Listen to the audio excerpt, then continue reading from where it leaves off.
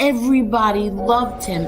Hundreds of people would be by the courthouse, and he, put up his finger to the government, and that's it. This man is dying, and you still have him in solitary confinement. He was tied, his feet to the bed, and his hands were tied to the bed. People want to question if my father was weak or tough. He had a severe kidney infection. He was sick. He didn't get to see a doctor. By the time he got off the bus, he was covered in blood. If there was ever a time to become a rat or something, it would have been then. No, instead he fought 5 trials. Eli has never had any conversation with my father. You lie about my son? Like, this is how sick they are. I defend my family. I think I do a pretty good job of defending my family. But other people defend my family also. I don't ask them to do it, but they do.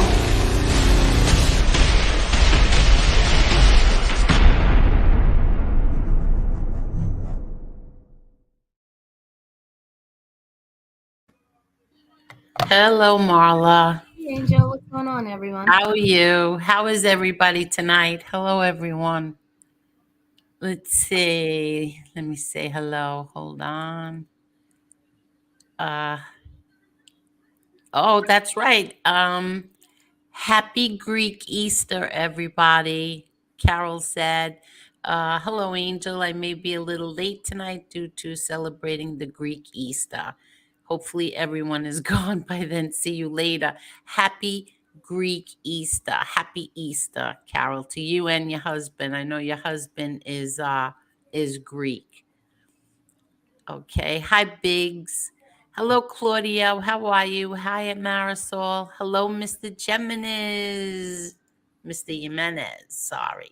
Hello, Edwin. Hello, David. Welcome back, Miss Angel. YouTube without Miss Angel is like cooking without sofrito. Sofrito is a recipe of top herbs and spices. Yes, I know what that is. And thank you, Edwin. I needed a break. I took a break, and we'll see what happens. Thank you, Edwin. Hello, Claudio. Hello, Renee. How are you? Hope you and your family and your dogs are doing great. Looking forward to the show. Thank you so much, Renee, and thank you. I hope yours are too. Let's see. Damn it, Mandy. Hello. Hello, Facts Over Feelings. Hello, Steve. How are you, Steve? Hello, Jane Perry. Hello there, Lee Cole. Hello, people. How are you, Lee? Hello, Bucky. I said, damn it, Mandy. Hello, SPL. How are you? Hello there, Real Deal. How are you, Real Deal? How's everything, Tommy? Hey, real deal. Okay, let's see. Hi, Jean. How are you, Jean? Let's see. Cheryl the Regulator Lewis. How are you? I want to say thank you to Minnie the Moocher. Thank you so much. Minnie the Moocher sent me a cash app this afternoon for the animals. Thank you so much, Minnie. You are a sweetheart. Hello, Bella Rose. Let's see. Cheryl the Regulator Lewis. Grumpy Italian. How are you? Gianni. How are you, Gianni? How are you? Oh, Carol's here. Hello, Carol. Hey, Carol. Hello, Teresa Murphy. How are you? Hello, David James. Hello, Sean. Let's see who else. Jared. How are you, Jared? How are you? Let's see. Haven't been here in a while, I know, but I'm glad to be back. I'm glad you're back too. Hi, Arlene. Hey, teacher. How are you? Oh, Rara, how are you, Rara? Oh, Rara, you didn't have to do that. Thank you so much. Hi, Angel and everyone here. Hit that like button. Thank you, Rara. That's very sweet of you. Thank you. Okay. Oh, hi, MRE. How are you? How are you, MRE? Hello, Angel Marla. Hello, Angela. And Angela says, please hit that like button. Okay, let's see who else. Cantaloupe Jones, how are you? Okay. Am I missing anybody, Marla? I It think looks I got good. everyone, right? Looks Yeah, good. How are you, Marla? How was your day today? it was good. What's going on? Hi, Italian Stallion. Hi, Frankie Calabria. And Jason. How are you, Jason? Hello, Grant Calder. Jason says, hello, Angel, Marla, mods in chat. I hope all are having a good Sunday. Yeah, my day was I was busy today. I was cleaning. What have you been doing, Marla? Today I just had to run around. My daughter had to work, so I took her to work and I came home. My other daughter went to a play at school. Oh, that's good. Yeah. Um, I took it easy today. Actually, I took it easy yesterday. Really? Yeah. Well, my grandson Frankie, his he had baseball today, and my son is the coach, and his team won 12-0. Aw. I know. I feel bad for the other team. I mean, I'm so happy that his team won. He is doing so well. It's scary. It's really scary because he's going to be 8 years old. And the other day he hit. It would have been 3 home runs, but he got 2 home runs and a triple only because my son didn't let him run home when he could have ran home. So he would have had 3 home runs. Aw. Yeah. So my little Frankie is doing really well. And I'm so proud of him. It's like and he pitches too. He got a no-hitter or something like that.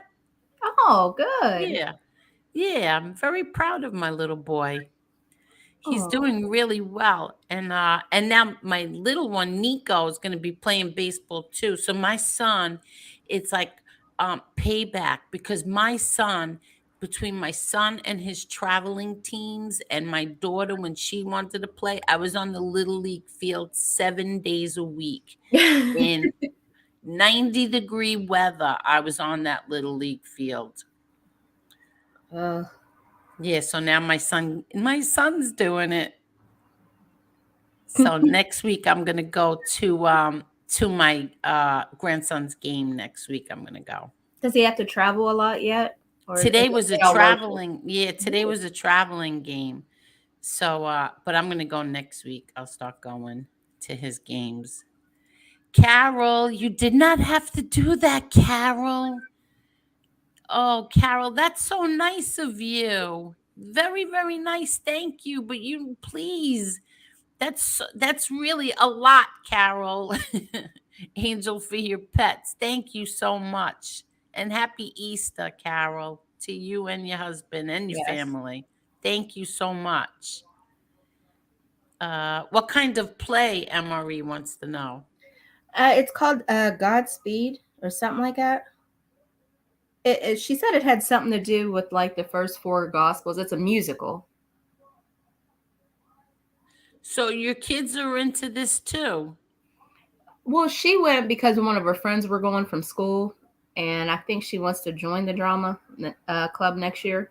So I think, excuse me, I think that's why she Okay. did it. Oh, Yeah, really?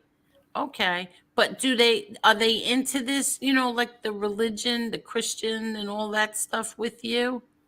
yeah. That I Oh, mean, they are. yeah, they were raised up in the church. Let me see. Madison and Andrew have already gone through First Communion. This year I held them up because Madison actually could have gone through confirmation, but I would prefer her and Andrew be able to do it together. It's just Oh, I just like it better when they do it together. I mean, I know they're only like 11 months apart, but still, wow. like when they do stuff, it just makes it easier. So Yeah. My sister and I made our communion together and we made our confirmation together.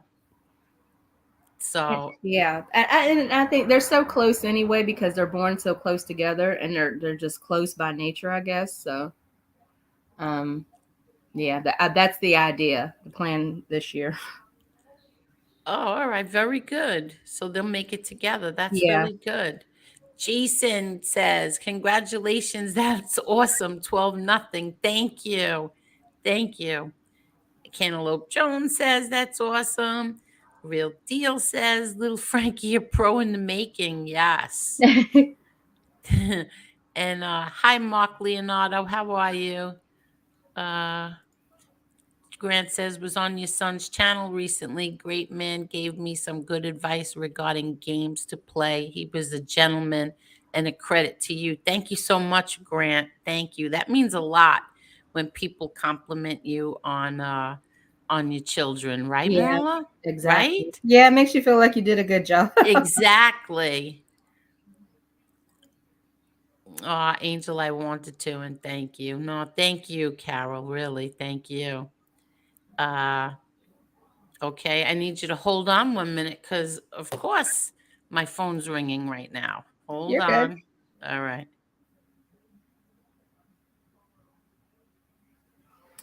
Alrighty, let's see something.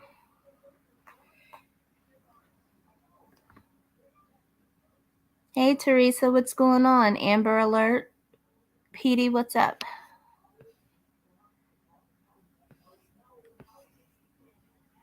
Look, I thought you would have been Protestant like me. Either way, the stories are interesting. And yeah, Grant, I'm Catholic. My dad's family was Catholic, and my mom's family was Baptist. So we just went to his church and hers. And then when I got old enough, I went to the Catholic church.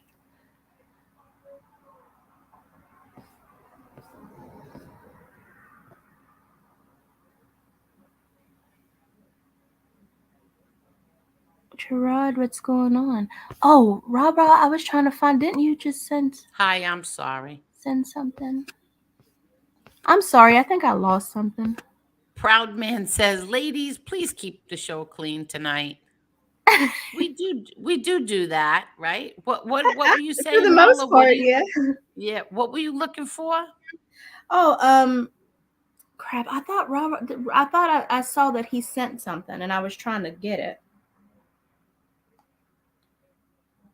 No, I don't see anything else. Okay. Hi, Scott. How are you? Hello, Angel, and everyone on this channel. How are you? Hi, Petey Paisano. Let's see. Hello to Amber Alert. How are you, Amber Alert? How are you? Frankie Calabria, Bella Rose. How are you? Um, so Elio is gonna come on. I don't know at what point he's gonna join, but he's gonna come on. Oh, But nice. yeah, Elio will come on. And let me know if anybody else wants to come on too. Sure. First, let me just say the other day, the reason why I titled this show, um, Bobby Bor. Oh yeah, here, Cletus. Hi, Cletus. How are you, Cletus? Thank you so much. Please don't let it. Please don't block Cletus, everybody. Please don't block him because I know he. A lot of people like to block him, but Cletus is funny. Thank you, Cletus. Very nice of you. Thank you. So the other day, on the 13th, was Bobby Borriello's anniversary of the day that he died, and it was 32 years. And hold on 1 second. Um, the course. Okay. All right. Thank you so much. I'm gonna check into this. Soon as this is over tonight, I'm gonna look into this because that's really good information. Thank you. Um.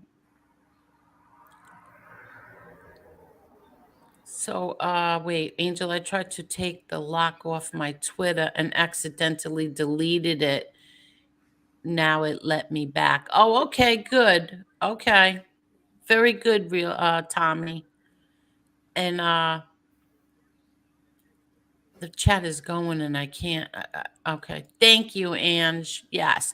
So anyway, um, my brother had posted on Instagram. Where is it? Hold on. It's my favorite picture of Bobby, actually. So here is, look how handsome. How handsome was he? Oh wow. He looks Right? Handsome man. But I have to tell you, Bobby was probably out of all my brother and father's friends, he had to be the funniest person that I've ever met. He made us laugh so much. Like I cracked up with him. He was very funny. And I'm going to read something from my brother's book about Bobby. See, my brother said, not a day goes by you're not, it's not showing it right now that you're not thought about. Miss you, brother. But so I says, you know something, I started to think about when, how he was. And then I says, you know what, maybe I'll just read to everybody what my brother says about Bobby. And I'm gonna do that right now. Okay. okay. Nobody minds, right? I want to read this because this was I remember the day that I will never forget the night I got the phone call that he died. And I mean, I was like screaming because I could not believe that he died. He was killed in front of his house. And I remember like being like in a state of shock, and then just like right away it was like, oh my God, where is my brother? Because my brother John and Bobby were best friends. Bobby was John's best man, and John had baptized Bobby's son, little Bobby.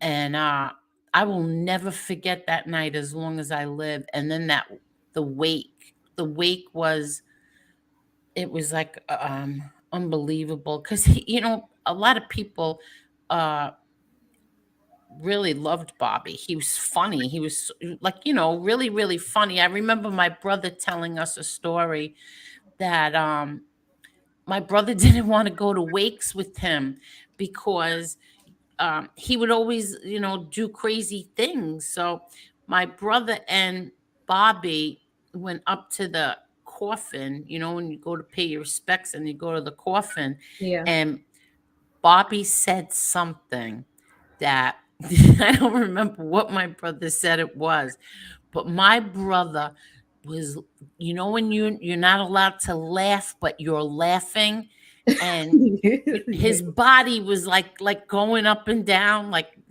because he's laughing, he can't control it now, and now they're standing at the coffin because my brother can't walk from away from the coffin, because once he does, everybody's going to see he's laughing. So Patrick, now Bobby's son, um was it Bobby's son or somebody was there, and they said they said that to, I believe it was to Patrick, and they said, "Wow, I can't believe how badly John is taking this person's death. Look at him, he's crying uncontrollably." And that was it. My brother said, "That's it." He would never. He told Bobby when they went to wakes, "You go over there, and I'm staying over here. Don't come anywhere near me. You stay on one side, I'll stay on the other." But that's how funny he was. And I remember another night, my brother John telling me that that they were in the club and they were eating, and then I don't know, something happened, and all of a sudden Bobby, it was like they were eating Chinese food, and there was like a noodle or something, and he just flung it across the table, I think at my brother or one of the guys, and the noodle hit them in the face. And the noodle was like on his nose, and all of a sudden they just, Bobby goes, "Food fight!" And they just, like, that's the type of guy he was. He was very, very funny, but really funny. In fact, Carol knows Bobby from when they were younger. Carol knows him very well. Uh, Carol hung out with Bobby when they were younger. And let me just read. Let me see if I could. Should I keep the picture up or let me see? Let me know if you could hear me because I'm going to read this. Okay. Okay. So this is it's chapter 12. So I'm going to read this. It says farewell to a friend. I'm going to read the whole thing if nobody minds. Oh, go ahead. Okay. In some mob movies, in fact, in many of them, there is a scene when somebody in the life is killed. Often in these movies, that scene is filmed in slow motion with appropriate background music, making the murder a dramatic, stylized event, almost an artistic performance. No, in reality, it is usually a matter of a few very ugly seconds when someone is brought over the bridge from life to death. There is no musical accompaniment, there is no slow motion, there is only murder and the death of a target. And the agony and the anguish of those left behind who might have loved the deceased, wives, children, siblings, and friends. I had become friendly with Bartholomew, Bobby Borriello, from our mutual attendance at the Bergen. I met him through my father and uncles. Bobby was an associate of the Gambino family.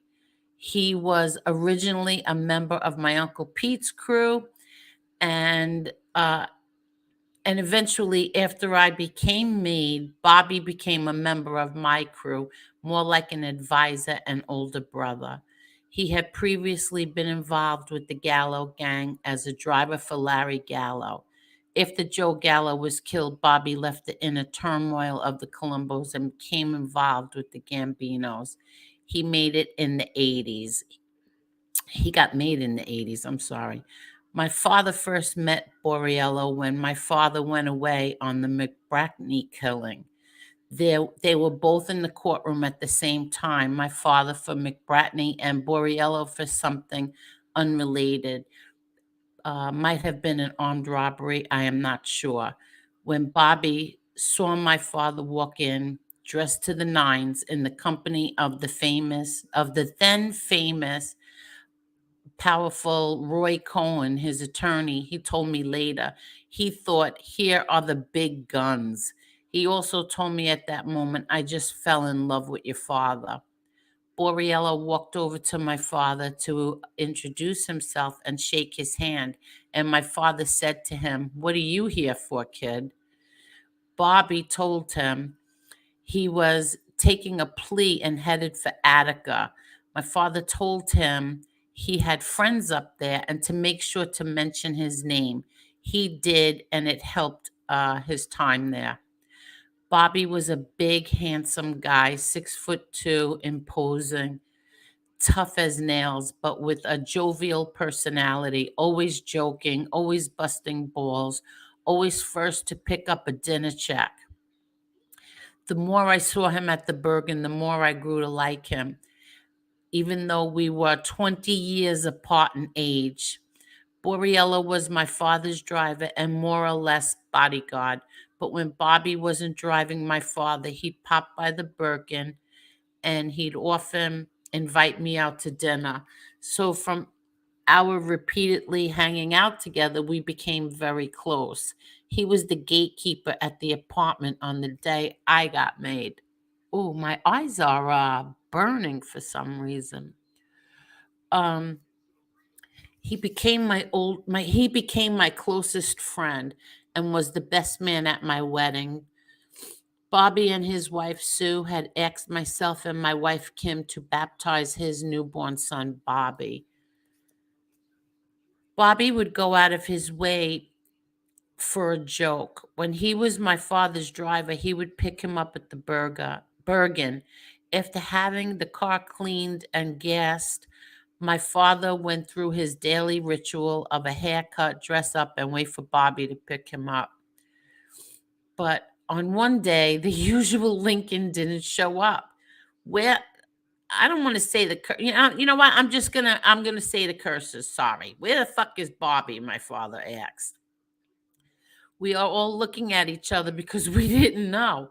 All of a sudden, Borriello comes pulling up on a motorcycle, wearing on his head a helmet with a spike on it and a roach clip in his ear. Come on, Chief, you're ready, asked Bobby. My father gave him an incredulous look, and Bobby cracked up hysterically. My father might have had a few unkind words to say at that moment, but I doubt that he meant them. He was doing his level best not to crack up himself. He had the guy who followed him in the Lincoln drive off with the motorcycle, and Bobby took my father to the city. Borriello was very protective of my father. If my father was at a function and went to go to the John, Bobby would follow him. He was a solid, loyal guy right to the end. On the other hand, between his gambling and his generosity, Bobby could cause himself some money problems, but he never complained though. A real sport, a real street guy, but not everybody loved him. Some people killed him. It was a Saturday afternoon, about a week shy of the first anniversary of my wedding. We were hanging out at the Bergen eating. It was a tradition that on Saturdays we would have lunch at the Bergen. Maybe 50 guys would show up. My father was in jail by this time, and we wanted to hold on to our traditions out of respect for him, out of respect for what we were. Some of the guys who visited my father in jail would speak of how strong he was, how immaculate he kept himself even in prison. We would at times relay his thoughts and desires to the men, which would be the topic of some of our walk talks. Even though he was away, the spirit of my father was still with all of us. Many would just come around to the club to hear how the chief was doing. If he needed anything, they also came to be seen, for they knew my father would inquire who was showing up. And in the event of him getting free again, they did not want to have to be found wanting, I'm sorry. This time around, it was lasagna and veal cutlets for our meal. For the sauce, Jackie Cavallo, a longtime friend of the Gottis, was in the back of the club making his special sauce. Jackie was an excellent cook, and we all loved his sauce. In fact, that day, Bobby asked Jackie for an extra jar of sauce to take home with him. Bobby was hanging with me, cracking jokes as usual. As I said before, he was one of the funniest guys I've ever met and tough.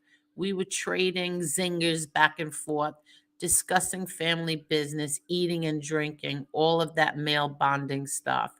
After eating and hanging out at about 6:45 in the evening, Bobby said his goodbyes to us and headed home. If you need me, I'll be home, he told me. Sue's making me pasta tonight. I got Jackie's sauce. Who's better than me? I'll catch up with you tomorrow, I said. Yeah, tomorrow. I'll meet you here tomorrow afternoon, give you a ride to the cemetery to see your brother, and then we'll get something to eat. Those were the last words I heard him say, and it was the last time I was to see him alive, April 13th, 1991. There wasn't going to be any tomorrow for Bobby. After Bobby left the club, I went down to the block of 101st Avenue to JV Carter and Company, a local jewelry store, to get something for my wife for our first anniversary coming up in a week. I window shopped for about 45 minutes or so.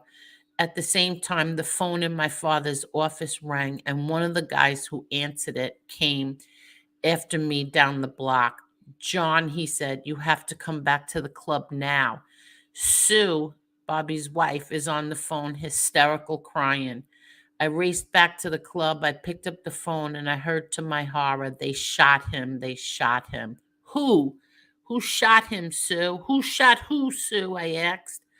Bobby, he's laying outside. They shot him. He's shot.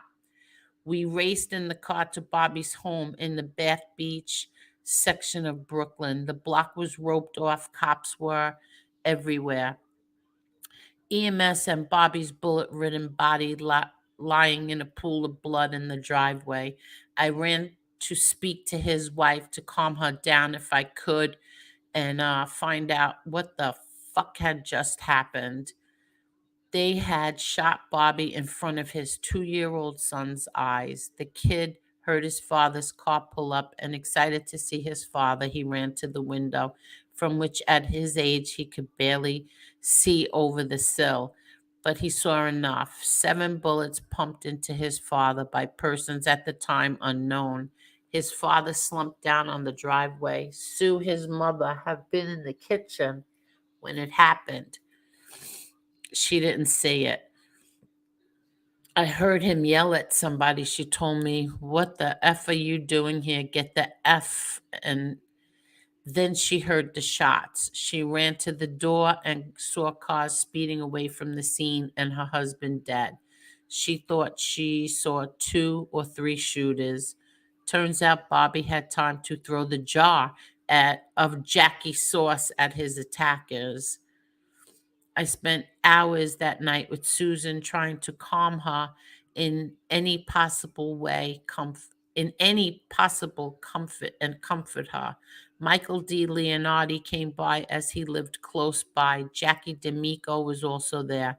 We finally left her in the care of her father and went to pick up Bobby's 10-year-old son to tell him the news.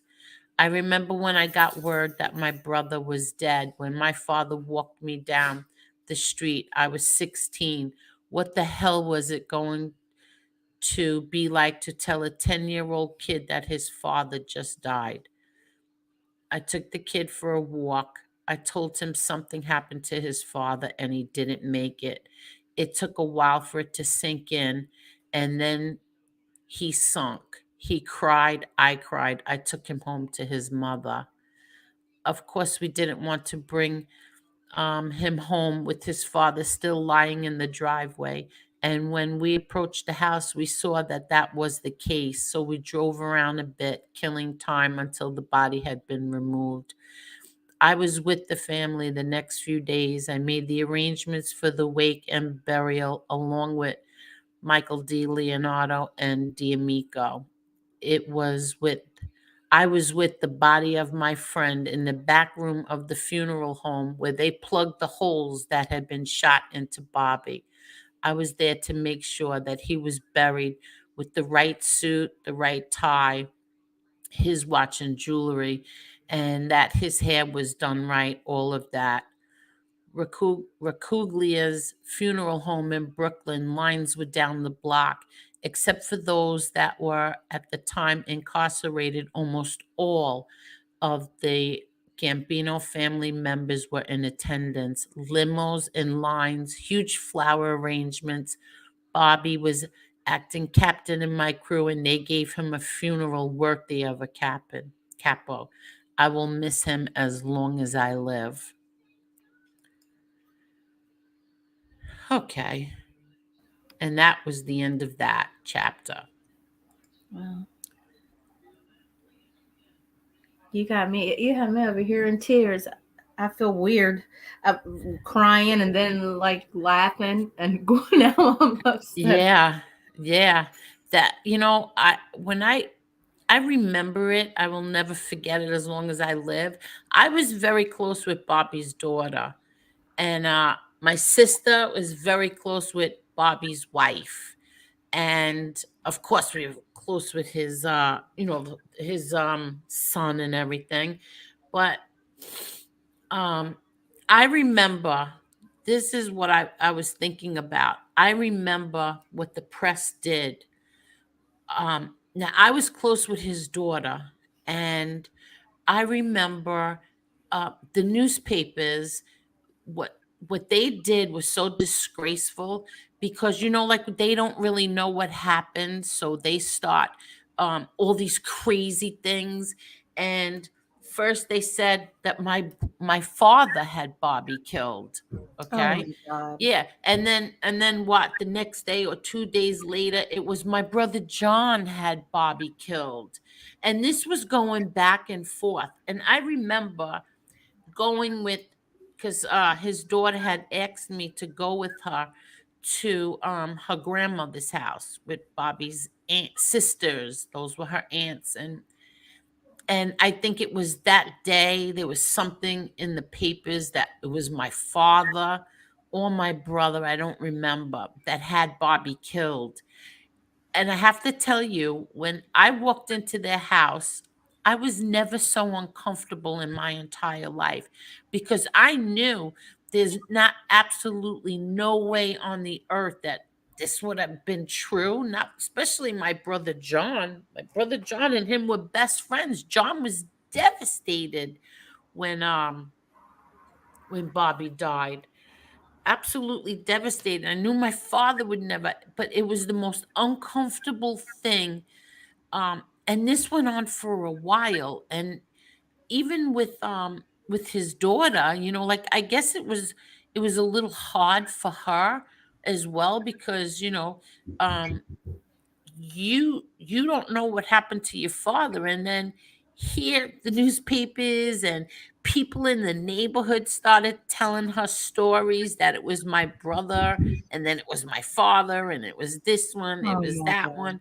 It was really, really terrible. It was really a hard time. It was horrible.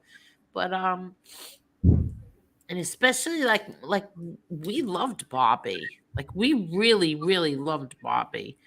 I can honestly say that out of all my brother's friends, that's the one that I knew except for the kids he grew up with, the child, the neighborhood childhood friends. But Bobby was the one that I knew the most out of his friends, out of my father's friends too. Um, because he was so, like, he was just so funny. And he would I remember I told this, I think, once before, when he drove us to the MCC to see my dad. And he said, Angel, come on, promise me at exactly whatever time it was. You gotta tell your father to get up by the window and wave. And he kept, come on, Angel, promise. Um, because my brother John was telling him, cut it out. And he's like, Angel, please, you do it. Tell dad, get up by the window. So I said, Dad, it was the time now. I go, uh, Dad, Bobby wants you to wave by the window. He's like, what are you talking about? So I go to look by the window, and there's Bobby getting dragged away by the cops. Like, what the hell? What did he do? Crazy he was, because you weren't allowed to be standing in that area. Oh my God. Oh my God, that's hilarious. Yeah, that's what I mean. That's how he was. Like, you're not allowed to be standing over there. You get in so much trouble. They didn't arrest. Thank God they didn't arrest him, because I don't know how we would have gotten home. But yeah, so That's just yeah. how that had to look. I'm Oh, it's so picturing funny. that. You guys get up to look out the window, and he's Yeah, being taken I to did. jail. I did. My dad didn't. He wasn't allowed to get up and look out a window. He's not allowed to get up. But I did. I go. I said, I think he's getting arrested. Like, what?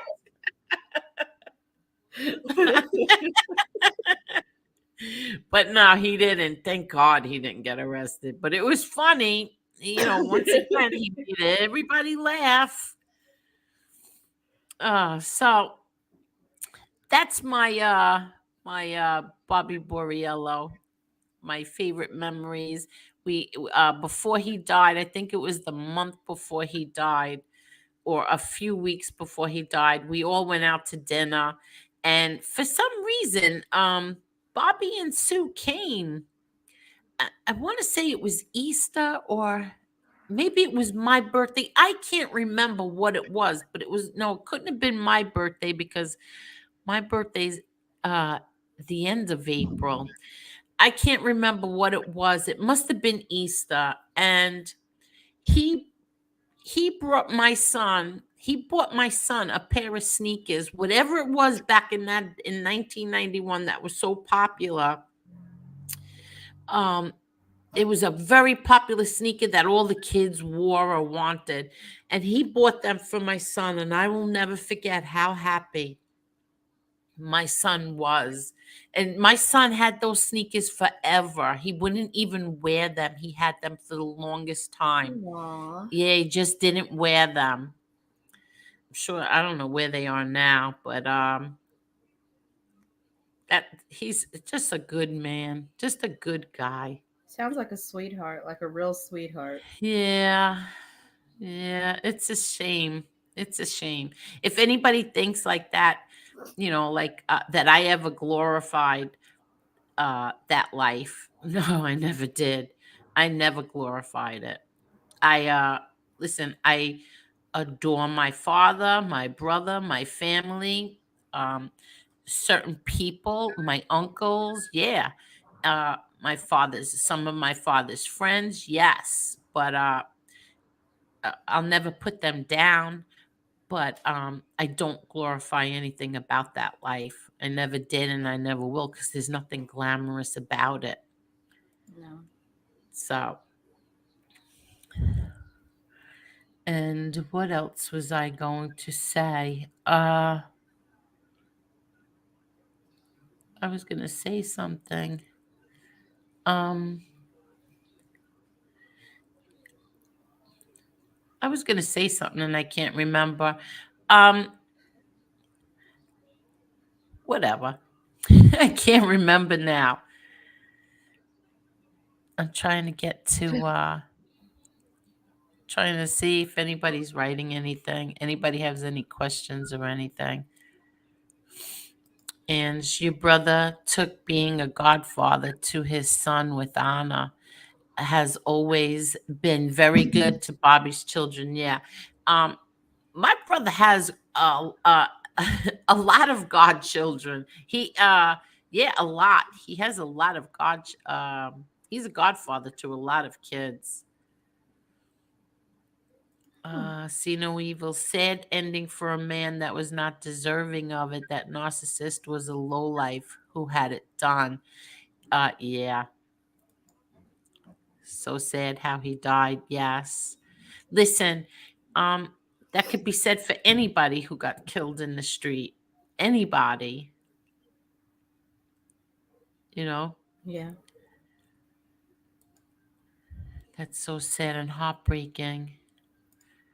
Rest in peace, Bobby. That is a very, very sad story. My God. Yes. Agnostic says this brings back sad memories for me. A lot of us had Bobbies in our lives. Yes. See? Yes, exactly. Hello, Dragon. 1982. How are you? R.I.P. Bobby. Angel, is that in your brother's book? Yes, that's what I just read. I just read the chapter from my brother's book. Stand up guy. I'm sorry your family has gone through such heartache. Thank you, stand up guy. Listen, that's what happens. And that's why, let me tell you all something right now. That's why the number one person, there is not a person alive that I have more respect for than my brother John. My brother John, not any other human being do I have a smidgen of the amount of respect that I have for my brother John, because my brother John turned around and did the right thing. Hello there, Elio. How are you? Hey Angel, how's everything? Hi Mala, how are you all doing? How are you? How are Good, good, you, Elio? How's good. everything? Good. I'm in a cigar lounge. A couple of my friends in Nassau County, relaxing this Sunday, just watching the Met game. How's everything? Good. Yeah, I saw. everything is good. I just read a chapter from my brother John's book about Borriello. Uh, yeah, a lot of people don't know. Bobby Burrow. I mean, I'm sure you told about how he met your father with Lloyd Cohn in the courthouse. But one thing a lot of people don't know about Bobby Borriello. You there? Yeah, I'm here. I just read how they my dad met him. Yeah. Well, when he Yeah. went to Attica, he was with Angelo Ruggiero. Who, Um, my Uncle Angelo? I didn't know that. Yes, that's what happened. Your father told him, "Go to Attica. My friends are up there." And Angelo Lazzaro like took him under his wings. And then when he came out, um, he transferred over with your father in the Ferguson. Oh, see, I never even knew that. I didn't even know that it was my Uncle Angelo that was there. Yeah. Well, Bobby Borriello, when he was a kid, was a driver for Crazy Joe Gallo's brother, Larry Gallo, who died of cancer many years ago. Yes, I know. And you know their families are still close. They're still they're still good friends. Bobby's family and the Gallows. And hello, can you hear me? I can hear you. Can you hear me? Yeah, it's a little noisy. It's echoing. I'll step. I'll step in the other room. Hold on. Yeah, it's echoing. Is this better? I think so.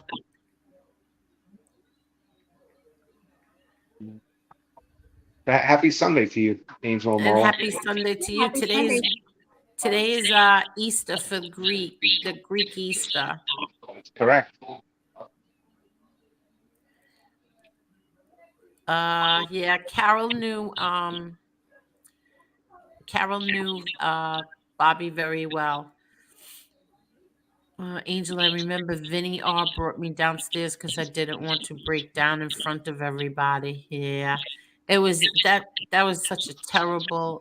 I that and I'll never forget Joey Scopo's wake as well. It was horrible, terrible. Uh, Elio, I think we have a really bad connection. Okay. You want me to hold on a second?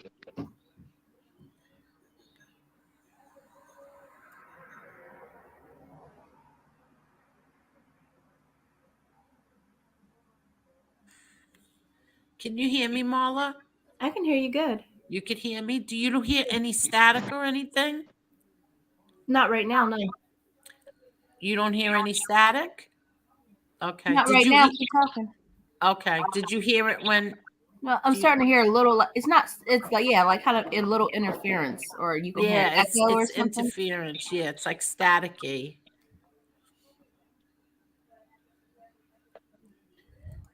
Um, Damn it, Mandy says, "Wow, your family would make Forbes top 10 if you sued every time the media slandered the Gotti name." Yeah, exactly. Um, Let me see. Hold on. Let me get rid of this one. Hold on. Hi, Elio. Elio, you're muted. Is the static gone? Yeah, now Yeah. it's better. Wow, it's so beautiful here. It's like 60 degrees. Oh, that's good. Yeah, Good. Ange said it was staticky. Now it's better. Um, yeah. So, you're right. Damn it, Mandy. What they did that was terrible. Going back, Elio. I don't know. Do you remember back then how what the press was doing? They kept. One day it was my father killed him. The next day it was my brother John killed him. It was back to my father again. They would come up with all these crazy things. I And when remember, yeah, it was April 12th weekend, 1991. I remember because I was home in my 20th birthday in the Marines, and I on my way back to North Carolina, it was on the cover of all the papers. Yeah, they were blaming. The press was speculating who did it, and of course they were like blaming your father, of course, or hinting at that. Oh no, they were coming out and saying it. And they didn't even give him an identity. They said John Gotti's driver. Like he was he was an individual with a life. Oh And my, Yeah, that's horrible. yeah, well, it came out right. Then it came out that gas pipe admitted that he did it because he wanted to weaken your father. Your father was in yeah, prison. yeah. They were blaming. Then they started blaming somebody else. A man named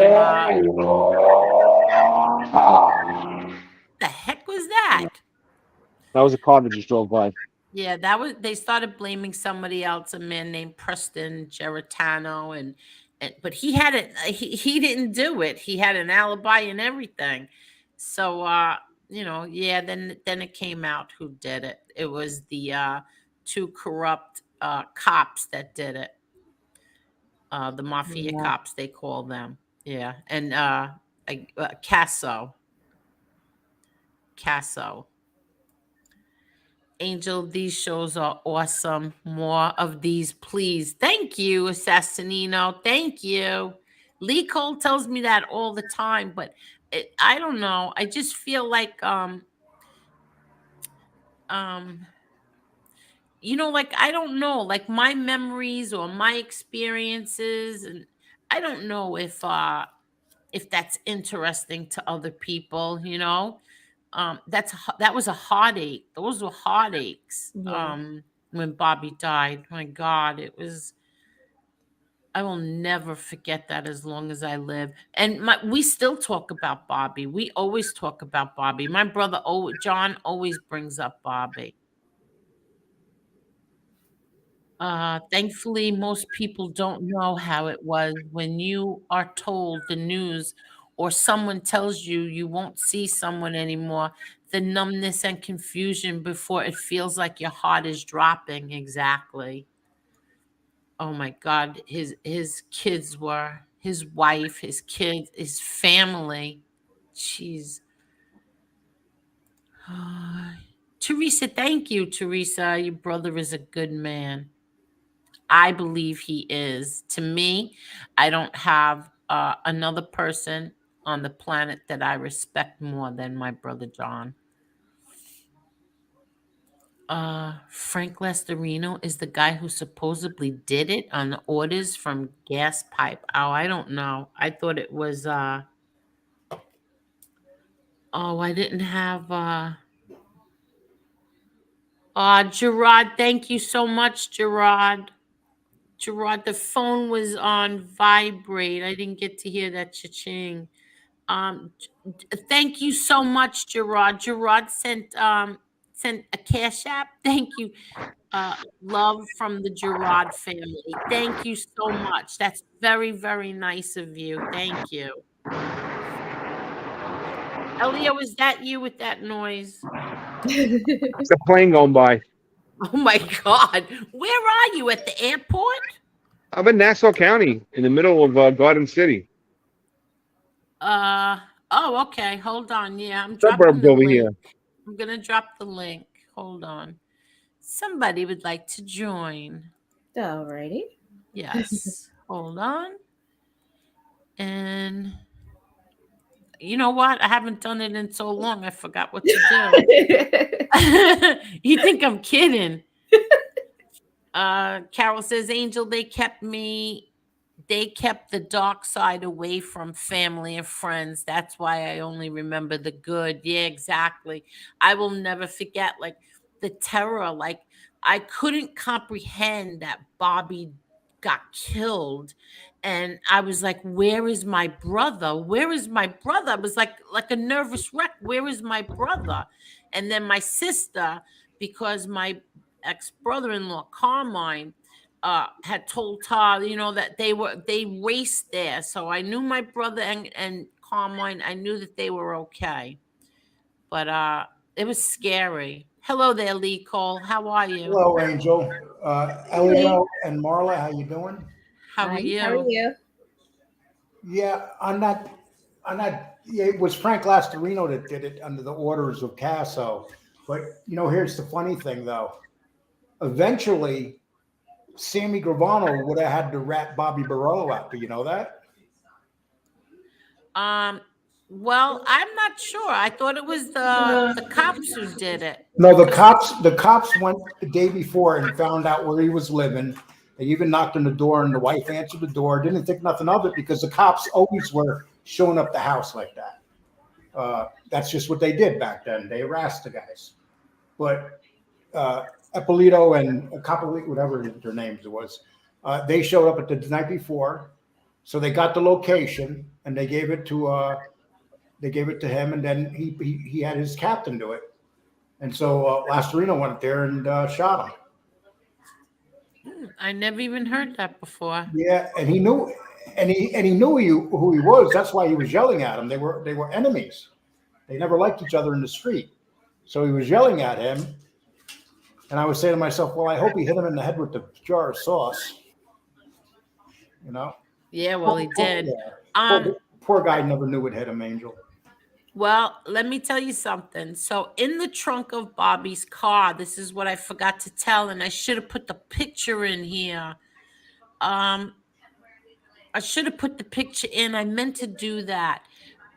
Bobby had in the trunk of his car a huge portrait done of my father, my dad. And when I get the picture, I'll put it in here, and maybe while you're all talking, I can go and get the picture. Um, a big, huge portrait of my father in his car when that happened. So he had just picked it up that day and he was bringing it back to his house.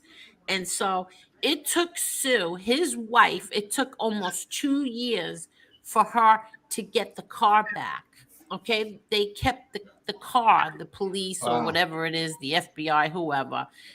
But Bobby also had he put money in the glove compartment because they had gone to the racetrack and something, and he won that day.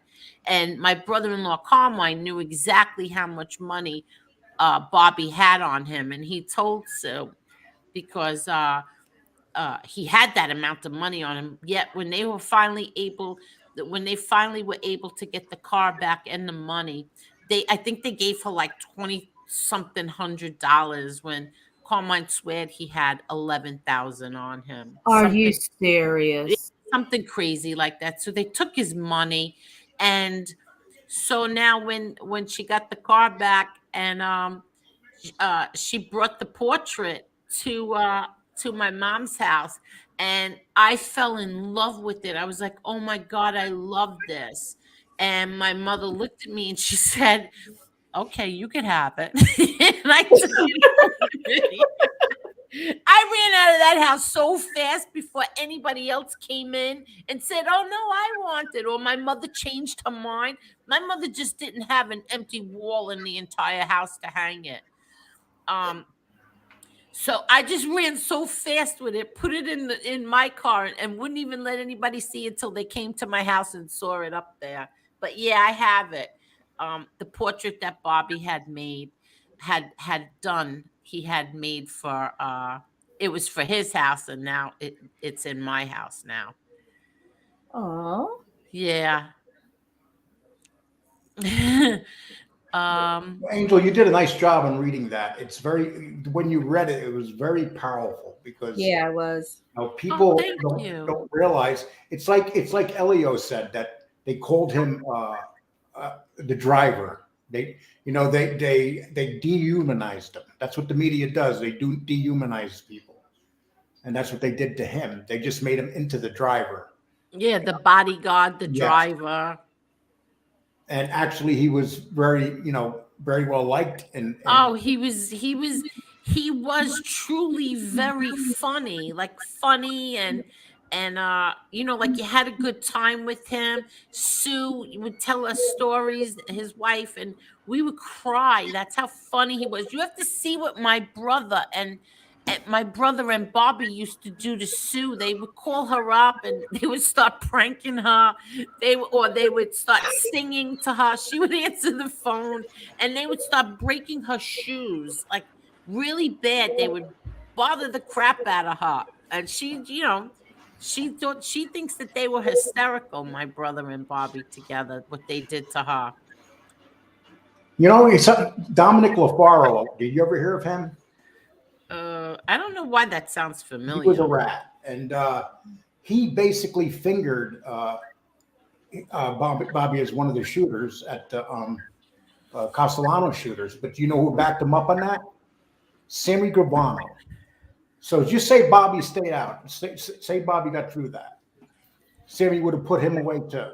So that's how sad it is with Sammy Gravano when you think about him.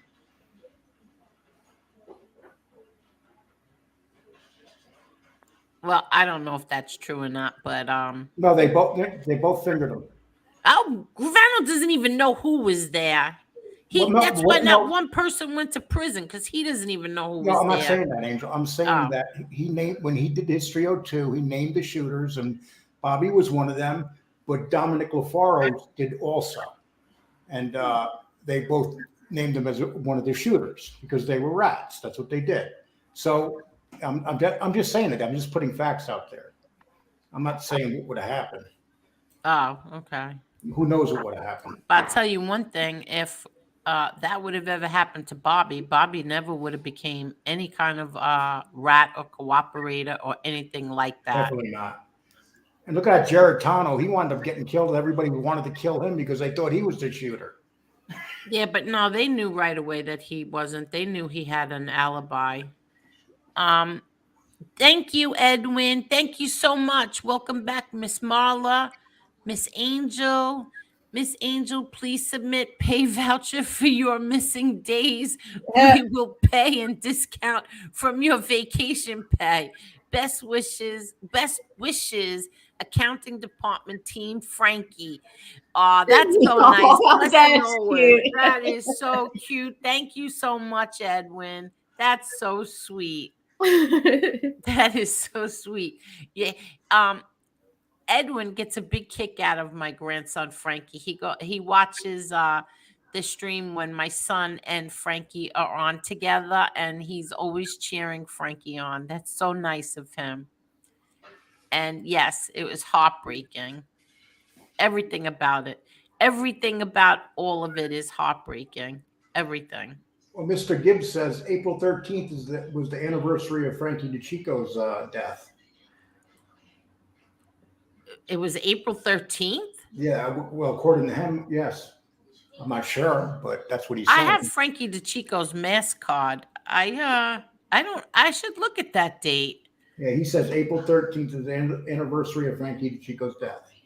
And April 15th is the anniversary, which we don't talk about in this country no more, of Lincoln's death. I know, you filled me in on that today. I never even knew that that Lincoln was the anniversary. How many years was it? I think it was 158 years. 158 years. Imagine that. Yeah. April 12th was the death of Franklin Roosevelt. Wow. Do you know that his brother saved President Lincoln's, I want to say, son? John Wilkes Booth's brother saved President Lincoln's son. He was getting I didn't even know they had train stations or whatever, and I believe he fell or was getting ready to fall, and he helped him up before the train was coming, and he helped him up before it came. I thought it was kind of weird how. Really? Yeah, actually, back in the days, like the late 90s, they used to have a show.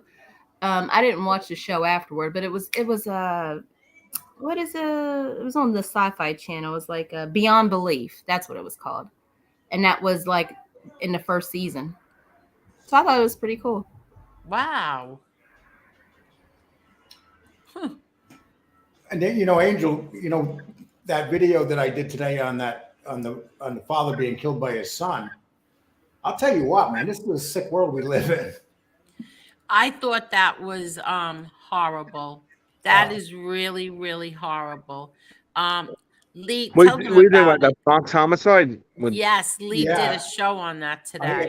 We got it down to the right down to the nitty gritty, all the court stuff, and 6 times he tried to kill his father. His father got stabbed in the neck, almost died that time, and then they finally shot him. But if you guys remember the part with the guy rolling out in the street and them trying to shoot him, but the gun was his brother.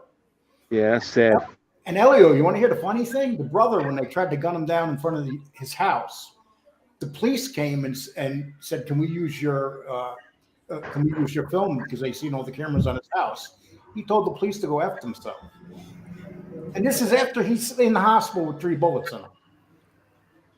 Well, Yeah, He that refused. video went viral. Yeah, that was very sad. The son was. I heard they were very close and tight family. It's very shocking what Yeah, happened. because the son was so greedy. The son paid the hitman $200,000 cash. Can you imagine you can have $200,000 in cash, but you want to kill your father and get more money? Listen to me. First of all, you have to be a certain kind of evil Evil, and yeah. messed up in your head to ever want to kill your parents, siblings, children. I think you really have to be sick people to do things like that. Well, Really sick. the night he I was don't unless you were of abused, sexually abused, or anything. How listen, my father and my uncles were badly abused by my grandfather. I mean, he was the worst father on the planet, but the best grandfather that God ever created. But none of them wanted to kill their father. You know, like you have to be this guy got treated. crazy. This guy. Here's the funny thing: the night that he got killed at a McDonald's. One of the guy that hired the killer text him and said, "You want to go out and eat tonight?" And the guy that just got his father killed by McDonald's joked with him and said, "Yeah, I'm going to take my son to get for his birthday. I'm going to take him to McDonald's and get him a Happy Meal." This is him, the Oh father. my gosh. After the father was killed, the day after. Speaking of pure evil, I saw a great movie this weekend called The Pope's Exorcist. Lee, you should check it out. I think you'd enjoy it. It was pretty good. I'm not big into horror movies. I never been. It's not a horror movie. It's a religious movie. There's elements of it's based on a true story. It's based on the Vatican exorcist during the 80s. Gabriel Amruth. And it's simply a fantastic story. And Russell Crowe does an amazing job. He actually looks like Padre Pio in the movie with a beard. And it's actually very well done. It was nice to see the priest or clergy doing something heroic from Hollywood instead of always being attacked and bashed. And I was very pleasantly surprised at how well written it was and how great the story was. And there were like a few key things that really stood out about the movie. First off, the power of using your intuition. In the movie, Pope John Paul II, it's the Pope at the time. What happens is they go in front of Angel. You want me to talk about this movie? Yeah, go right ahead. I just need a minute. So my son's got to send me something. I want to show everybody something that my son and Dominic JTP are doing together. So go ahead. You talk about the movie. And Elio, before you said, I'd like to say one thing. I'm going to put the link, and don't go watch until after Angel show's over. But the link to the video that I did on that killing in the Bronx. I'll definitely check it out. With James Proctor, it's in there. It's really good, people. I'll put it in the description. I'll put it in the description. I think it's the best video I ever did. I'll be honest with you, because we so thoroughly researched it. Let me just see. Hold on 1 minute.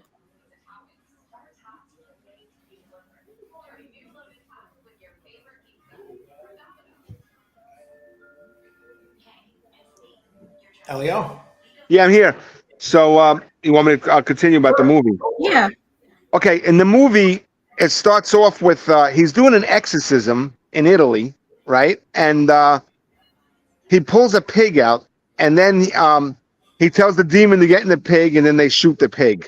So he goes in front of the doctrine of the Congregation of the Faith, which is the part of the Vatican that protects against heresy. It was actually started during the Inquisition. And the chair at the time was actually Joseph Ratzinger, who became Pope Benedict XVI. Even though you just see him sitting there, he doesn't really talk. But the congregation, not Ratzinger, but other members of it, and there's one individual named Cardinal Sullivan, is trying to get rid of the position. He's saying it's a public relations nightmare. It's if the public knows that the Vatican's into demonology or into like exorcists, it's gonna not look good for the public. And they said, what happened with that pig? What was that all about? And the exorcist says, I thought the guy was mentally ill, so I used theatrics to try to heal him because he was hallucinating. So what I did is I brought the pig in to make him think that the devil was going into the pig, and I healed him that way, and it stopped his delusion and it stopped his psychotic episode. And I did what I had to do at that moment to heal him. So so they're attacking him, and they say that they should get rid of the exorcist position. There's one cardinal saying it. While that's going on, Pope John Paul II, you see how mystical and intuitive he is. He's portrayed in this movie. He's getting a bad feeling about a situation in Castile, Spain, where there's an abbey and 3 Americans moved in there to renovate it. A widow with 2 of her children, and one of the little boys getting possessed. So he goes, I'm sending you, Father Amorth, to go take care of this situation and see what's there. I get a really, really bad vibe about it. And, and he's basically saying, I feel like there's darkness there. You have to go there. And then so Father Amorth, the Vatican, this is all supposedly based on a true story now. I don't know how fantastical Hollywood changed it, but it's supposed to be based on the memoirs and the diaries of Cardinal Father Amorth, the Vatican exorcist. So he goes there and he sees that the boy is possessed and is attacking him, calling out all his sins and all that. And one takeaway I got from it was about using your intuition. How many times in life, like you got to have faith to trust yourself. Everyone around the situation is saying this has to end, this doesn't work. And John Paul II says, no, I feel like this is something that we have to do. And I'm going to tell you a story, Lee, about and Marla, an angel, about Pope John Paul II. I heard a story once. I think I read about it, or somebody told me, but there was a woman that was in the Vatican that was allegedly having like a schizophrenic psychotic episode and started breaking things. And the Vatican police, are you there? Yeah. Yes, we're here. And the Vatican police held her down and were going to take her to an ambulance to a psychiatric ward. Supposedly Pope John Paul II was where he was, and he felt there was evil going on down there. He felt it intuitively, and then he inquired, and then he told the people, stop the ambulance, stop everything, bring her to me. And supposedly she went up there with the Vatican police, and he told the police and everyone to stay outside. Let me speak to her myself. And supposedly for 2 hours, himself and someone else did an exorcism on her and got rid of the demon. So you have Pope John Paul himself actually doing an exorcism in the Vatican. And so that's a pretty amazing story, I think. What do you think of exorcisms, Lee? I'd rather not talk about it. Why, you think us Catholics are weird, right? Huh? Well, something. No, I don't think that. No, everybody's got their religion. I respect each person's religion. Yeah, but from a Protestant perspective, you think Catholics go too far with the exorcisms and all that stuff? I believe there's something to that. I mean, we're discussing evil now. I mean, you're just talking about a man that ran up on another man and shot him 3 times in the chest and twice in the face. I mean, his own brother. There's some evil people out there, Hi, Carolyn. How are you, Caroline? How are you? Speaking of demonically possessed, the FBI nickname for Gaspipe Castle was Lucifer. Yeah. And they said he was by far more evil than anyone in the streets. Well, a lot of people don't realize if people are on the streets, they all could be dangerous people if they chose that lifestyle. But there's only a small percentage that are like animals or like really satanic. Well, and Gaspipe Castle was one of them. And DeMeo and Patera, they were right there. Oh yeah, you and Lee, I can see your history. Especially DeMeo, and Patera, 100%. And then you got Whitey Bulger. I mean, he strangled 2 women to death. I mean, there's just some really evil people out there. I mean, can you imagine just, and one of them, Whitey Bulger, killed one guy's girlfriend. He was in love with the girl, and he strangled the guy. He strangled the girl right in front of the guy. Yeah, that's satanic stuff. Greg Scarpa too. Greg Scarpa was satanic. Oh my gosh, yeah. I'm talking about even when he got his eye shot out, he was still a mean bastard. I don't think that you're right. I don't think that Bobby was involved in any of that because Bobby didn't come around until after that Involved with what? with the Castellano thing. I remember something about Bobby No, getting. I believe he was transferred over to the Bergen Yeah, crew in the early exactly. '80s, around 82, No, 83. no, it was after. But Gravano wouldn't know. Gravano wasn't there. Exactly. The only thing he said is he was in the car with your father, which was a total fabrication. But he had nothing to do with anything that. Otherwise, how do I know? As an attorney, he put all these people in prison, and he put no one in prison for that hit, except for that lie he said about your father. So that being said, that's how you know his line. Yeah, he was there with your father in the car, but he couldn't identify who the 12 other people were that was supposedly in the street. Your father should have been acquitted just on that alone. I'm just reporting what was given to the government on 302s. I'm not saying whether they're true or Yeah, not. exactly. LaFaro too said it. So, but I'm not saying if it's true. I'm just telling you who gave 302s on that killing. Yeah, so that's I don't have the pictures right now because it's not completed yet, but it's a gaming computer and he and Dominic are doing it together. My son builds them and they're going to be selling them soon, Oh. very soon. Yes, and they're beautiful. They're really beautiful. I mean, it's the ones with that colored I don't know what you call it, that colored water or colored liquid that goes through. Yeah. You know what I'm talking about, right? Yes. Yeah, you showed Uh it on here once. He made one and you showed it on here and you were saying he does it. He builds First of those. all, I don't believe this at all. Who said this? Henry Hill? Who would that's absolutely not true. One of the Whack Who's kid. Oh, that's absolutely not Whose true. Oh, kids he Jimmy took? Buck. If he wanted to whack his kid, he would have done that. Yeah, that's not true. Never, never, never. Henry Hill might have heard him in a bar complaining about his son, and then Yeah, Henry Hill said a lot of things that weren't true. Yeah, exactly. He had Elio, one I'm truth sorry. For every, I'm sorry. Yeah. One truth for every 100 lies. Yeah, exactly. Elio, what was the name of the movie again? The Pope's Exorcist. I recommend everyone see it. And you know what I liked about it too? It showed confession, the sacrament of confession, and the redemption of God, because these clergy are fighting the devil through an exorcism, but they're flawed men too, because they're clergy members, but they're humans, and they have the sacrament of confession while they're doing the exorcist. They administer it to each other, and it really is a movie about confession, redemption. It's many layers to it, and it's really fantastic.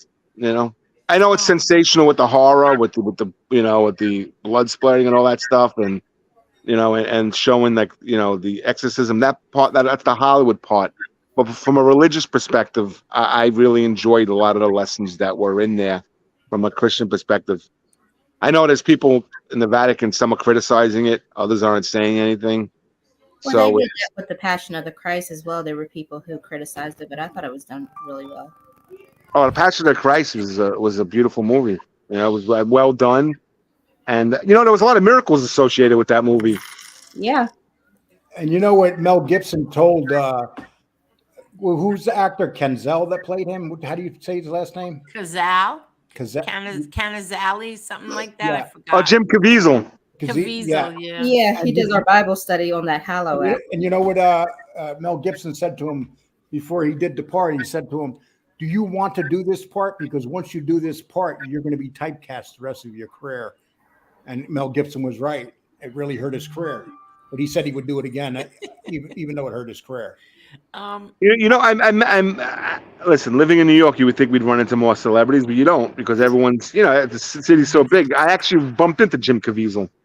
Oh, I was walking out of Queens Supreme Court and I saw all the cameras there and everything. And I was walking down the stairs. It was Jim Caviezel, and he was standing there with a bunch of like production assistants. He's got I walked beautiful up to him. I eyes. said, "Thank you, Jim, for all your help in the pro-life movement." And he just smiled, and like all the staff members were like looking like, yeah, yeah. So I just want to say thank you so much. I received 1, 2, 3 cash apps from Daniel. I'm not going to say your last name, and they all say to piss off Lee. Well, well, if you guys want to piss me off, keep sending them to her. Thank you so much. I'm sorry. Go ahead. Continue. You see that, Angel? I come up here and you get cash apps because Yeah, just you to know? piss you off. People and, want to and piss you people don't off. realize I'm happy when you get them. I know. Thank you. Josh Foster, do your thing, Angel. Queens represent. Thank you, Josh. Thank you. Oh, thank you, Jen Silo. Angel, you read that story beautifully. Thank you. So, Lee, what do you think is the genesis of evil? You look at it from a spiritual perspective, or you think, how do you see it? That's a deep question, man. I mean, that's kind of. We'll talk about my dates later. That's something I got to answer if I smoked a joint. I mean, let's forget about the general population. Let's look at street guys because you're a true crime journalist and you're pretty good at it, and you're an investigator and you're an excellent true crime podcaster. Why are some men so evil and others? The majority are not. The majority have done bad. They're good people that have done bad things, but pure. Like Roy DeMeo, Gas Pipe Castle evil. Where does that come from? Well, I'm going to actually give you an example of the Sopranos. I'm going to use the Sopranos as an example. Do you remember when Bobby never killed nobody, the heavy-set brother-in-law? Yes. Yeah. And then Tony forced him to kill somebody, and it devastated him. He didn't want to do it. I believe in the mob. You had guys that knew when they got that order to kill, they had to kill. And they didn't really want to do it, but they knew that's the life they chose. But then you had people like Gas Pipe or Patera or Whitey Bulger or those guys. They loved it because it gave them a reason to kill. They were psychotic, evil people. Yeah, Gravano said that Roy DeMeo, that he said is turning into a serial killer. And now this is coming from Gravano, I put him in the evil category. Can you imagine how evil Roy DeMeo must have been for Gravano to think he's evil? Well, they couldn't get near him. They had to use his best friends to kill him. I mean, they couldn't get near the man because he chased an innocent man down the street and killed him because he thought the guy was a vacuum salesman that was just coming to his door to sell a vacuum, and he got killed for it. I mean, he was also paranoid. I mean, those guys that are evil like that are also very paranoid. But do you think that it is a spiritual origin of it? Or you think it's just like, what do you think it is? I really can't answer that. I know to an extent you see the world through Judeo-Christian lenses, right? Not like you. No, but your value system between right and wrong, doesn't it come from? Yeah, as I get older, yes. There was a time it wasn't, but I never hurt anybody. But there was a time that, my glass was half full, and. Yeah, but based on from what I know about the stuff that you involved with, it just sounds very mischievous. Doesn't sound really evil, but unless I don't know all your stuff, Well, people know 1/10 of anybody's stuff, for every one thing you do and get caught, you probably, if you're a good criminal, you get away with 10 things. Yeah. Or people exaggerate and they accuse you of things you never did, Oh, without a doubt. That's you're on YouTube here. I'm a kidnapper. I go around with a van. But the woman that I kidnapped, I lived with for 10 years afterwards. So, but that's what they'll call you. I mean, sure, they'll make you into the most evil thing on here you can think of. All right, I've been without saying accused. names, I've been accused of things on here that I've never ever done in my entire life. without saying names, do you feel some podcasters in this genre are more evil than others? Oh my gosh. Without a doubt. And I mean evil, I mean evil. They will do anything. Evil. I mean, Sometimes my yeah. mouth is like open, like I cannot believe how low some people have gone on here. If you look up people's past and stuff like that, and you just try to find stuff on them and for no reason, and the person's not Or doing you it to you. hire a PI. Yes. I mean, God almighty, we've had some. It's going on right now. It's going. Why do you think I got to, Elio? This is why I got away from doing so many lives. I'm going back to lives this week, one a week, but I got away from lives because of the horrible things that was going on. I just said, no, man, I make less money and drop videos, but feel better about myself. Let me read. Did you see that Dominic Cicali video today? No, let me read this first. Thank you so much, Edwin. Exorcism, Santeria, spiritualism, very sacred, only to be used to help others by qualified person, only not for negative purposes. I don't believe in black magic. Black magic will come back on you. When you go to do something bad against someone, it will come back tenfold on you. That's what I believe. 100%. 100%. Go ahead. No. You know what? I was going to say something about that guy, Sakali, but you know what? I'm going to leave that up to my brother John, because everybody, you will be hearing from my brother John. So that's all I'm going to say about that person. But go ahead, Elio. Yeah, I mean, and we're talking about what is the origin of why are some people just so bad? Do they enjoy hurting people? Like, why is that? It makes you wonder. What goes through. How about people that go to church on Sunday after they killed somebody on Thursday? Well, maybe they're seeking forgiveness. Come on. Come on. Let's be real here. No, a lot of people use religion as a crutch. Let's face it, Elio. Oh yeah, I'll be the first one to tell you that the religious people have. Well, they say the church, right, is for a hospital for sinners. It's not for.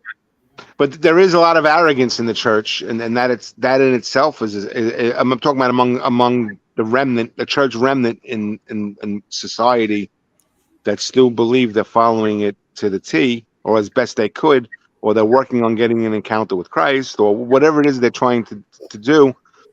There's a lot of arrogance in it, a lot of judgment, a lot of them live in a binary world where it's good and evil. They don't see gray areas, and yeah, a lot of meanness too. 100%. Angel, when Angel was reading that story that John Jr. wrote, he said something in that really made me think. It was the way he described that. He said that when people get killed, like the newspaper and everybody else, they'll glamorize it, but they don't realize how final it is and how brutal it is. Brutal, exactly. You see a man laying dead on a side in a driveway before he hits the ground, and there's blood probably pouring down into the sidewalk, and it's final. There's sheets over him. He's going to be taken away. That's the actual death. But in the movies, they'll glorify it, or the media will glorify it. They'll try to glorify it. And yeah, the no media glorification in that. There is no glorification in it at all. Tommy cut a woman's head off. I mean, and it's like I'll hear people say, "Well, Tommy shouldn't still be in jail all these years. He cut a woman's head off."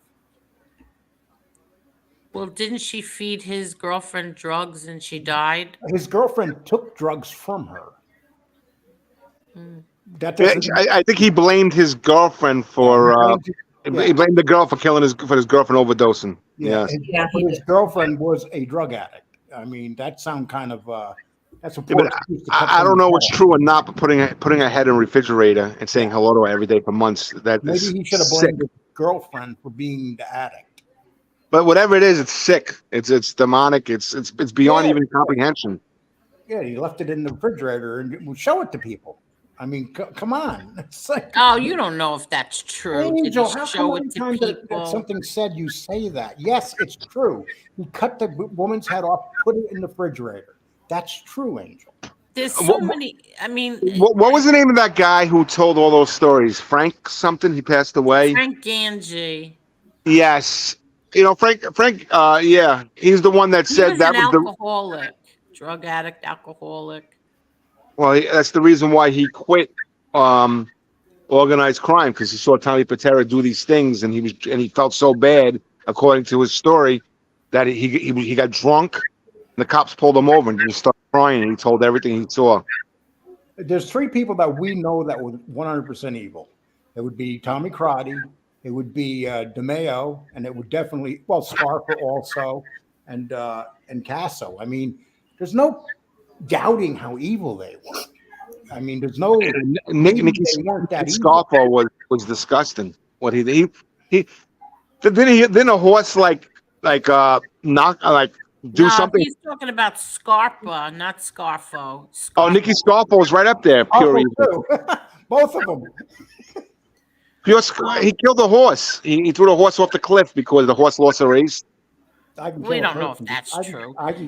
Angel, thanks love for Angel. sharing your We don't know stories if with that's us. true. By the way, I'm glad you took a break. You needed that, but I've missed you and Marla and the show. Seems you've been gone a month. Thank you so much, Rosanna. Nah, it was just a week, a little. I think under a week. I don't even know.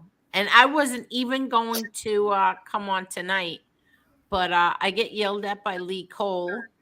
And then I realized that it was Bobby's anniversary. I don't yell at you, Angel. I just say you should do your show. You shouldn't. Yes. You know. I know you feel down sometimes because of the way some people act on here, but you shouldn't let them get you down that much. To hell with them. Just do your show. People on here want to see you. So Lee, you think I believe Michael Francis is doing a good thing by trying to convert people to Christianity and using. I don't like him anymore. Oh, what happened? I'm not kidding. I thought that he was something totally different. And now he's selling wine with Gravano, calling him his good friend. Elio, yeah.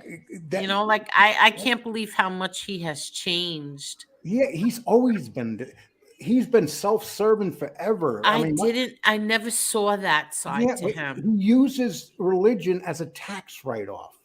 Come on, I mean, but he's really tried to convert people. Convert who? His mistresses? Maybe he's trying to convert Gravano. Yeah, he was trying to convert his mistresses as he's cheating on his wife and all that stuff, Elio. I mean, come on. What makes you say he cheats on his wife? I believe he loves his wife. Oh, go watch my video. His wife is beautiful. Yeah. He's very beautiful. She's gorgeous. Go watch my video. She was the reason he became a Christian. Yeah, and the reason why he left crime was because of his wife. The reason he left crime is because he didn't want to go to prison. No, he went to prison. He did. That man has been with so many women since he's been with his wife. I mean, how could you possibly know that? That's speculation. Unless go watch my video. Go watch is my that tonight's video. video. I gotta see the video now. Watch my video. We did a video about 6 months ago. We got the texts from his girlfriends. We got the messages some of his girlfriends left. Come on. Well, I give him credit for one thing. I give him credit for one thing. I don't think that and what goes on in people's personal lives is anybody else's business. Yeah, if you're telling people, if you're going to preach the word of God, and your mistress is in the back seat of your car, it's an issue. Well, to Michael Francis's credit, he admits he's a flawed person.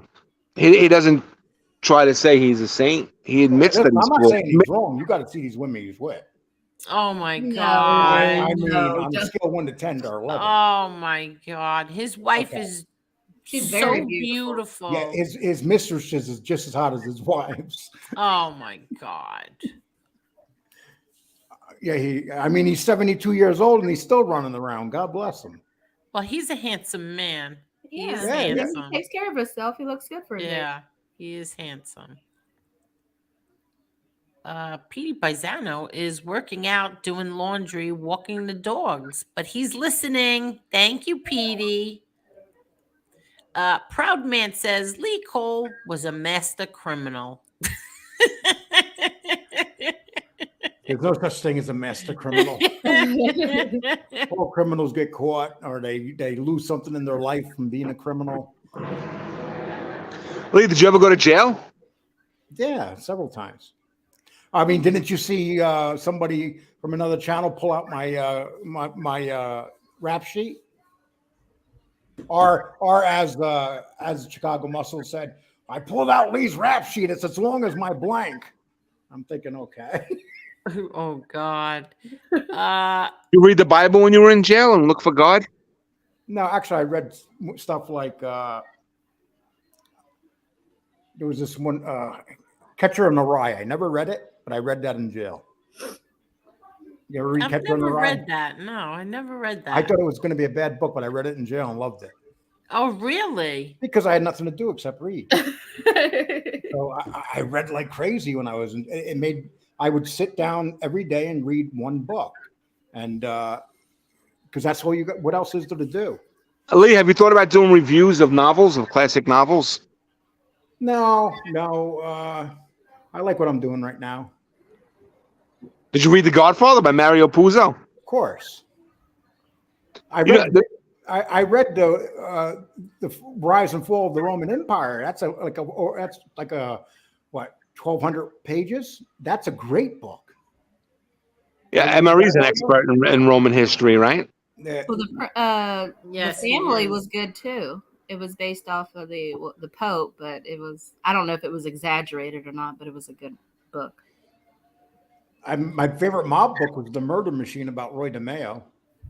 That was a good book. Oh, that book was disgusting. Who wrote it? Who Well, wrote I it? went to 10 pages. It was so graphically gross. I couldn't finish Who it. wrote it? Oh, TJ English? No, right? it was one of these mob guys. Who cares? How does Cantaloupe Jones? Lee Cole was born in Rockland County, and by the age of 17, he was working and living in New York City. How the hell do you know that? Who the hell are you? Cantaloupe Jones, he's always here. But What how do you did you mean, know who that? is he? He listens to you. He pays attention. Oh God, that's kind of Tommy Lucchese says that was an unbelievable. The car chase in broad daylight. What the heck is that noise? Cars going by. This is Long Island. This is the suburbs over here. You would think, right? What are you, standing Shooting out- at you're the standing car like out- a scene. What are you talking Yeah, I'm enjoying this about? beautiful weather. I'm outside. Yeah, on the front.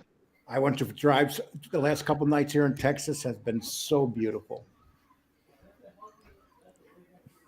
Yeah, it was beautiful here too.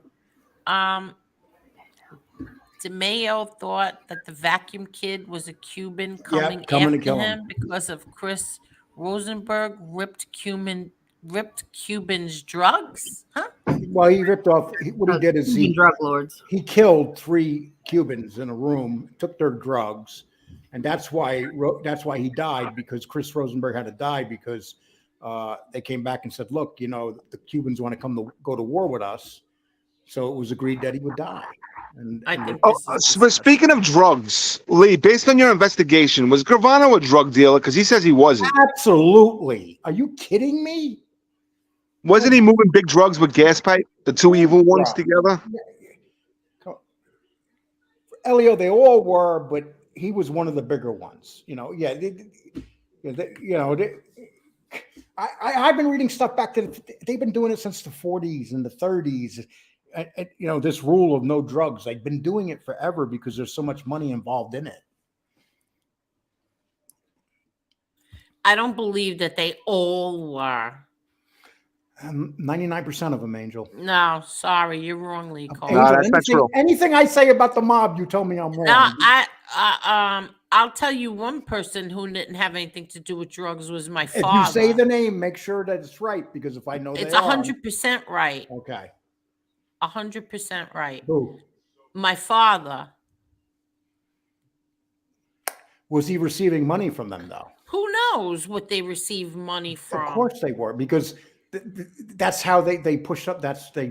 Angel. You know, I'm not saying no. Your father wasn't a drug dealer, but I'm sure a lot of the money he received was from drugs.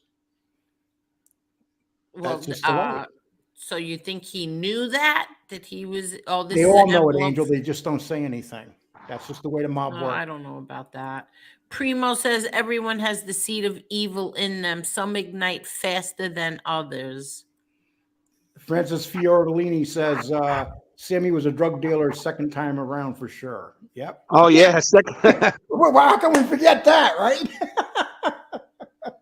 How can we forget that? And he thought he was going to get away with it because he was in the witness protection program. He thought he was going to get cover for it, and the Attorney General from Arizona went after him. Gravano will brag outright about evil that he's done. Oh, without a doubt. We were telling you the story about when he almost hit the guy on the bike and killed him, and for 2 days he was yelling and ranting about it because the guy gave him the finger. And this is when he was 70. So that's how sick he is. Who the hell would want to be that guy's neighbor? Think about it. I mean, they let this guy free after admitting 20 homicides. I mean, if anyone belongs in prison in America, it's Sammy Gravano. It's so many of these guys. I mean, look at Dominic Ciccali. I mean, that guy was a cold-blooded murderer, and he's walking the streets. I mean, you can go on and on. You know, there's guys on here that have shows that, there's guys that have done murders and they regret it. But there's guys here that have done like several murders and they got shows. And they brag about it. Yeah, they brag about it. And they attack the victims' families. I just did a video 2 days on that, Elio. 2 days ago, we did a video on that. Who was getting attacked? It was Dominic Ciccali was attacking Vinny Gorgeous. And he always balls. Could you imagine the balls of all these low-life cowards who couldn't do a day in jail come out? All they do is tell on their brothers, their so-called brothers, and then they come on here and they start ripping their brothers that they told on, put them in prison, and then come out here and start trashing them. And then if the families get involved and say you're a liar, they start trashing the families. You know what? The other day, I couldn't believe something that I heard. I had to go back and rewind it and listen to it again. Panisi comes on here and trashes everybody. He's like a little gossip girl. Little gossip girly girl Panisi comes on and tells stories and makes up lies, because I caught him in 3 lies that were about my family. He comes on here, he says whatever he wants to say, but then God forbid, like Kane Shades does a video mocking him or showing his words, he strikes him. The balls they're the balls sensitive. to give Kane Shades They're a strike, sensitive, Angel. while these punk cowards come on here. They couldn't do jail, they couldn't do their time, so they come on here and they go after people that don't want anything to do with them. So they come on here and they gossip like the little bitches that they are. And then when you do something and show their words, they strike you. You little coward rats. What does strike you mean? What does that mean? Strike, like he they're trying to get their channel taken down. He's trying to get Kane Shades' channel taken down.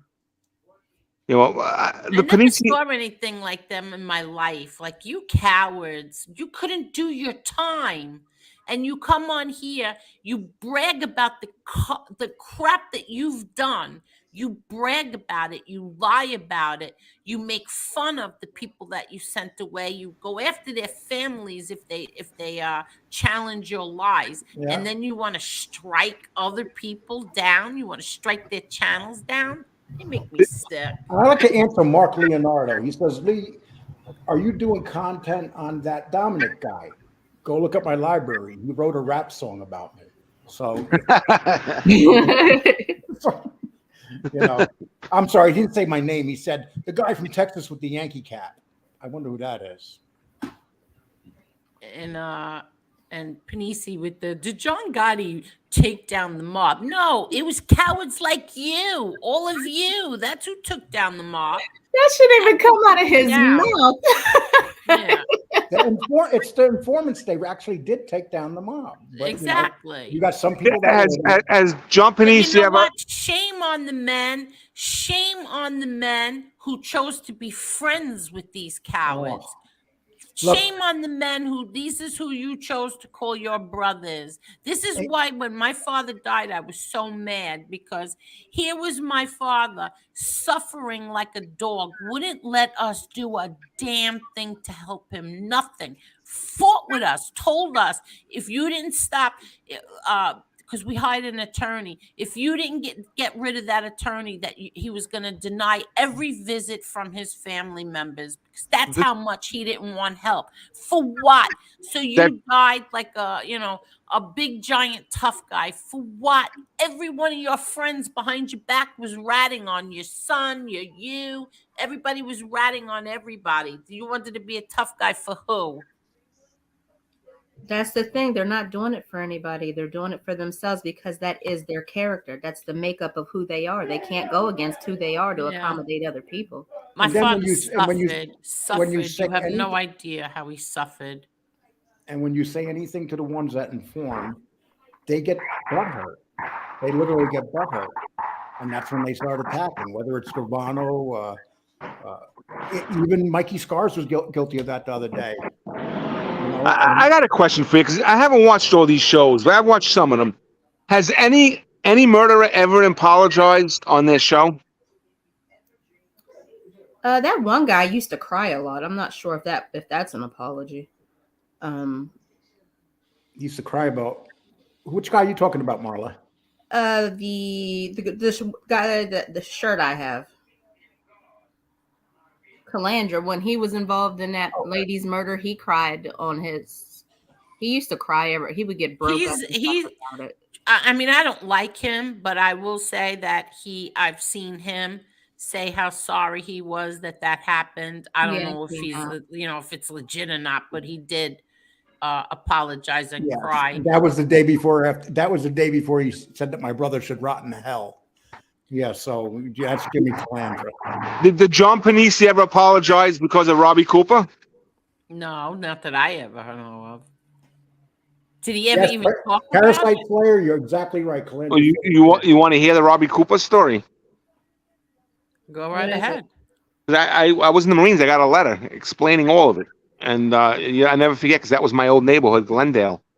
What happened was he was dating a girl, and innocent girl, and Robbie Cooper was not a street guy, had nothing to do with crime, was a German kid from the neighborhood, nice kid, and I guess they were dating the same girl, and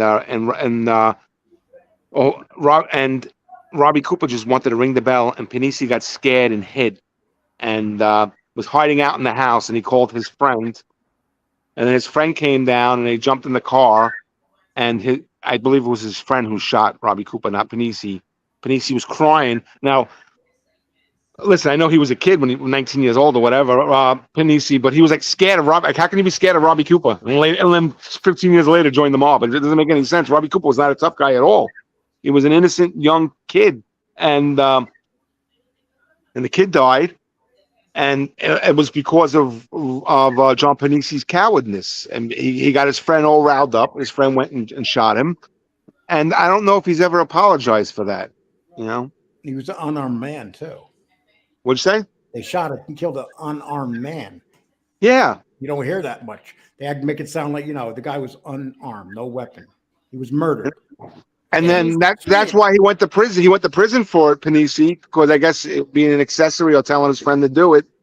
And that's how he got his street credentials in order to be a criminal. Because they say, oh, he did 17 years, or he did 15, whatever he did, and then that's how he ended up, you know, getting into that lifestyle.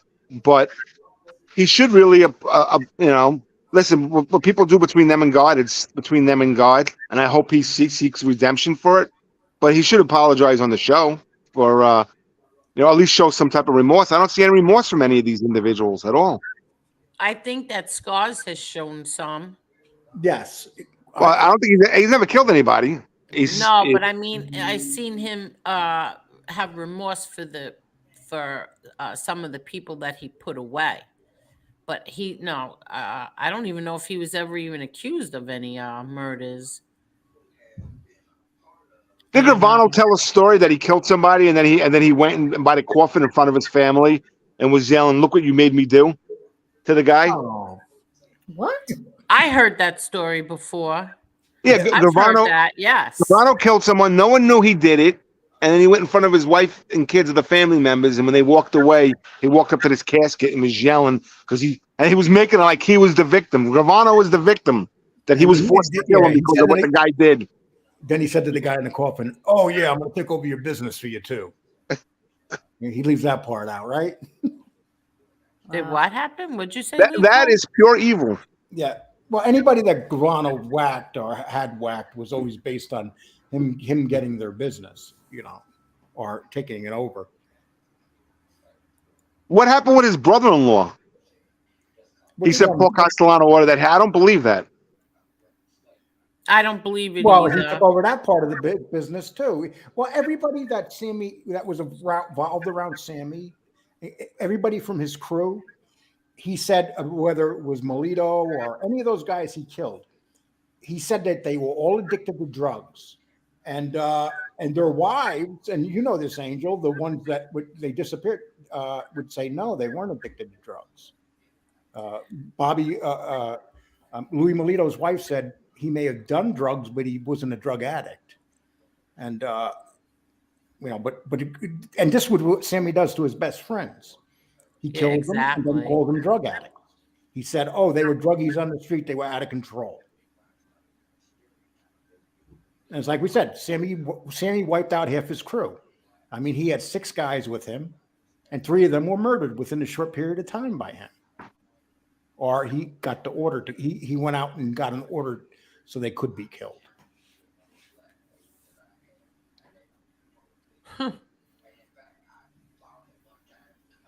What do you think? He's got really quiet. What do you think of the public policy of allowing someone like that to be free because he put other people in jail who did less serious stuff? You think that public policy is evil?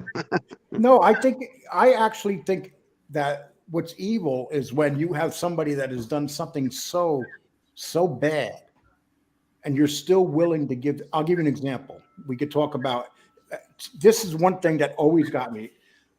Anthony Arlotta. Anthony Arlotta was part of a crew that killed somebody. And he was the boss of 2 of these men, the Gias brothers, that killed, that were involved with the Bruno killing. But he ratted them out and they went to prison, and Arlotta got out even though he was their boss. Something's wrong with that. Well, code and the feds. And then he did a podcast at the crime scene. Who? Arlotta, did he do a podcast from the crime scene He did with the crime scene. I believe they said it's not an active one, like it's not the same thing it used to be at the time of the murder. Well, it was never a social club. It doesn't matter. He was sitting where Bruno used to sit and walked out the door where Bruno was shot. I mean, it doesn't matter whether it's active or not. I mean, he's at the location of the murder. What they got going for them is that these shows aren't really successful.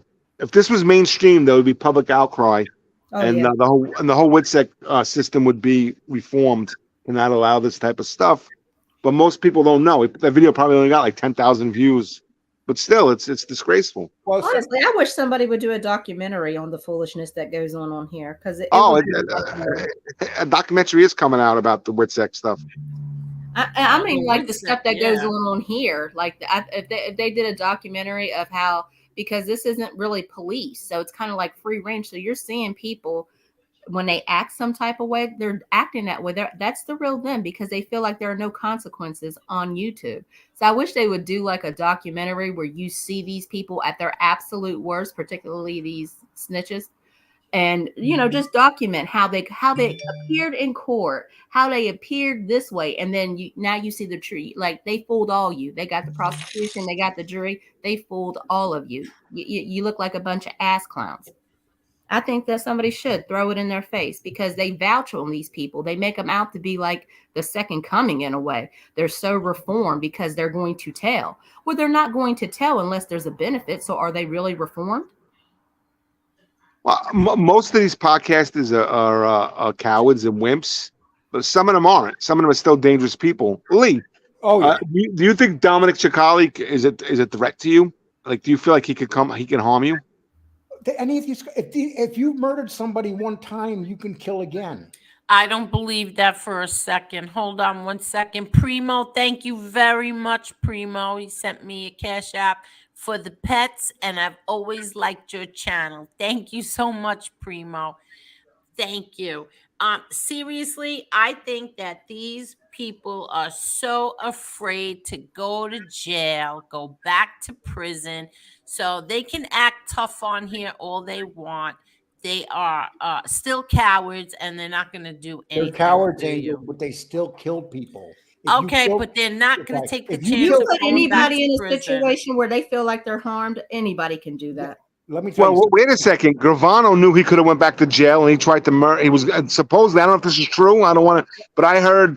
Wasn't there a rumor that he was going to try to harm an innocent lawyer, Ron Kuby? Yeah, I Yeah, think he it was setting the them up, and FBI who told and Ron that's why Kuby that. when Kuby went down, he wouldn't leave Texas. He stayed in Texas and did his business in Mhm. Texas. He didn't want to go into Arizona. Yeah, he at that time sure he would. He's a snake. Of course he would do something, but he always came up behind you and hit you in the back of the head. Now, this is the question I have. Well, many people have identified the Witsec crews that are operating out in the streets selling drugs. Those are the groups of cooperators that got together, and and there's FBI handlers that they report to, but on their own they went and they hung out with other cooperators and other people that don't care that they're rats, and they formed crews. We identified 2 in New York, 1 in New Jersey, 1 in Tampa, and that's just what came out of like Italian organized crime. Well, who knows what other Witsec crews are happening like in the Dominican community or the Cuban or Colombian, so we won't even get into that. But have any of these Witsec crews physically harmed anybody? I know there might have been fights, there might have been assaults, there might have been drugs, burglaries, but have any of them killed anybody yet? No. Because people's lives are in danger. The public is in danger from these Witsec crews. 100%. I agree with you 100%. Yeah. Well, when they get on the internet and threaten, yeah. But do I think that they will actually get on a plane, go to Texas, and kill Lee Cole? I don't think so. One of these rats, let's say in Tampa or Miami or Boca Raton, at 5 a.m. in a strip club, all coked up and drunk, being the same person they were, is gonna hurt somebody. I don't know if the FBI will cover it up because of their rat status, but somebody's gonna get hurt, and they're capable of doing it, and they're uncontrollable, and they're incorrigible, and they haven't got any form of redemption, and they enjoy it. You know what happens, Lee? You know what happens when they go to Florida? In New York, they're scared to go back to, like, say, Brooklyn or Queens. They're frightened, but then they go to Tampa or Fort Lauderdale or Boca, and then they think they're gangsters again, and they try to be celebrities, and they bully the locals down there. A lot of documents. Or they terrorize a woman and bash in doors and threaten the woman's life, and that Gene Borriello was only 1 punch away from killing that woman. 1 punch. But look, the government didn't side with him on this time. And why? The They're government. not going to sign. They're You not know going why they didn't to. side with him, Angel? What? They didn't side with him because he told them to go F themselves and made fun of them. That's why they didn't side with him. Yeah, there is they outweigh the how valuable they are as an informant versus how embarrassing and the severity of what they're doing.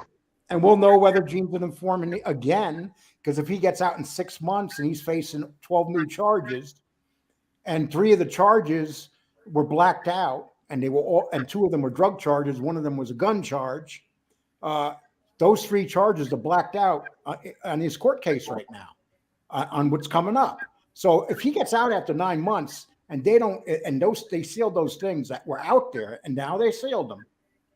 And if they don't, if he gets out and just does his regular time, and for the 12 he doesn't get any charges or he gets probation, that means he gave somebody up again. But who'd be surprised? The dumb guys are the guys that were down there playing with the steroids with them, talking about guns with them. Why would you be a dealer down there and talk to Gene Borelli about that stuff? Are you crazy? Rookies. Elio, there's noise coming from you. I'm sorry, the car just went. You can't underestimate how stupid and foolish people are, Lee. Yeah, imagine though that you got a guy on the phone having a text conversation with Gene Borelli on his phone about steroid dealing and getting drugs and talking about guns with him. And I'm like, do you guys realize this is Gene Borelli who ratted out Ronnie G and Asaro? I mean, and these guys, that's how stupid these guys are. They're telling him this stuff. Oh, let's do this. What do they think? That they're not going to be the first one that he throws in jail to save his ass? You damn straight he will. Well, they all have a story. That their story is, they betrayed me, so I did this, I did that. They all have a look.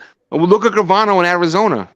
It supposedly took over a white supremacist organization and took over all the ecstasy on the West Coast within a year of. And he did it to protect his kids. He got involved because he didn't want his kids to get in trouble. Piece of garbage. You know, that's what he said. I mean, but anything that man is by far out of the people on here.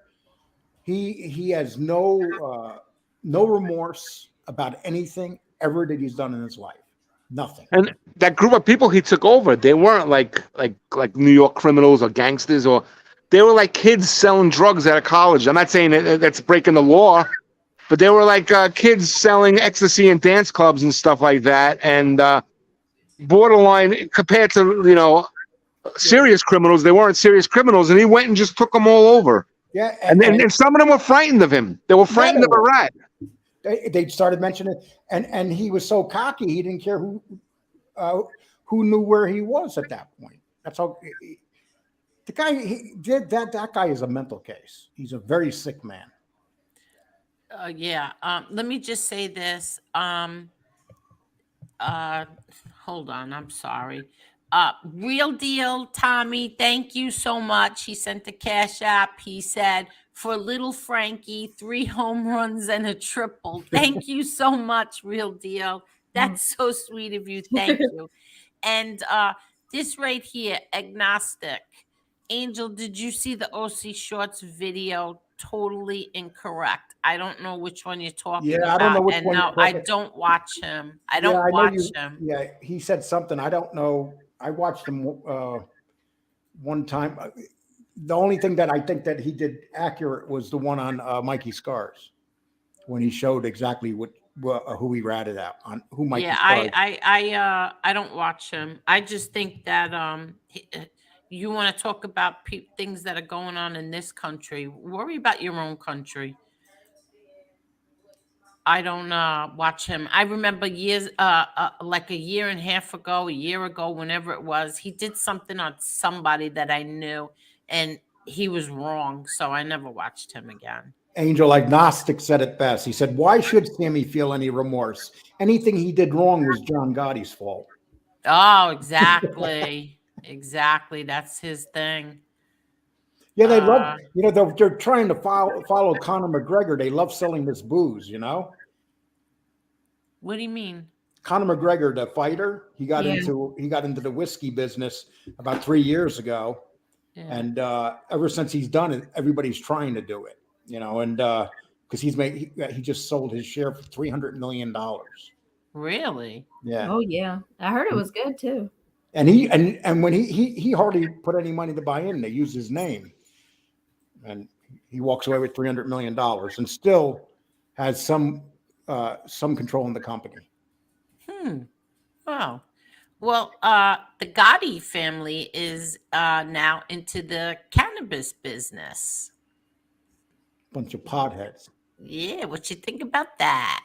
So I Angel, think I want to sample that. I want to be on the committee to sample. Yeah, you that. and me Yeah. both. Angel's going to be sitting at. Angel's going to be Could you sitting imagine? Could you with her bud. imagine? Could you She's gonna go, imagine "Look at the me bud." smoking pot? How I Oh, would you'd be be? great, Angel. Are you kidding me? You'd be hilarious. I can't even Oh my imagine God, Angel. it. Angel be like, can't we just all like get along? Can I we just all want just I get just want to be friends along? with Sammy Gavano. That's all. No, that'll never happen. Ain't that high? That'll Don't do never that. happen. Don't do that. After she smokes some really good, Yeah, right. gold level Ow! stuff. You little Cujo. This dog is such a sicko. She went and bit my foot again. So is marijuana legal in Texas, Lee? No, but this is Why are you Texas. yelling, Texas. Elio? Oh, I didn't realize I was yelling. Must be the echo. I smoked weed until I was 50 years old, and Did you really? yeah, I smoked from 14 to 50, and 14 to 50? Wow. yeah, and Oh my God. but I wasn't like a bong smoker where I blew out bongs all day long. I smoked joints. My whole life I smoked joints. Did you And, do that thing like with somebody else? They put the joint in their mouth and they blow the smoke into your mouth. Did you do that stuff? Oh, it depends what you look like, Angel. Come on. I'm not going to give no dude a shotgun. I'm sorry. And Oh, if that's what it's called, yeah, a shotgun? I'm sorry. If you're a dude and you get a shotgun from another dude, I'm sorry. Well, unless you're All that. right. So, Man on Fire says JC met his Cartel Connect playing volleyball. Yes, yeah. No. JC said he met him when he was playing with himself. Oh my God. Oh my. Why do we have to ruin everything and bring up that guy's name? Oh I yeah, don't are know they why. going to have gummies? Because that's what I was talking about, Angel. I guess so. Okay, yeah, that's what I don't smoke weed. Evan, the only time I said Italian names right is when I was high. Oh my God. But when you get to a certain point in your life, Hello, Assassinino. Go ahead, what? you get to a certain point in your life when you smoke weed where it doesn't do the same as it did for you when you were younger. But see, when I was younger and used to get weed, you never knew what you were going to get in a nickel bag. You didn't know whether it was going to be dirt weed or good weed. Now everything is so good. There's no such thing as bad weed anymore.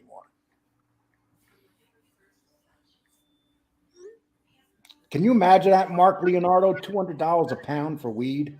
Who would have ever thought it'd be that low?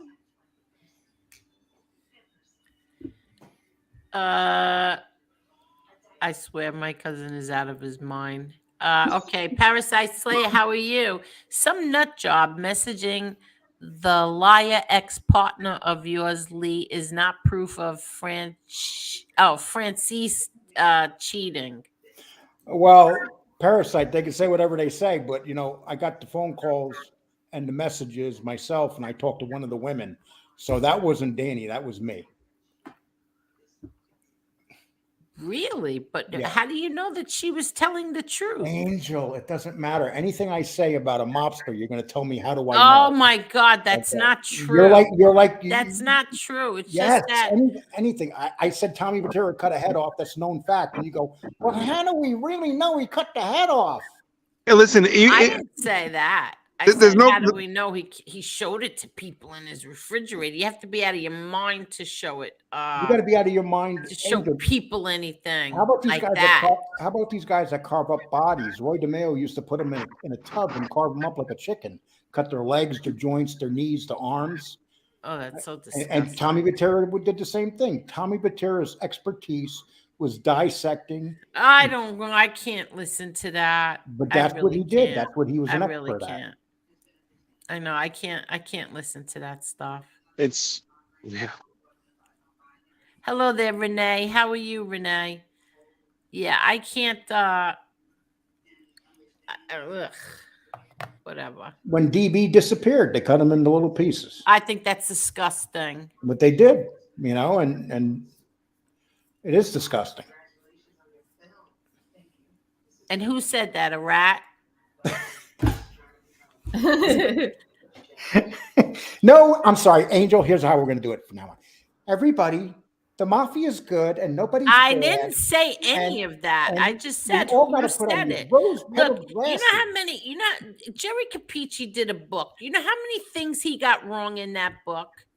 How many Seriously? things did he get right? And then they made a movie out of it. Do you know how inaccurate that movie Without a doubt, is? Angel, And without- meanwhile, everybody loves that movie. It does not matter Which if movie? it's not accurate or not. They Gotti. all love the first Gotti movie, and it is not accurate at all. But neither was, I think Nobody every mob cares. movie ever made is Yes. full of lies. yes, I mean, the John Travolta movie was full of lies, Angel. No, it was not. That's the one movie that's not full of lies. It's They about had your father 85%. walking in and shooting McBratton in the very beginning of the movie. And But I killing just said it's about 85% accurate. That's it. But the rest of it, yeah. The rest him. Hey, of it real is deal. accurate. I'm not being a dick to Angel. We're having a conversation. Yeah, dude. we're having a conversation. We That's have a this conversation all the okay, time. she doesn't need you as a bodyguard. She's a big girl. We who talk on the who phone wants like to this. be my bodyguard? Yes, real Oh. deal. We talk on the phone all the time like this. Real believe deal. me. We kill each other every And day. Angel real gives deal. just as good as she takes, probably better. Well, yeah, I got a question from you. Since you started this mob genre podcast, very successful. What No, have you really? What's one thing you've learned that you did? What's one thing that surprised you most About this, about everything? And it's Oh. everything we do in life, we learn things, right? What has surprised you most? probably don't deal with the trolls in any way, and you don't trust many people. Don't trust who? Don't trust people that you think your friends will slice your throat. Why you felt betrayed on YouTube? Oh, many times. Yes. Yes. And then being accused of things that ain't true. Angel can tell you that. You Oh, hear yeah, things I've it's been like, accused wow, of things. or people doing shows on you, and the shows are 100% false, and you got to sit there, and it's like they get a free shot at you. And no, Kenneth Buzzer. I don't recognize you, Kenneth. I think your life's gonna. But anyway, no, I was never a troll. I came on here with my name right off the bat, Kenneth. What's something good you saw come out of the genre? Oh, I'll give you an example. When I came into this genre, none of my sisters are talking. Now every night, and I tell Angel this, me and my 4 sisters, we chat for like a half hour, an hour. It's this genre has made me closer to my family, because when I came onto here, I wasn't close to them. There was a lot of really bad stuff going on with the death of my brothers, and the death of my sister. There was a lot of anger in my family. And What were they now- trying to? Would they all try to do an intervention to tell you to stop messing with murderers, and then you just became friends with them again? No, they don't care about what I do. No, it's because when people in your family die, everybody has different opinions, and people don't agree sometimes. Death sucks. No, but No, that's not what he's asking you. What he asked you was See that real deal? I got to put up with that. Okay? because Okay, he's sweet little asking you innocent what's the angel. positive, what's the pro that came out of No, all he of said this? he asked me for both. Yeah, so we know the con, what's the pro that came out of this, you doing this? Getting closer to my family. But All right, how did this make that happen? Because they see what I do, and they like what I do. They're like, wow, Okay. we're glad you're doing this now, Lee. Otherwise, God knows what I'd be doing. Well, one positive thing I saw come out of this genre is all these rats came out, were attacking people, and then there was the pushback. We pushed back. Without a doubt. MRE. Lee Cole, MTR, pushing back against the rats and the rat lovers. So, and exposing the lies, exposing the government corruption, exposing how some people are just not reformed, and it's making a mockery of the criminal justice system. I mean, that's something positive I believe that came out of it. Also, What's entertainment. standing up? Yeah, standing up for people that are accused of doing things or saying things that they never did. And Gene and John, when they came on here, they kind of opened the door for the rats. I mean, and they opened the door because nobody was here pushing back on them. Not they weren't pushing back hard on them. Once and like I'll give you an example, Gene Borello. Once you started pushing back on Gene Borello, he's a maniac. He fell apart. He goes crazy, and he loses his channel and he's gone. All you got to do is make these guys, most of these guys, these criminals, uneducated psychopaths. Yeah, he accused me of saying on my Instagram that he was raped in prison. I Right. never, ever said that. Never. But and that's what made him flip out and do those Instagram. And I was listening to a conversation that I want to clear up right here. I believe it was JC who said it. I'm not sure, but that Gene was falsely accused. No, sorry, he wasn't falsely accused. He ended up um admitting it that it was his. JC, he also even messaged me Okay, from let's that account. okay, Angel, let's tell them how we caught Gene. Okay. So I took this but picture. but he did end up messaging me, private Yes. messaging me from that account. You ding dong. Then you Go remember the ahead. time we caught him, Angel, when I said I Yes. gave him that picture and I knew it wasn't Favara. Yes. And so I gave him the picture, and the picture I gave him, he put up on that page, and it And was meanwhile, Gene he that put it was up. not intelligent enough to figure out that that was a modern day Yes, I was the photograph and actor that not played him in the something movie. That from was the actor that played him in the movie. He didn't even exactly. the actor that played him actually in Gotti One, and he put that picture up. And I remember I called you up. I said, Angel, did you see he just put that picture up? Yes. So Boom. that's how That we yeah. knew. That's how we knew 100% that it was him before he ever started messaging me in the DMs. So Real deal. Real deal. save it, JC, save it. Real deal. Thank you for the cash app. I appreciate it. And so you can say whatever you want about me now. I can't. Oh Oh, my god. Parasite Slayer. I don't know which is ridiculous. MDMA, basically harmless, gets 19 years, but 19 murders a few years. Yeah. Who's MDMA? I don't know who that is. Thank you, Renee. I think it's a good chat, unless they start talking about chopping pots up. I don't like that. well, see, Angel, people want to hear you discuss this kind of stuff. Uh, they don't want to hear you discuss about Lenin and No, I know what they want, but listen, Italian Stallion, I heard when Carmine Galante died, the cigar fell out of his mouth and the photographer put it back in his mouth yes, for the picture. Now, I heard it was an FBI agent. yeah, So and somebody put that cigar yeah, back and in his mouth, and that's disgusting, It is. right really. right after the St. Valentine's Day massacre, the worst massacre ever. They had 8 dead bodies in there, and they let the media in there to do certain things to the body to take pictures. So it's not uncommon. Media did that all the time.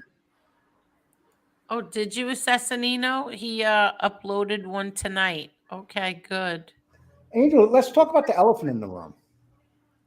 Are you ready, Oh God, what's the elephant? I want to hear Okay. the elephant. Angel? Marla always wants to discuss the elephant in any room. Marla's Well, all for well, it. the elephant in the room is that there's this certain guy that you owe an apology to, and you owe him some money.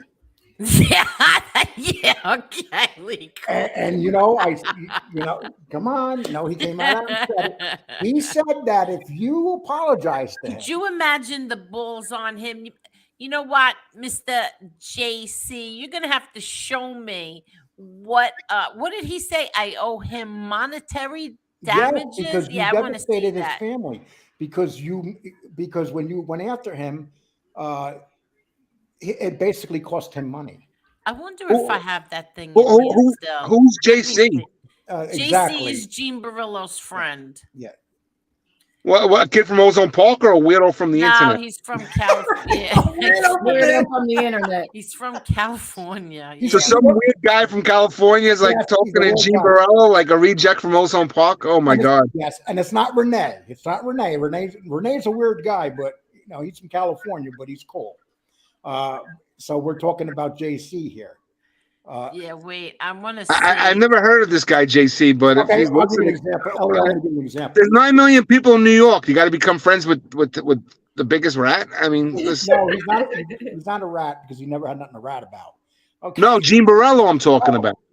No, Gene Borello doesn't befriend people. He uses people. I should know that. No, but I'm saying this guy from California. There's 9 million people in New York. Of all the people, Ow! that guy to I'm hang out with. sorry. Okay.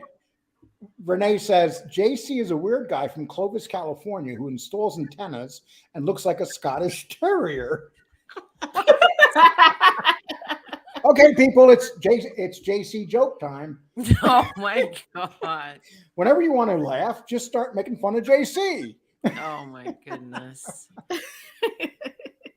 No, I can't. Elio, he said that he worked with the cartel, right? And that when he retired from the cartel, they took him on a cruise. No, What is he you from did- Southern California or something? Northern California?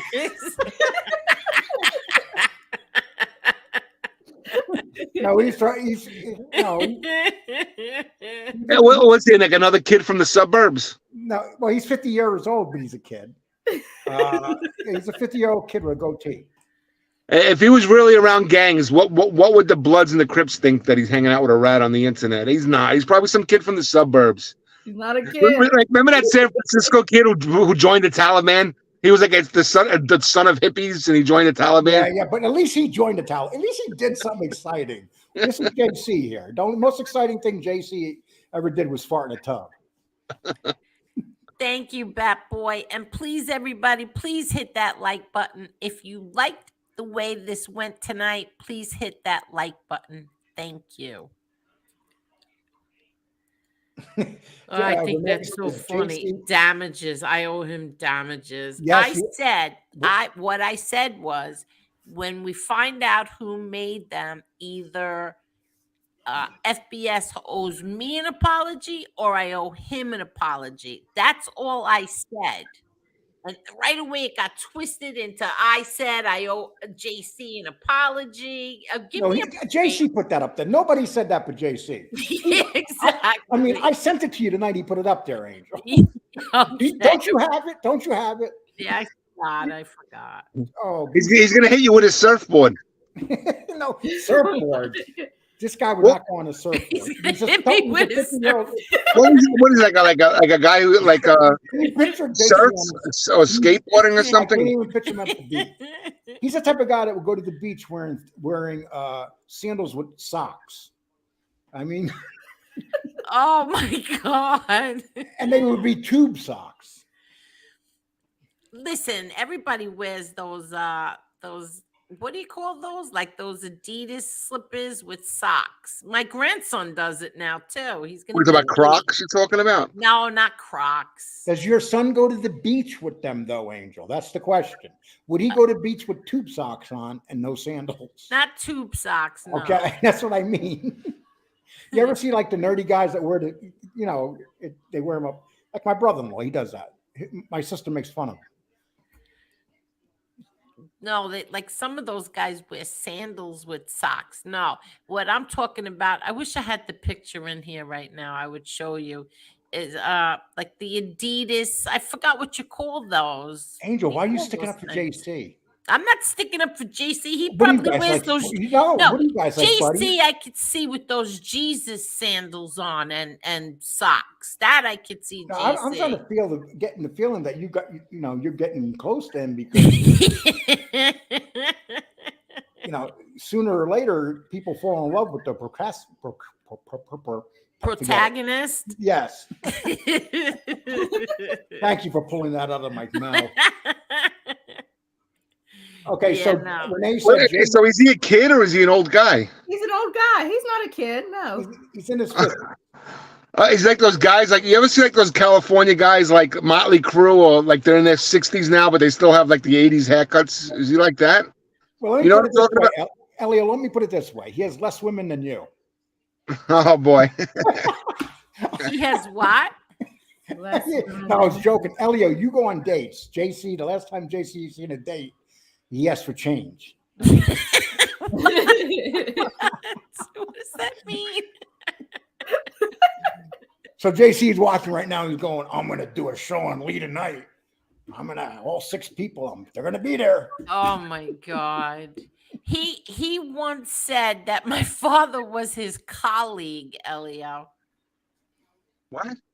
He once said that he was they a hung out colleague sound any of better to my say it the dad. other way around. Yeah, matter of fact, there's a little video of them surfing together. Can you picture John? Can you picture John Gotti on a surfboard? I'm sorry. There's some things I can picture, but that ain't it. I can't picture Italian kids on skateboards with long hair, long blonde hair. No, he doesn't have long hair. He is he's I don't even know how to describe him. He once said that he used his finger to make believe he had a gun. You know, when you're using your fingers to make believe you got a gun, like you're shooting somebody. And he said that if this was back in the day, he would have went to everybody and said, "Angel Gotti, boom. She's bothering me." Some shit like that. Like You know what he some sounds like? He crazy sounds like Sean Penn's character from Fast Time in Ridgemont High at age 50. You might be right because he is a stoner. So you might be right. So this YouTube's amazing, right? I got Oh, kid from the South California suburbs starts hanging out with Gene Borello. Yeah. You got someone in California from Cloville, California, hanging out with guys from Brooklyn and Queens, and you can go figure it out. I can't. Gene Borello is going to tell him how to break into the shopping mall. I can't. Cujo is barking at the ASPCA commercial. JC wears black socks with sandals to the beach. With a black hoodie. Oh my God. I remember. You know who my favorite California character was? Jack Tripper from Three's Company. He was the best. Well, Asino said it best. JC is a male porno fluffer from the 70s. Elio, do you know what a fluffer was? No. Oh Elio, come on. A fluffer? I have no idea. What does that mean? No, you don't want to know. Oh, you don't want to know. I learned the hard way on here. Don't even ask. I don't want to know. Agnostic says, Sean, when Sammy keels over, Karen and Gerard will have him stuffed and show him off again. They'll probably have him taping, like making tape, and they'll put him at the table all stuffed and have that voice coming out. Oh my God, I can't. That was funny. Nobody does time anymore in that life. Being in the mob, a get out of jail free card. I agree. Yeah. Asino said he did a video, and JC said he would have Angel whacked. He did. Remember, he said he would have had me whacked. He said your father would have you whacked. No, he said he said that too. He said that. I don't remember him saying my father would have. Oh, give me a break. Am I hearing this right? Panisi's. Yes, he did. He struck Kane Shades. Yes, he did. Little girly girl. They could dish it out, but they can't take it when it comes back to them. See, Angel, I'm glad you have your show on tonight. I can get a little couple laughs. I'm on my diet for the 9th day, so I know you're doing very well I have too. not had Is sugar. this guy friends with Panisi too? Who? Who? JC? No, he's not friends with nobody. He's going to do like a Beach Boys cover band with Italian guys. He's not even he's not even friends with his family. Well, that's not true. He has a. Oh I wait, guess. Renee says JC actually thinks his mother doesn't know he's gay. What? That's not true. Oh my god.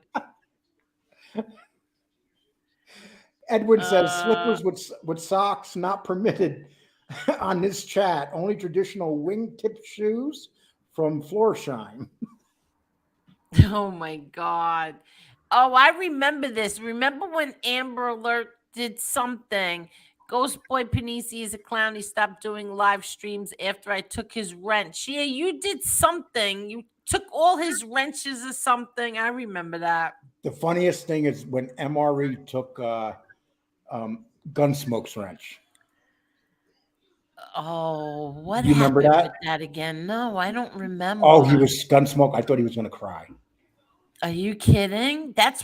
Is that what started all of this? No, I but that- remember that because story was funny though. no, because Calandra defended Gravano when it came to Alan Kaiser, and then MRE went crazy after Calandra, and then the next thing I know, all hell broke loose between FBS, Gunsmoke, and MRE and Calandra.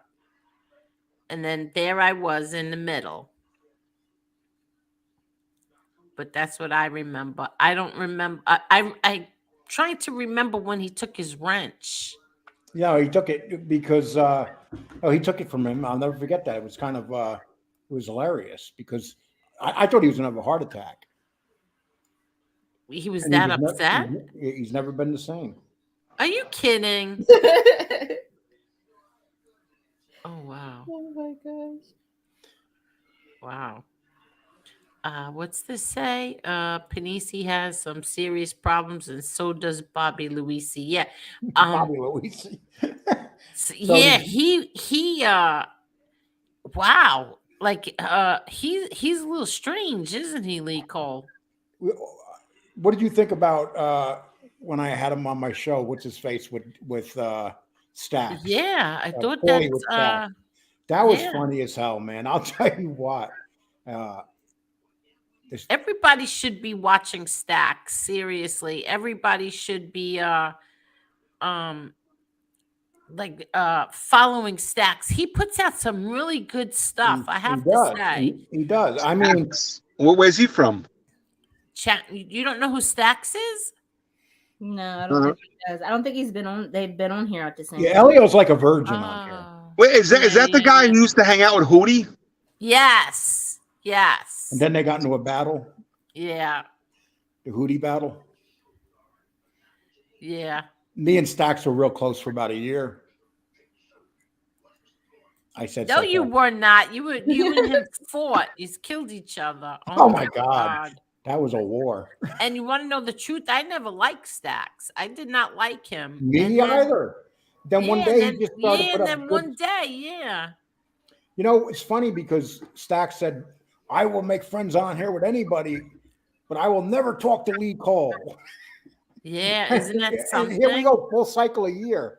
But you know, Yeah. there's been some stuff done on here between people, and you know, I regret what I've done, what I did to him, and I apologized to him, and he apologized to me. Yeah, see, it's that easy. Seriously, I don't even know what. I'm trying to remember. I think Stacks. Like in the beginning, I didn't like him. Then I liked him. Then I didn't like him, and then we started messaging about something I can't even remember. But then from that point on, I started liking him. I thought he was very nice. He was very nice to me. Did you hear the rumor? Well, did you know Hootie's on the rise, Angel? Oh my God. How does he say that? Boy! How does he do that, Angel? Boy! I don't even know. I don't ever watch Hootie. These characters are very funny. I mean, Oh well, you know who Hootie was, right, Elio? yeah, I've seen the show. Yeah, Okay, and you know that he ran with the Genovese family. I don't know. I Yeah, mean, he literally ran with them in the street. Oh, look at this. Agnostic says if Kane Shades wants, I could come on his show and expose Panisi, and everyone is invited to fact check Yeah, but the anything way I you write say. that exposed Yes, Panisi, yeah, agnostic. yeah, but agnostic. The way you got that exposed Panisi right there, that kind of you got to rewrite that a little bit. Why? They don't get it. Okay, I got it. I know. Italian Stalin says what John Gotti did for the mob was to prove to the world that real gangsters keep their mouths shut, and I repeat, real gangsters. Well, I don't know. I'm sorry, I can't get over that JC. It's making me laugh. Can you imagine that guy talking to his like California liberal 55-year-old therapist female and explaining that his midlife crisis is hanging out with Gene Borello? I mean, I just can't believe the insanity on this YouTube channels. Stick around, I it can't get gets over it. good. Oh, he's really Agnostic good friends with says, John A. too. I mean, Finn Oh, Freak is he says, really? Yeah, Oh man. yeah, yeah. Finn Freak says only scars shows remorse. Kenneth says Senior did time for his echo. What's an echo? Well, his friends ratted and used him to get out. What's echo mean? Parasite Slay says Calandra is full of shit. Boy, Fake somebody's way tears. You behind. We were think that talking was about fake tears? I thought that was pretty real. I thought that first time I ever saw him was on your show, Lee Cole, in the yes, very beginning. Was that your very first interview? yes. You remember what happened with that whole thing, right? Yeah, I In the remember. following day, I was going to do the Alan Kaiser show, and he said to me, "Lee, can you do me a favor and not do that show?" And I told him that I was going to do the show. The next thing I know, he's on his show attacking me in the name of Sammy Gavano. That's how Oh, that that's happened. right. That was That's almost too. right. And at that time, That's I had no right. idea about Sammy Gavano, or I mean, I knew who he was, but I didn't think that he'd be worried about me doing a video on Alan Kaiser. It really bothered him. Now, Alan Kaiser thing really gets underneath Sammy's skin because there's something that he can never change, even Because though he he's tried. a 16-year-old innocent boy Yeah, yeah, exactly. who Oh, definitely had no drugs in his system, who was shot from behind, not the front, like he yep, lies and claims. yep, exactly. See No Evil says JC Gargon. Angel, you got to read this. I'm not going to read it. I can't. Okay, geez, Marla, JC. my hand is numb. You can click on some. Wow. Angel. Okay, Marla, read this in a sexy voice. Where are we at? JC. I don't even know. No, Marla saying this in a sexy voice.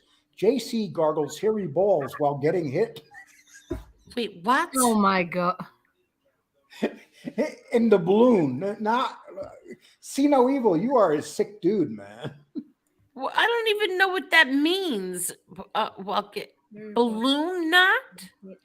Oh, I think I get it. Oh, okay. Got it. Yeah, but I don't think any guys in California have hairy balls anymore. Oh my god. There's no hair in the armpits. There's no hair Oh, in the here chest. comes the degeneracy. Okay. Oh, that's gonna piss somebody off. Here comes the degenerate talk. Angel, it's the people in the chat writing it, okay? Oh, that's It has true. nothing to do with us. We're just, That's you know, true. you got to show them the respect. If they're degenerates, you got to respect that they're degenerates. People Yes, are talking that's to each true. other. You want me to put that up? What happened? They were talking to each other. Who's So, you know, you playing can't the say it. drums? That's me. I'm sorry. I was saying people are talking to each other. Do you want me to include that? No, Do I hear someone talking, Angel? not here. Yeah, I just heard someone talking. Oh, that was Marla. Yeah, Marla's talking. Marla, that was a bad joke. I Oh got my it as well. I got that one as well. You know, Uh, it was funny. Did you see the fight the other day when Masvidal? You know, you said that he writes you every once in a while, the UFC fighter Angel. yes, Okay, yes. so they were making fun of Masvidal because at the end of the fight, well, he's telling everybody, he's saying, "Let's go, Brandon," and he's in the ring and he's telling Trump how great he is. But Yeah. he had hair all over his chest, and everybody was making fun of him because he had a hairy chest, and all those guys are bald. So what? Why make fun of him? Because they're like, look at him, you know what? And I'm thinking to myself, there was a time where if a guy shaved his body, it'd be like weird. Yeah. Yeah, But we exactly. go in reverse cycle now, Yeah, you exactly. know. My son doesn't shave his arms, legs, or whatever.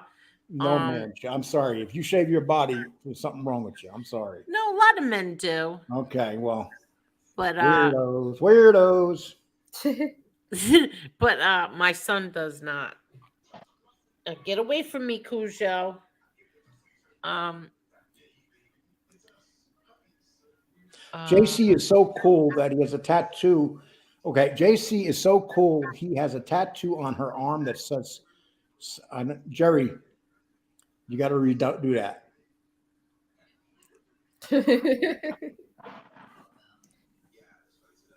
uh, let me see.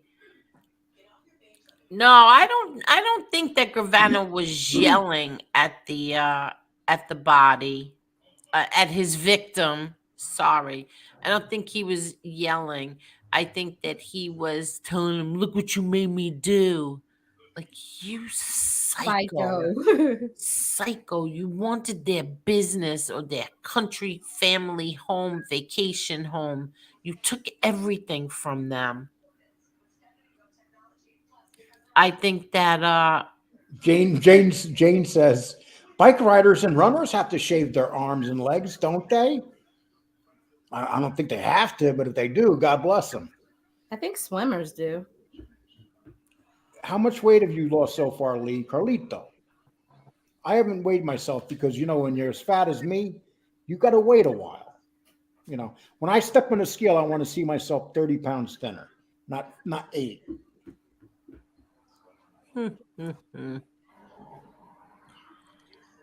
uh what's this? How come bosses back in the 80s got charged for what their underlings did, but nowadays the boss tells and gets Yeah, out of the that's charges? Exactly. Arolata. Perfect. That's Sean. Perfect. Yeah. Or Oh, Messina. sexy Jack says this. Lee Cole, I get a Brazilian wax every summer. Hello there, sexy Jack.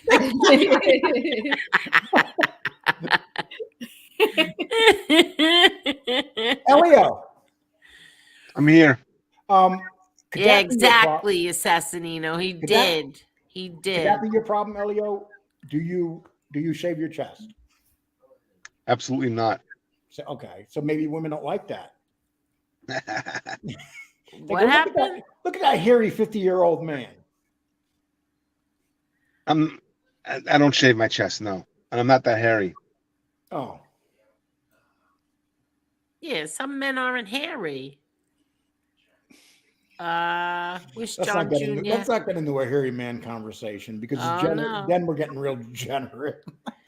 Oh my Why? Wish Jr. had a podcast, but he don't have immunity like the other guys. Well, your wish might come true. You never know. You never know. But one thing he will not be doing is sitting on YouTube. Uh, Agnostics, actually, fighters shave because they shave their bodies because they when they wrestle they want to be able to slip out of they want to be able to slip out easier. That's why you see all these fighters have no hair in their body at all. I'm surprised Joe Messino doesn't have a podcast. But he's a well, very sick man. I was only joking. Yeah, no, he's not doing well. And now, how do you know that? Angel, I know. How do you know that he's a very sick man? I know things, Angel. Okay. Okay, he's a sick Got to be man. over 80 years old. Yeah, Angel. When he got out of prison, he had like 100 things wrong with him.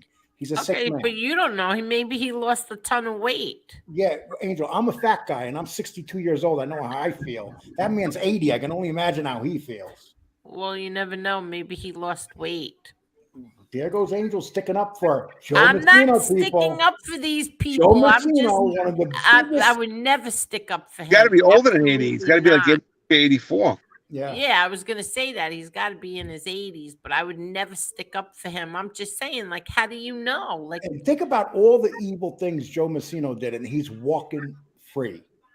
yeah, 100%. Like Joe all the Messino rest made of them. Joe Messino made John Gotti look like a choir boy, and he's walking free. Think about that. Well, now who said that John Gotti was not a choir boy? Oh my God. There we have it, the final piece of the puzzle.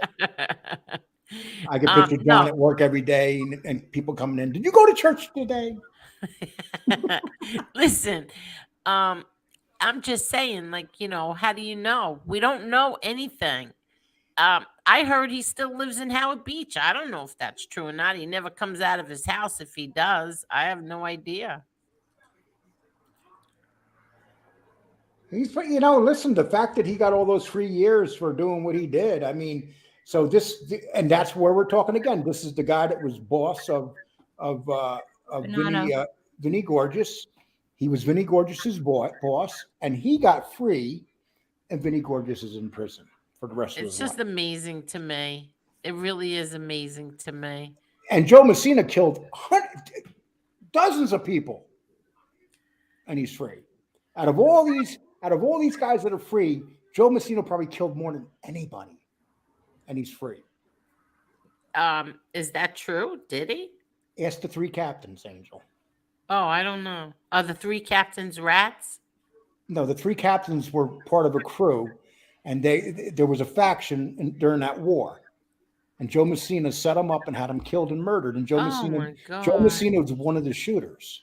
So yes, the three captains. I just don't know if he killed more than Gravano. Oh yeah, of course he did. Says who? Oh my God, Angel! Do you know anything about Joe Messina, Angel? No, I don't know anything. I Read don't up know on him, any of this please. crap. I know, I you have don't- zero interest in any of this. Seriously, I really don't. I know his family. I met him a few times. He seemed nice. That's all I know. And Jerry, that's bullshit. Someone just said Joe Messina killed more people than Danny Trio. Get the hell Oh out my of here. goodness. It's funny. People put that up like it bothers me. I laugh at that shit. You kidding me? Yeah, I think Gravano was so reckless because he knew one day he would cooperate. Well, they all are like that now, Angel. They're all like that. They all know that they can cooperate sooner or later. Wow. Well, now we got men talking about Bruce City. I trimmed out my underarm here too. I find it lower bad sense from sweat. Less here for bacteria to cling to. Oh my I God. man groove other areas as well, like mowing the lawn. Oh my God. Agnostic says, Lee, yes, Mikey Scar's video is totally incorrect. I can explain it. Would you like to come on right now, Agnostic, and Yeah, explain agnostic. it? I seen what was written. I seen what he talked about, what he put up about Mikey Scars and who he testified against was not incorrect. That was very accurate. So I don't even know how. I don't know how you're going to tell me it's incorrect, but I didn't see anything incorrect about it, my man. Gray's End. Lee, you trim your nose hairs? Okay. You see, Angel, we got a demented people here. We start talking about shaving your bodies. Everybody's I can't. I need another Polar. Yes, I have mine right here, my Polar Seltzer. I'm confused, Parasite Slayer says. Righty has 50,000 in the bank and can pay rent a year up front, but no one will rent to him, but he doesn't have the cash to get his car out of the impound. Can anyone explain how that works? I don't. This is Parasite, news to me. I didn't know anything about this. Parasite, you just said it. You just said it. You know, what you hear on here on the internet is not, I mean, in this genre, doesn't make it true just because someone says it. And yeah, if he had 50,000 in the bank, how his car? Why is his car in the impound? I guess that's his business. Yes, it's his business. What's this? Nice, Angel. I just sold my 50% interest in an Oregon weed farm to a Canadian conglomerate. You said that, Really? Angel, you said that word. I thought you were going to get caught up on that one. What word? Conglomerate. Oh no, that's not hard. The Oregon one was. You almost said oregano. Yeah. McGregor punched an old man in the face because he wouldn't take a shot of the whiskey in the bar, caught on security cameras. Well, that's not very nice. Yeah, actually, it was very nice for that old man. What? Hey, Because Angel. he paid that old man off. So that old man had to take a shot probably for $100,000. Oh my goodness. What's Hey, up, Angel. Elio? Yes. I'm getting on the highway, so if I lose you because I'm going from Wi-Fi to 5G, I'll log back on in 15, 20 minutes. I might lose Okay. you. Maybe not. Right. Well, would you like to say anything before we lose you? Just I had a great time tonight, but but maybe not. Maybe you won't lose me because I'm on the North Shore of Long Island, and it seems to be better over here. I know the road Okay. where I lose you on usually. I don't understand you guys with your cell phones having so much trouble. Well, I don't know. There is an area, like even going to my brother John's house, there's this stretch, and you always lose everybody on there. I don't know what it is about that road. See, bye bye, Elio. Angel, We I lost live them. in Texas where each town is 40 miles apart, and it seems like my phone works better than the people in New York. Yeah. Really? Says, I don't says have any who? problem. I have AT&T. I never have any problem in New York. Oh, Agnostic wants the link. Oh, Ah. this should be interesting. Let's have Agnostic come on. When's the last time he's been up? It's been a long time. Yes, Agnostic was on, and someone passed a comment about a joke that he told, which was in bad taste. Oh, But then Agnostic got all up insulted that he felt that I insulted him, which I didn't mean to insult him. But I'm looking forward to this conversation right now. Angel never seen Angel never seen bad side of your dad, friends, or brother, just the rats. Yeah, right, Kenneth? that's true. What's this? They should legalize mescaline. It will cut down on fentanyl. Oh, yeah, but then what? Wait, what? Isn't mescaline? I have an idea. How about if nobody does any type of drugs? Yeah, but isn't mescaline acid?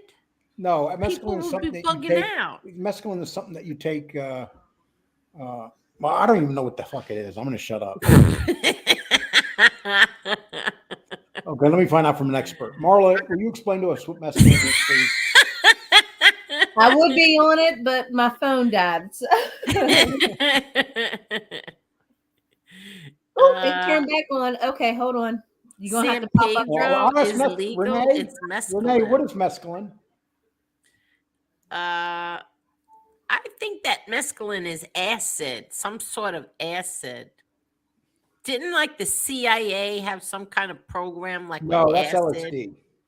Oh, that's LSD. Yeah. Well, isn't Yeah, LSD? now, I think I've taken mescaline before, but I just can't. I'm pretty sure I did in the 80s. Isn't LSD the same thing? Isn't it all acid? Oop. I don't know if it's all acid. Well, acid's kind of different, but I mean, if you smoke dust in a joint, I mean, it's a trip that you'll never forget. Oh no, I would never do that. I'll never forget Angel, sometimes standing. you don't know.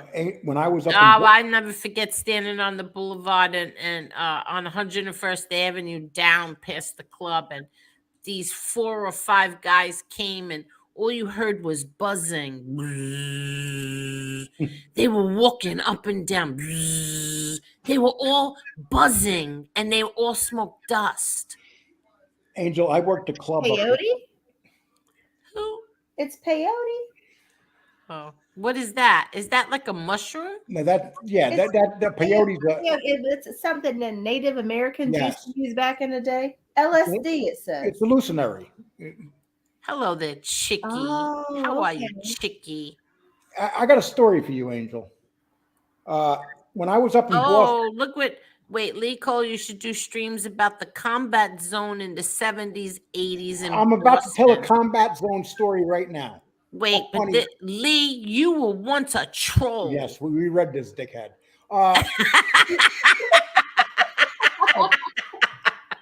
so, Angel, actually, he wants a combat zone. I worked in a place in the combat zone. It was called the Boston Bunnies. And they had this black guy that was about 6'5", big muscular guy, and he was a bouncer at the front door. And me and him used to smoke weed together. And then one day he takes me to back and we're smoking weed, and he goes, "Lee, I got to tell you something." I go, "What?" He goes, "I just want to let you know that that's laced. That's laced. The joint's laced, and this is after we're done smoking it." And I'm looking at him, going, "What? What?" I went into the bathroom. And went inside, and I sat on the toilet. Angel, I cannot begin to tell you. The wall was moving. Literally, and everybody was looking at me. Where's Lee? Where's Lee? Lee was on the toilet. I was zoning out, and that's the first time because when you don't know it's coming and someone tells you it, and this guy used to smoke this every night. I said, "Dude, you work the combat zone and you're on dust all night?" But wait, what did you sat on the toilet? I mean, with your clothes on, right? You sat on the I toilet. closed the door. I knew it was going to be a bad trip. So, Why'd you know that? because Angel, it's the streets, 1980, about dust, and so I just knew it was going to be a bad trip. And then how long were you in there for? 2 hours. Oh, 2 hours in the bathroom stall? And what were you doing? The door of the stall in front of me was melting. Oh my What? It was God. melting. Oh my And when people God. came in to use the bathroom and I would hear their voices, I could almost see their voices.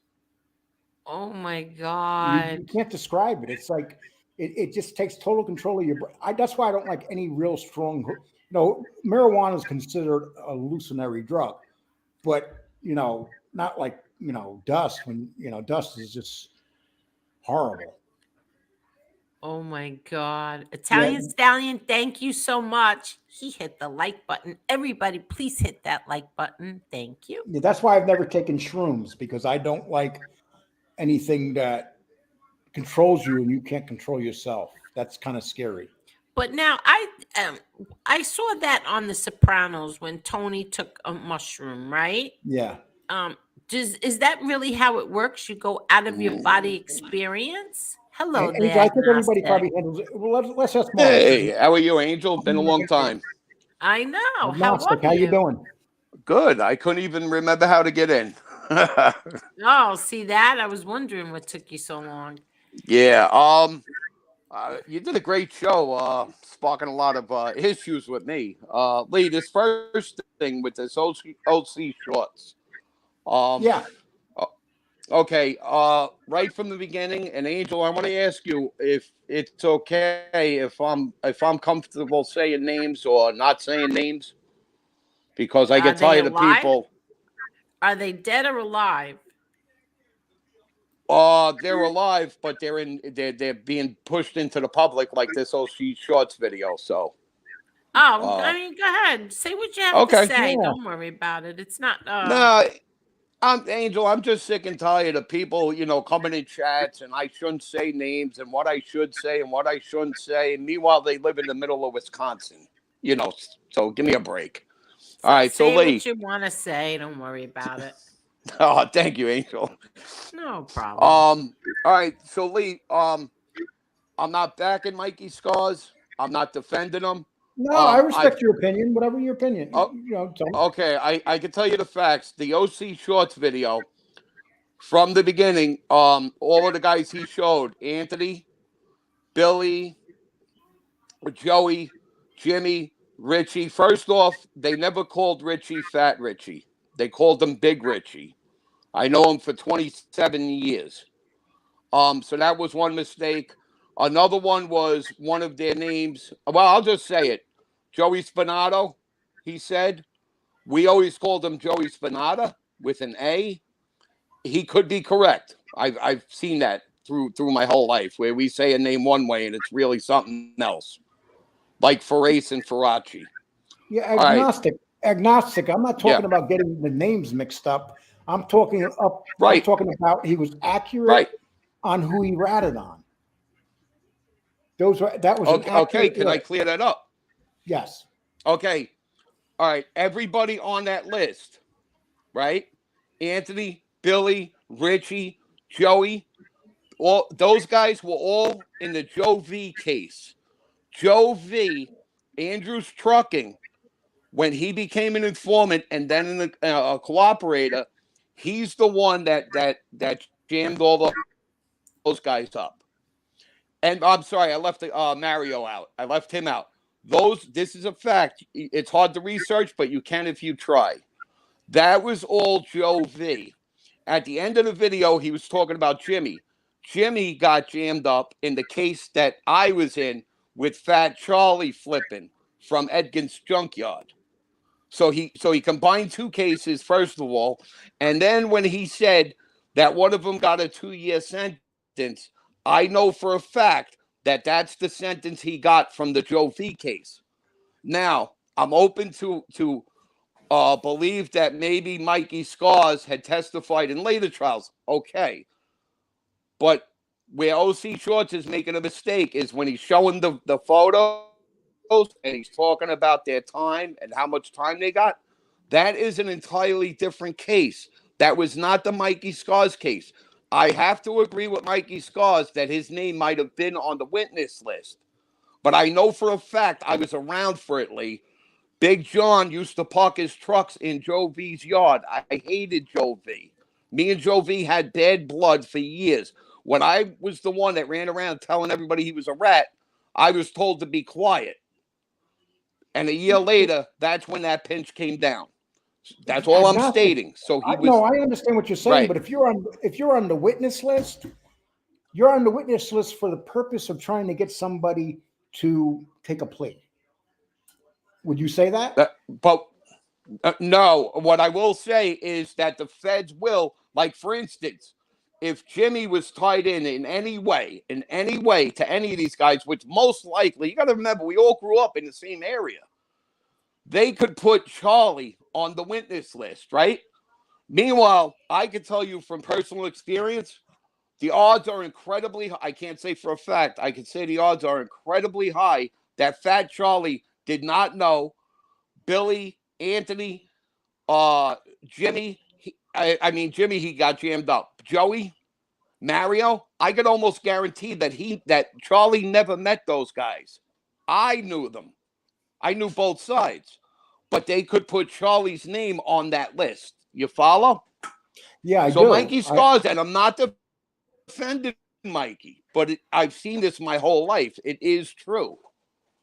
They can put somebody's name. So when you look at it, you go, holy shit, I got 10 witnesses against me. Right? But meanwhile, you look at somebody might look at and say, Charlie, I'll say his name. He ratted. I don't give a shit.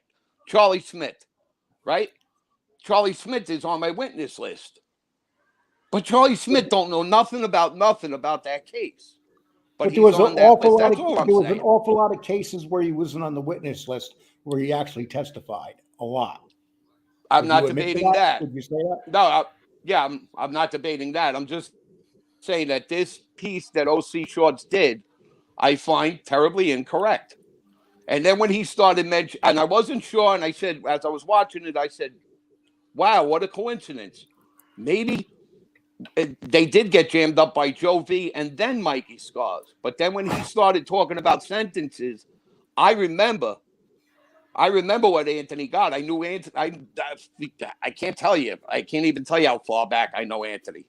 But I know that was his sentence in that case. That's what I'm saying. So that's why. I understand what you're saying, but let me ask you a question. Don't you think that Mikey Scars would have been better off not even doing a show about that? I'm not sure. Be honest with you. I'm not sure because he's sitting there and you're watching a show and the guy flipped, Mikey ratted, Mikey put people in prison. And from what I understand, because I wasn't part of the John Jr. case, I was never in court. I had nothing to do with it. Right. So I can't tell you the specifics. Angel probably could. Well, I can tell you the specifics of. I can tell you the specifics. I can tell you of specifics of people that died in prison because of Mikey Scars. And again, I won't debate it. The only thing I'm debating is I understand what you're saying, but I have to look at it this way. Mikey Scars, I think Mikey Scars made a mistake when he did that show because for the simple fact that most people were looking at Mikey Scars like he didn't want to be involved with any of this stuff. And all of a sudden, he kind of came out and was kind of defending himself.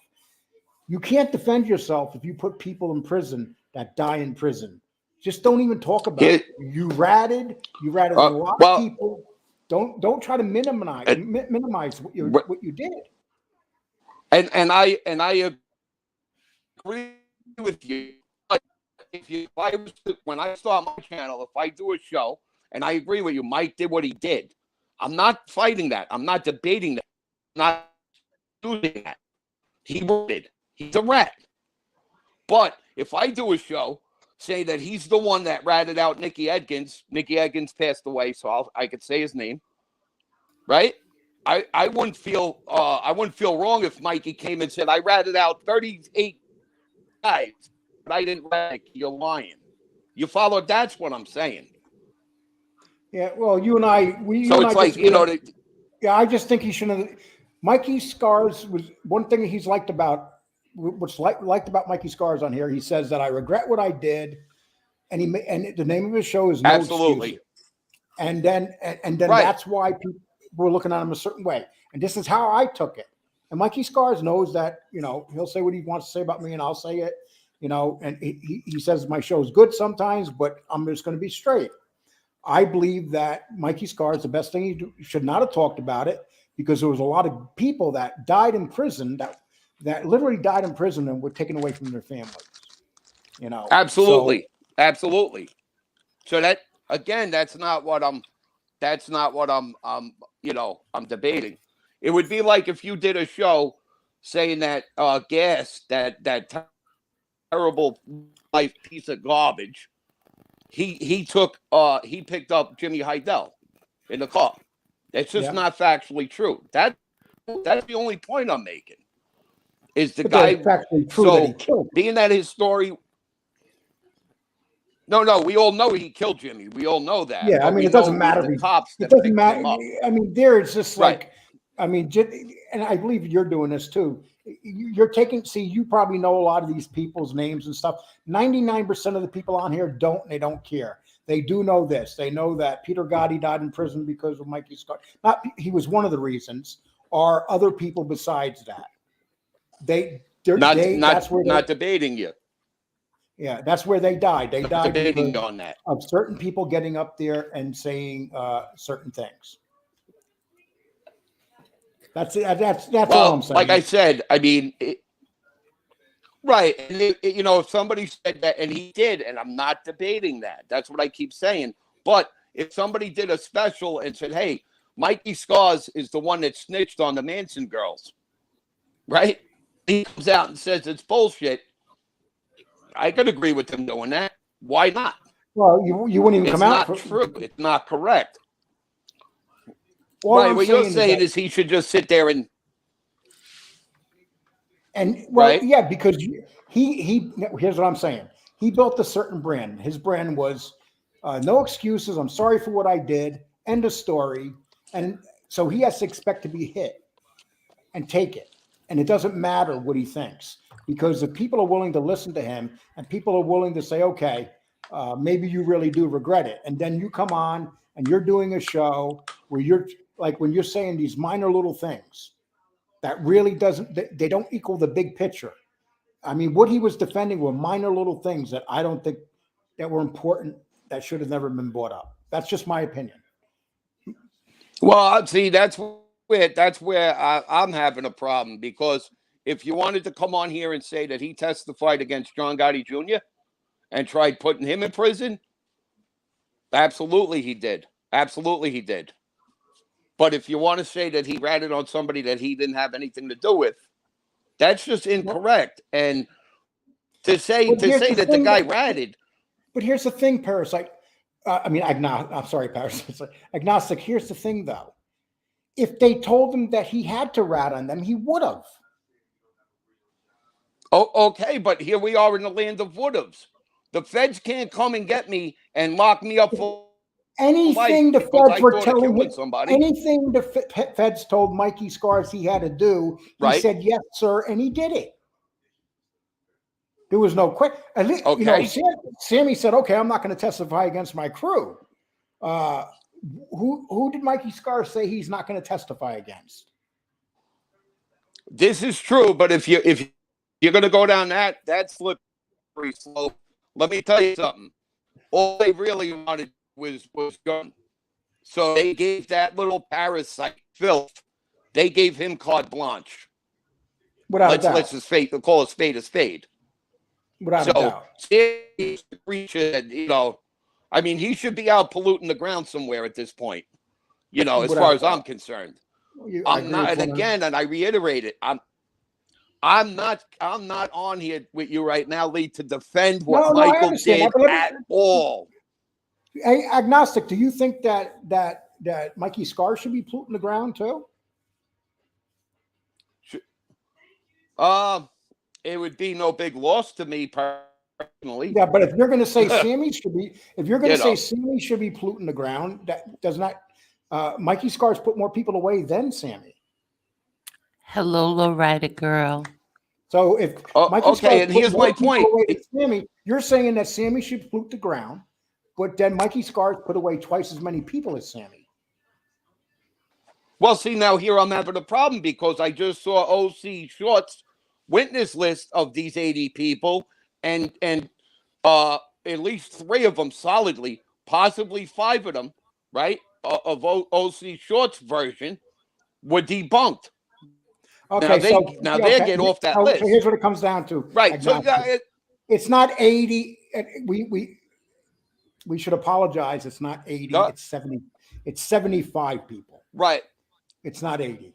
Right. That's cute, but you're missing my point. Is, you know, the old song, I shot the sheriff, but I didn't shoot the deputy. Let's call a spade, because that's how a lot of this shit happens on YouTube. People are just not telling the truth.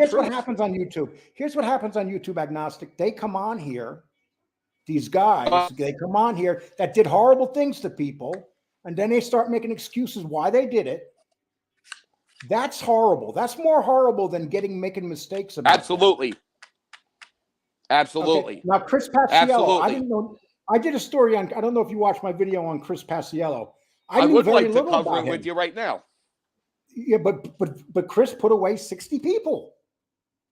Yes, or he was did. on the. I mean, he was as bad. So he should be polluting the ground too. I mean, if we're going to say, and not believe me, I despise Sammy. Right. I don't. He's just sleazy. But you know, if you're going to say that Sammy should be polluting the ground, we're talking about Chris Paciello and Mikey Scars, who did a lot more damage than him. I can tell you something, Lee. I thought Benja should have been polluting the grounds way before he flipped. I'm just being honest. Me and Benja, we did business, but I never really liked him. Yeah, you hear that a lot. Yeah, and to clear up a lot of this Jimmy stuff, Angel, it's a fact that Jimmy, there's a lot of things about that case that people don't talk about or don't even know about. Jimmy was laughing about it. I heard he was laughing in the car, but Jimmy, for a fact that I could tell you, was laughing about it 2 days later. All right, that's one issue. So Yeah. Jimmy's full of shit when he's talking about how he felt bad.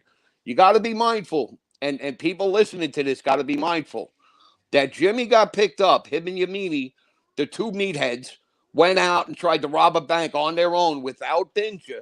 Because if you ever listen to Jimmy, nobody catches this. He was Binger's puppy. That's a fact. I'm telling the facts. Every time you hear him tell a story, the Staten Island bank job, I remember when they did it. That was Who's Binger. Where was? Binja? Who's Oh, I'm Binja? sorry. I'm sorry, Chris Paciello.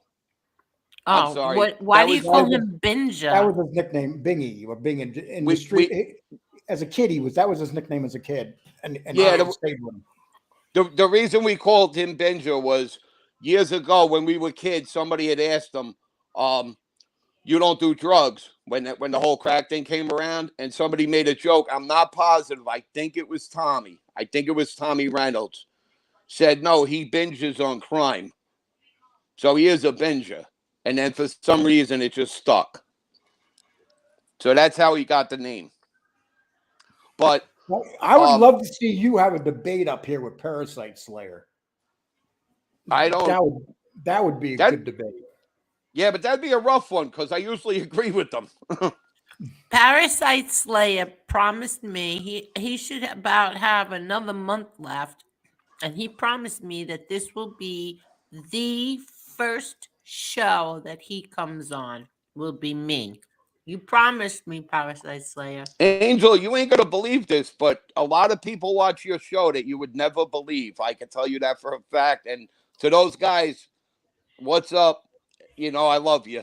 But yeah, Hello. a lot of people watch your show, Angel, that you would find hard to believe. Number one, and number two, there are a couple of us, not many, but there are a couple of us that like you.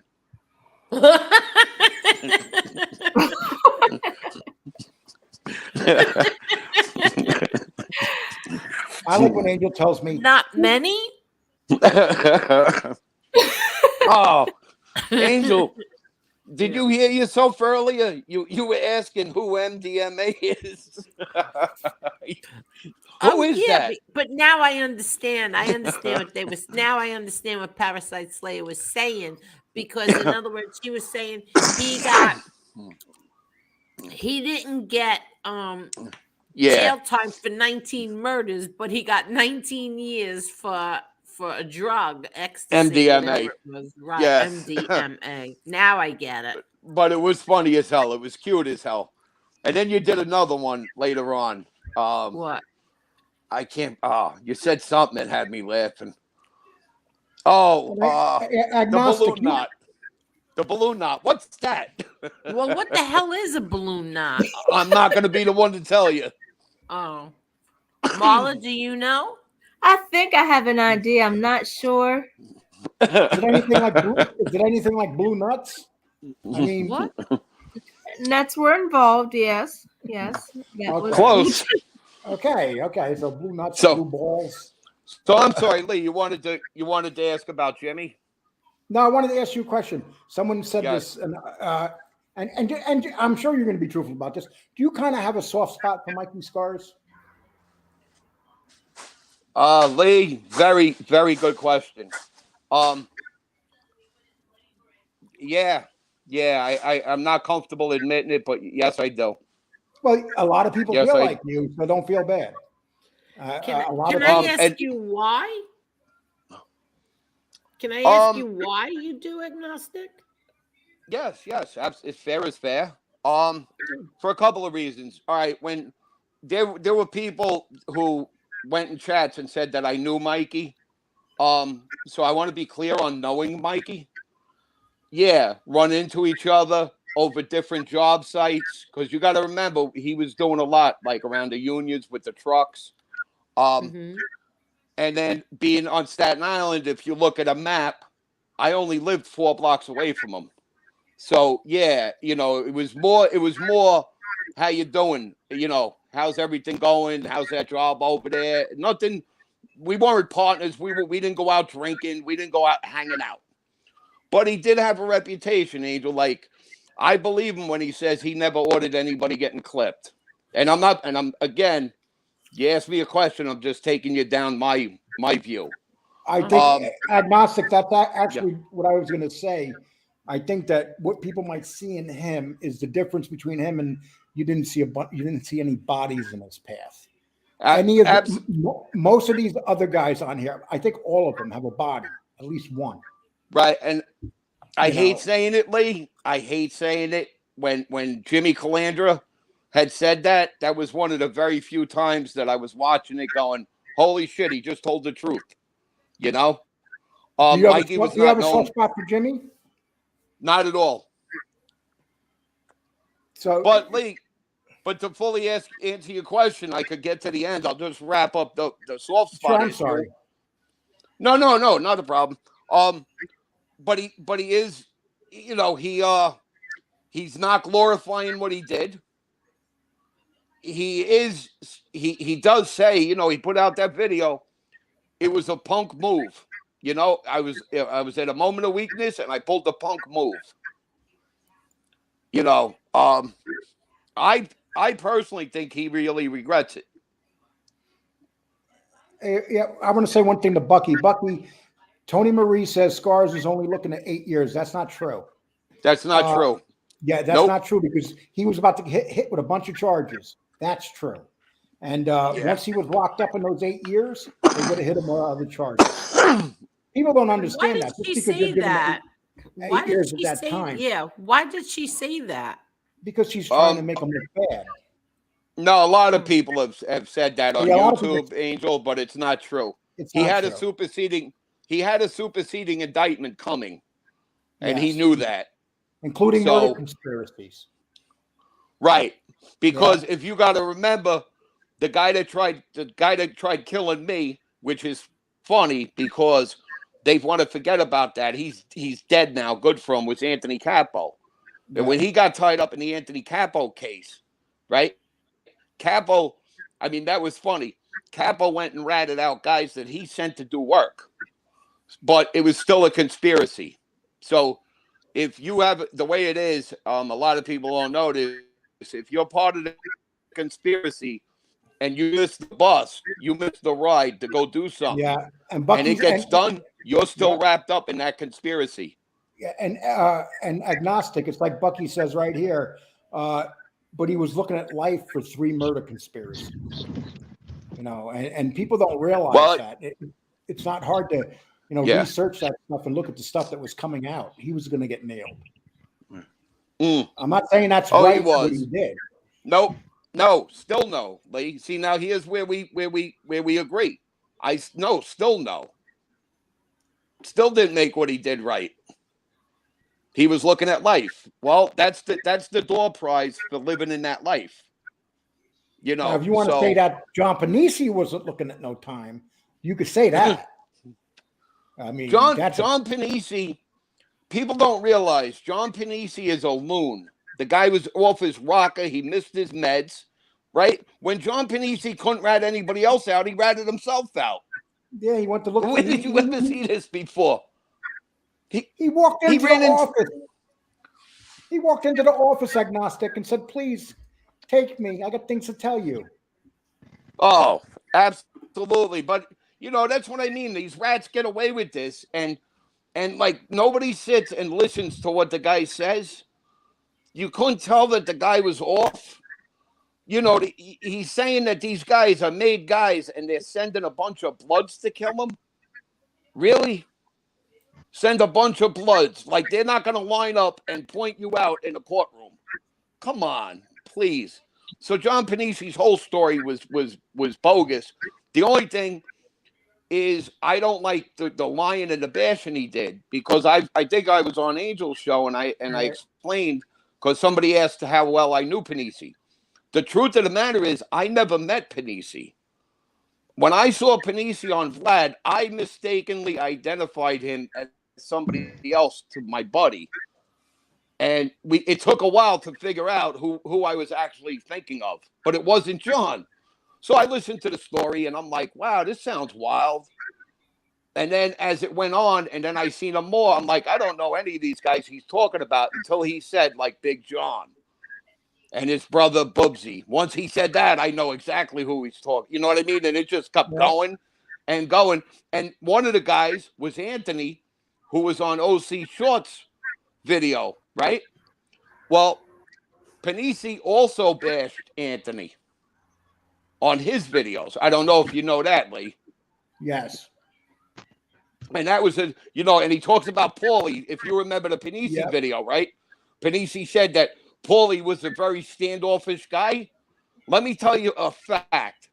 Paulie was the kind of guy that if you run into him on the street, he puts a smile on your face. He'd walk right up, shake your hand, very friendly, funny. So when I heard that, I was like, no, John, maybe he didn't like you because he knew you were a nut. Yeah. Hey, I want to ask you. So, can I interrupt for a second? Who's Yes, 1 minute. Carlito Brigante, thank you so much. Lee, how much weight have you lost so far? Oh, I answered this one before. I haven't weighed myself yet, but I know I'm doing really good. I could just tell by the way I feel. Angel, Thank you Lee, so much. Yes. and Angel and Carlito could help answer that. Well, agnostic, I want to ask you. Lee, hold on, Lee. Lee, This is a big Lee question, dropped though, 20 pounds. agnostic. What? Huh? This is a big question I got to ask you, dude. This is like. All right, answer mine first, Lee. Is it true that you dropped 20 pounds from your belly to your ass? Yes. All right. Now I'll answer. Go ahead. Okay. How well known? Okay, you're from the Staten Island area, right? And stuff like that. Yes. Well, from Manhattan originally, I told the story, but yeah, Staten Island most of my life. How well known was JC in your neighborhood? Well, I'm not comfortable talking on this show about JC. I'll be breaking my own rules. Lee, I knew you were going to jam me up and you were going to cause me nothing but problems because now you guys are laughing and this is very serious. You're putting me in danger, because all right, here you go. You laugh again. You think it's funny, but if JC hears me say, all right, you guys ain't going to stop. If JC hears me say his name, number one, I could be put on the hit list. Okay. Oh my God, with that sniper on his buildings. Yes, and yeah, you can laugh. Listen, I got holes in my house. All right. You let me go. All right. And I didn't want to say this, Lee, because Angel's here. I wish it was on your show because then I could tell the truth. No, I'll just let it out and let the truth be told. And Angel, and I'm sorry if I'm going to ruin your night, but I have to do it. It's only right. All right, Lee.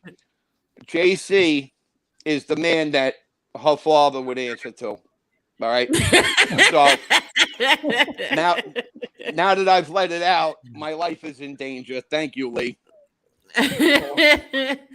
Elio, Jerry wants to know, do you shave your nose hairs?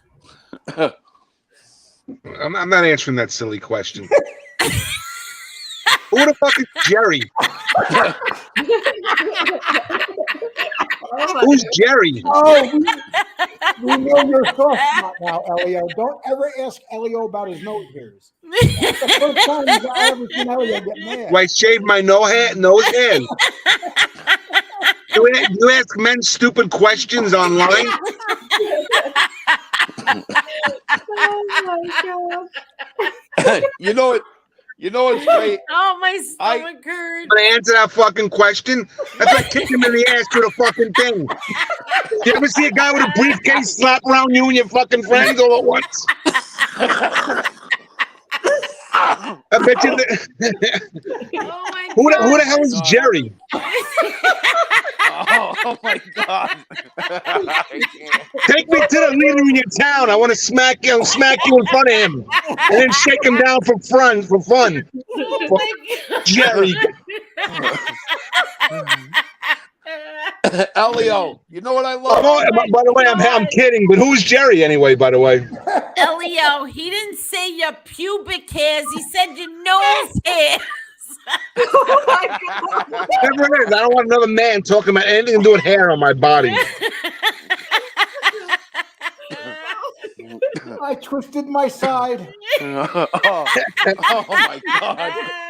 Who is Jerry? Is he another Oh podcaster? my God, no! He's just some troll, probably under a fake account. No, it's My JC's fake stomach account. hurts. My stomach So, hurts. Elio, I guess you're not going to answer the other question about your chest hair. What's the other question?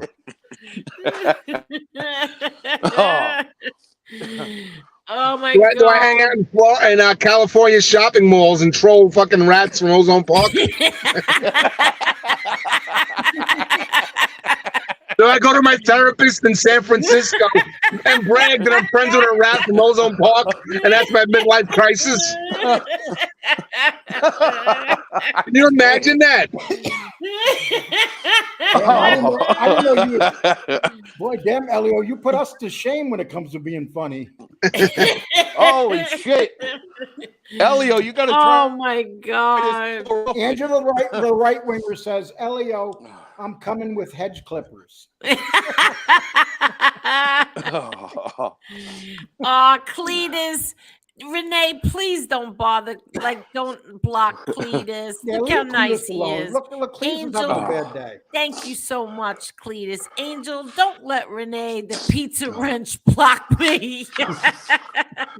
No, there's a little. Please don't block him, Renee. Please. But Thank you, Cletus. Lee, That was so nice of you. that was funny as hell. But Lee, you were talking about Oh, Jimmy. And Angel, you were saying that you thought he was sincere, and I that's your opinion. I understand it, but I'm just telling you that it's not. Who? Wait. Jim- Who? What did I say? Jimmy Calandra, when he was No, crying. I felt that. No, the very first time I ever saw Jimmy Calandra was on Lee Cole's show, and he started crying. So you know me. If I see a person crying, I start crying. No. But I actually did think that he was sincere. Now that I said that's the very first time I ever saw him. Over the course of almost 2 years, I have a totally different opinion. Right. Because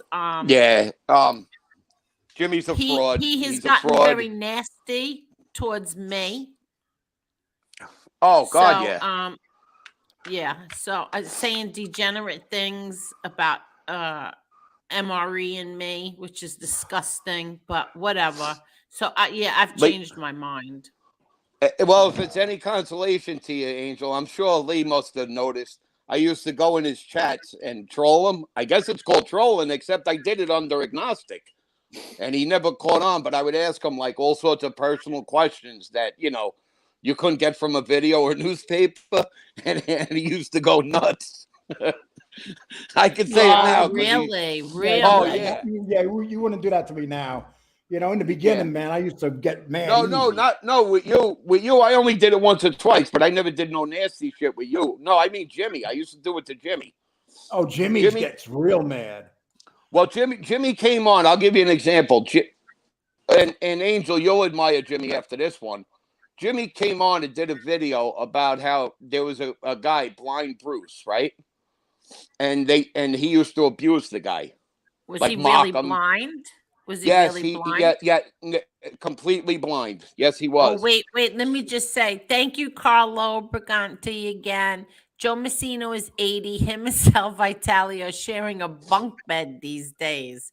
Well, thank you so much, Carlito. Carlito, thank you very much for sending her that money because now she can cut me my check. Thank you. I appreciate it. But go ahead. What were you just talking about? I got to ask you if this is true. With Blind Bruce.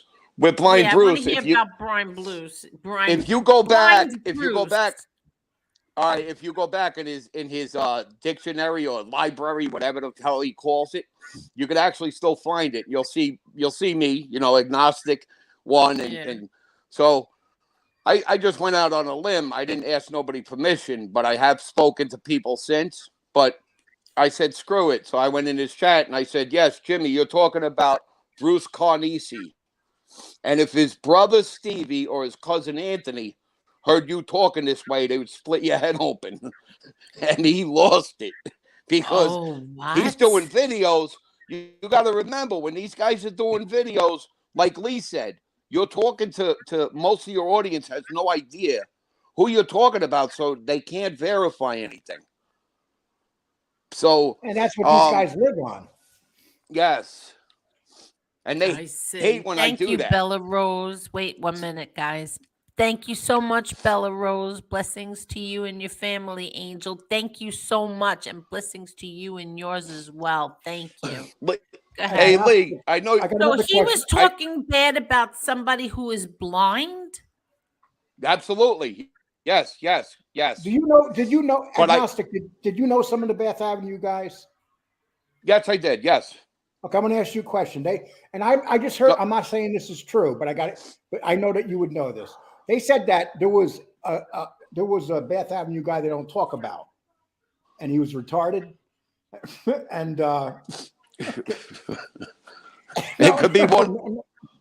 No, there was one that he was handicapped. He was, and that the other Bath Avenue guys used to tell Jimmy he had to hang out with that guy. Is that true? What? Yes. And Yeah. the one you're referring to is Mikey Amini, and I don't mind saying his name because he flipped. But Mikey's another one that I have a soft spot for, because yes, he flipped, but Mikey Amini was mentally retarded. I don't care what anybody And that was says. the one that Jimmy had to hang out with. They made him. Yep. And then you ready for this? And then he went and robbed the bank. He tells the story, but he twisted. When he robbed the bank, he robbed it with Jimmy Amini, and he was trying to circumvent Benja. Because if you listen to all his stories, he always tells you, Who's like Jimmy Yamini? Mikey Amini. Oh, Mikey Yamini. All right, Angel, you ready for this? There were 4 people when that poor woman lost her life. There were 4 people in the car. Okay. So he was the 4th. Let me just say again, thank you so much, Bella Rose. Thank you. You don't have to do that. Thank you so much. Cut it out, Angel. Just keep doing shut it, up, okay? Leo. She doesn't mean it. That's very Bella, nice. She just sent one 2 minutes ago, and here's another one. Thank you. But go ahead. Bella, thank you so much again. Me and Marla. Okay, let's get back. It. So Jimmy had to hang out with the retarded Bath Avenue guy. Oh my God, Yeah. that's not nice to say. Okay, I'm sorry. Mentally handicapped. Yeah, Right. if you don't, Angel, if you don't like that language, man, I'll be more than happy to correct it. But I am not being facetious. I'm not being funny. No, Mikey I know. Mikey Amini used to chew on his tongue. I mean, you talk to him for 2 minutes, and you could tell that he, he was at the train station waiting for the bus. He was a little off. But Wait, but what? Jimmy, Wait, what? Jimmy used to hang out with a guy that ate his tongue. Oh He my used to- God. Mikey Amini used to stand there like when you were talking to him, and half his tongue would be out of his mouth, and he'd be chewing on it like it was a raw. Not being. Can you imagine what the bank thought when my they see God. them two coming in the bank? One guy's eating his tongue, another one's he- dragging he- his leg. Lee, He's a I've told this. He's an I've told this informant story. now? He's an Yes, informant now? he flipped. Oh, really? Everyone in the car flipped except for Tommy. Tommy Oh, was the only wow. one that didn't flip, and he could have reduced his sentence just by Well, the ratting other them guy out. didn't flip either. The guy that was made. Francesi, D. The one Francesi, that just got out of jail or is about to get out of. Fabrizio. Yeah, he didn't. Fabrizio's let me tell you something. That kid's a man's man. But he was the Bath Avenue guy too. Not Cletus, I will unblock you, Not Cletus. yeah. See, that's a hard one, Lee. Not really. Like, I don't even know if he had that silly tattoo. I could be wrong, but I don't believe so. Did Amin have a tattoo? I believe Yamini had one. Did he chew it off? He couldn't reach. Oh my God. So, but on a serious note, Lee, what they Couldn't don't read the talk. number. what they don't talk about in the videos with this clown, right? When they come on and they say, look, he turned his life around. He talks about how he talked, he ratted everybody out for the Shemtov murder because it got to him. Why don't you just be honest and say, I was afraid of going to prison on it, and I ratted to get out of prison on another case? Because the truth of the matter is, Jimmy went away for the 6 years, right? I believe it was 6. That was for the bank robbery that he did with Yamini. And a funny one, me and my brother and a bunch of guys, I've told this story. We were outside a bar. We were on 3rd Avenue. And we're outside the bar. I don't know why. You could smoke inside at the time. I don't remember why we were outside, but we were. And somebody got out of the car and came up and said, hey, did you hear Jimmy got pinched for robbing a bank? So we said, naturally, was Benja with them? And no. So we're just trying to find out. You know the deal. It's a street talk. It's outside a bar. And my brother he looks at his kid was a good kid. And he goes, yeah, what did Jimmy leave a fucking note with his name and number on it? Wait, what? Oh my So God. Bucky says that Mikey Yamin his number was 0. Probably. Oh my God. But like MRE named him all sorts of nicknames that are all good, but his original nickname was Rubberhead. My brother is the true story. My brother's the one that gave it to him. You have a brother? He got killed. But Oh my yeah, God, I'm sorry. Nah, it's it hurts, but it's a while ago. Do you know where Mikey I Yamin regret- is now? Do I know where he is? Wait, Yeah. wait, you regret what? That my son never got to meet him. Oh, I know. My You kids know? too. Yeah. Do I know where Mikey Amini is? I'm not positive, but I heard that he was recently seen. He was fishing in a parking lot. I don't know if he caught anything yet. Oh my God. Hey, listen, agnostic, I don't mean this, but I'm just going to. This guy Jerry here says this guy is full of crap. Then come on. and debunk I dropped anything. the link, Jerry. Come on. Elio, Jerry, come Elio, on. can you take care? Wait, Elio, can you take care of Jerry, please? Who's Jerry? Got no nose hands. I don't know what you're talking about. Look how good you look. The one Elio. that's hiding his name. Yeah. His name Gerardo. Jerry. Oh. Jerry, you want to come Jerry, on? I'll drop You the like link. Ben and Jerry, like that guy from New Hampshire, that hippie from New Hampshire. Well, Jerry is making fun of our guest agnostic. Who What? didn't say hello to Marla? Oh, I didn't. Agnostic. I'm did you sorry, say hello Marla. to Marla? Hey, is this the first time No, you I- showed yourself? Elio? No, Elio What happened? always shows his Is face. this the first time you showed yourself? No. No, I've showed my face a few times. Well, Yeah. you're a good-looking dude. I'm surprised you don't have these women knocking you down. See, look how good Elio looks. He lost Elio. all that weight. I got Elio. a nose hair. Elio, That nose hair I- remark really bothered you.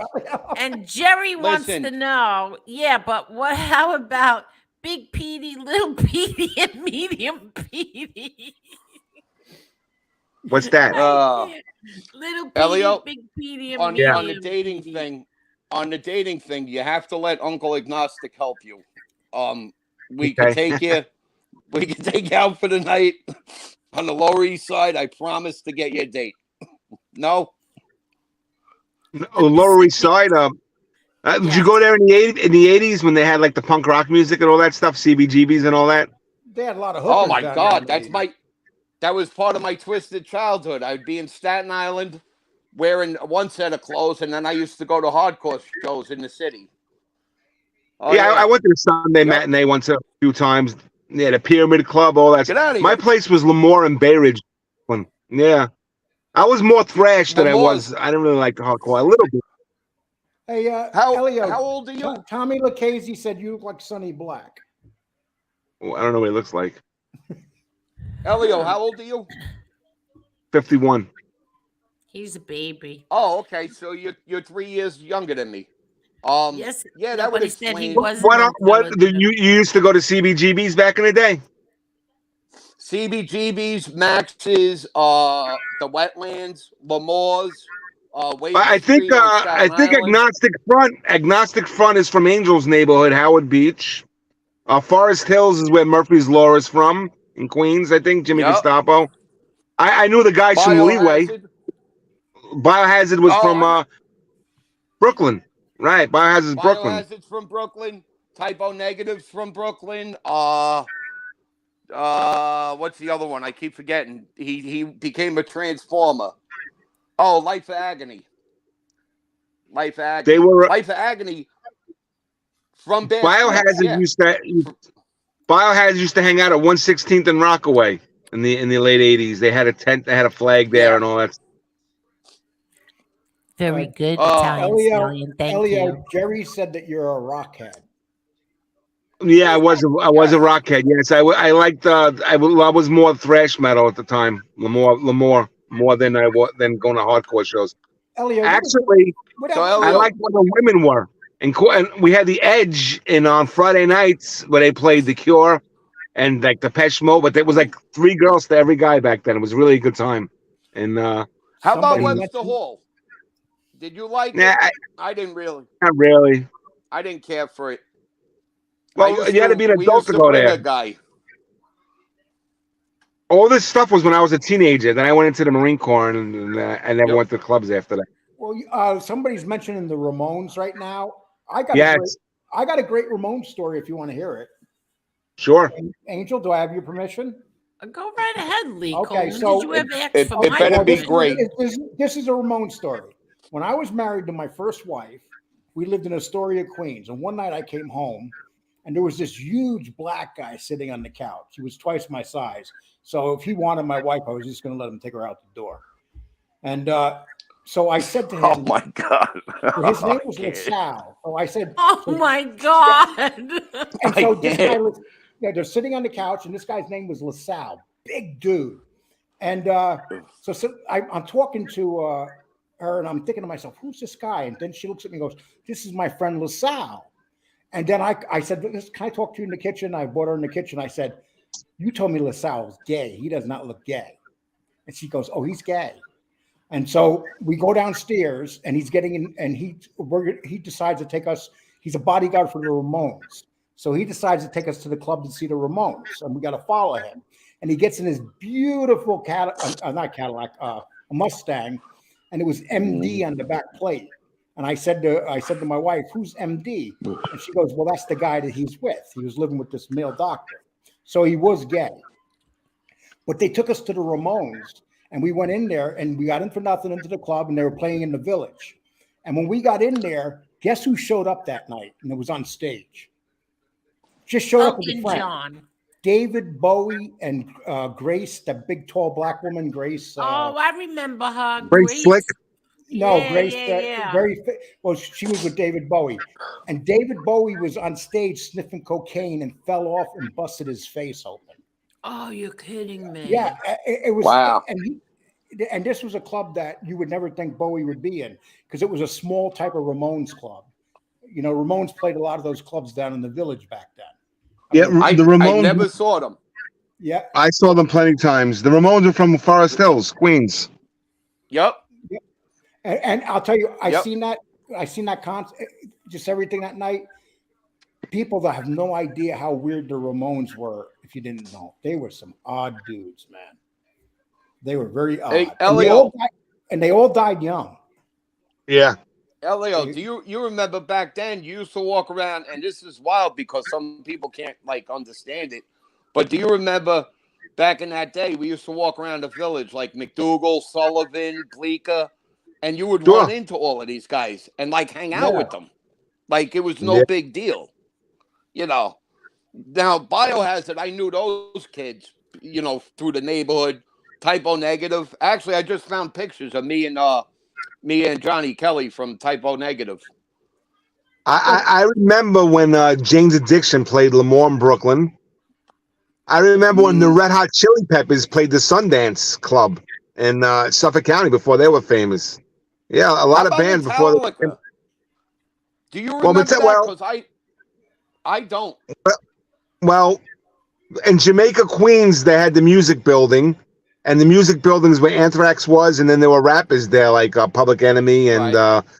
And Metallica. When they came to New York from California, they couldn't afford anything, and they lived in the studio in Jamaica, Queens for a while. Well, you Metallica. I guys, never Oh, met them. okay. well, you guys remember the Palladium, right? And Yes. now I The had Palladium? my first apartment ever was near the Palladium. It was a 5th floor walk up. It was, and I worked right across the street from the Palladium. And that, you want to see a nutty place back in the day, the Palladium Theater. I mean, people don't realize. I seen a concert there one night, and I also seen Tex Cobb fight in there. It was a boxing match right after the concert. Hey, Lee, I had an idea. I could help you out if you want. How's that? I'm looking to start my own channel, right? But I'm gonna offer my services to you. I thought you were what I going to could- do this a while ago. I was. Agnostic. Yeah, what happened? You Angel- and Lee were supposed to hook up. Angel, I'm so bad at this. Listen, my avatar, is it showing up as a P like it is to me right Yeah. now? Yep. Where did my cool ass avatar go? We just put it on 2 days ago. I can't even do that right. Well, you have the letter P there. Right. It should be my avatar. Well, So- it's kind Sometimes that happens. But Lee, Somebody wrote that was.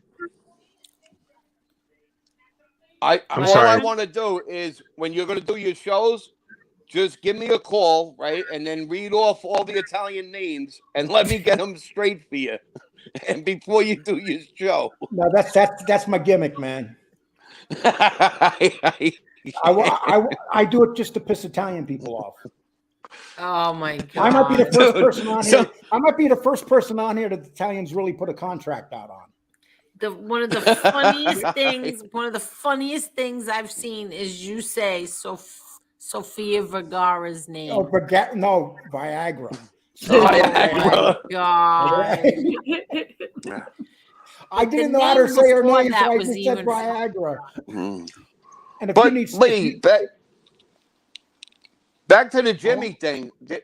There's a lot of things that nobody's covering. Like for instance, when that murder took place, right? On Staten Island, it was weird because the cops came out for like the next day, and they were harassing a lot of us, right? And then all of a sudden, it just disappeared.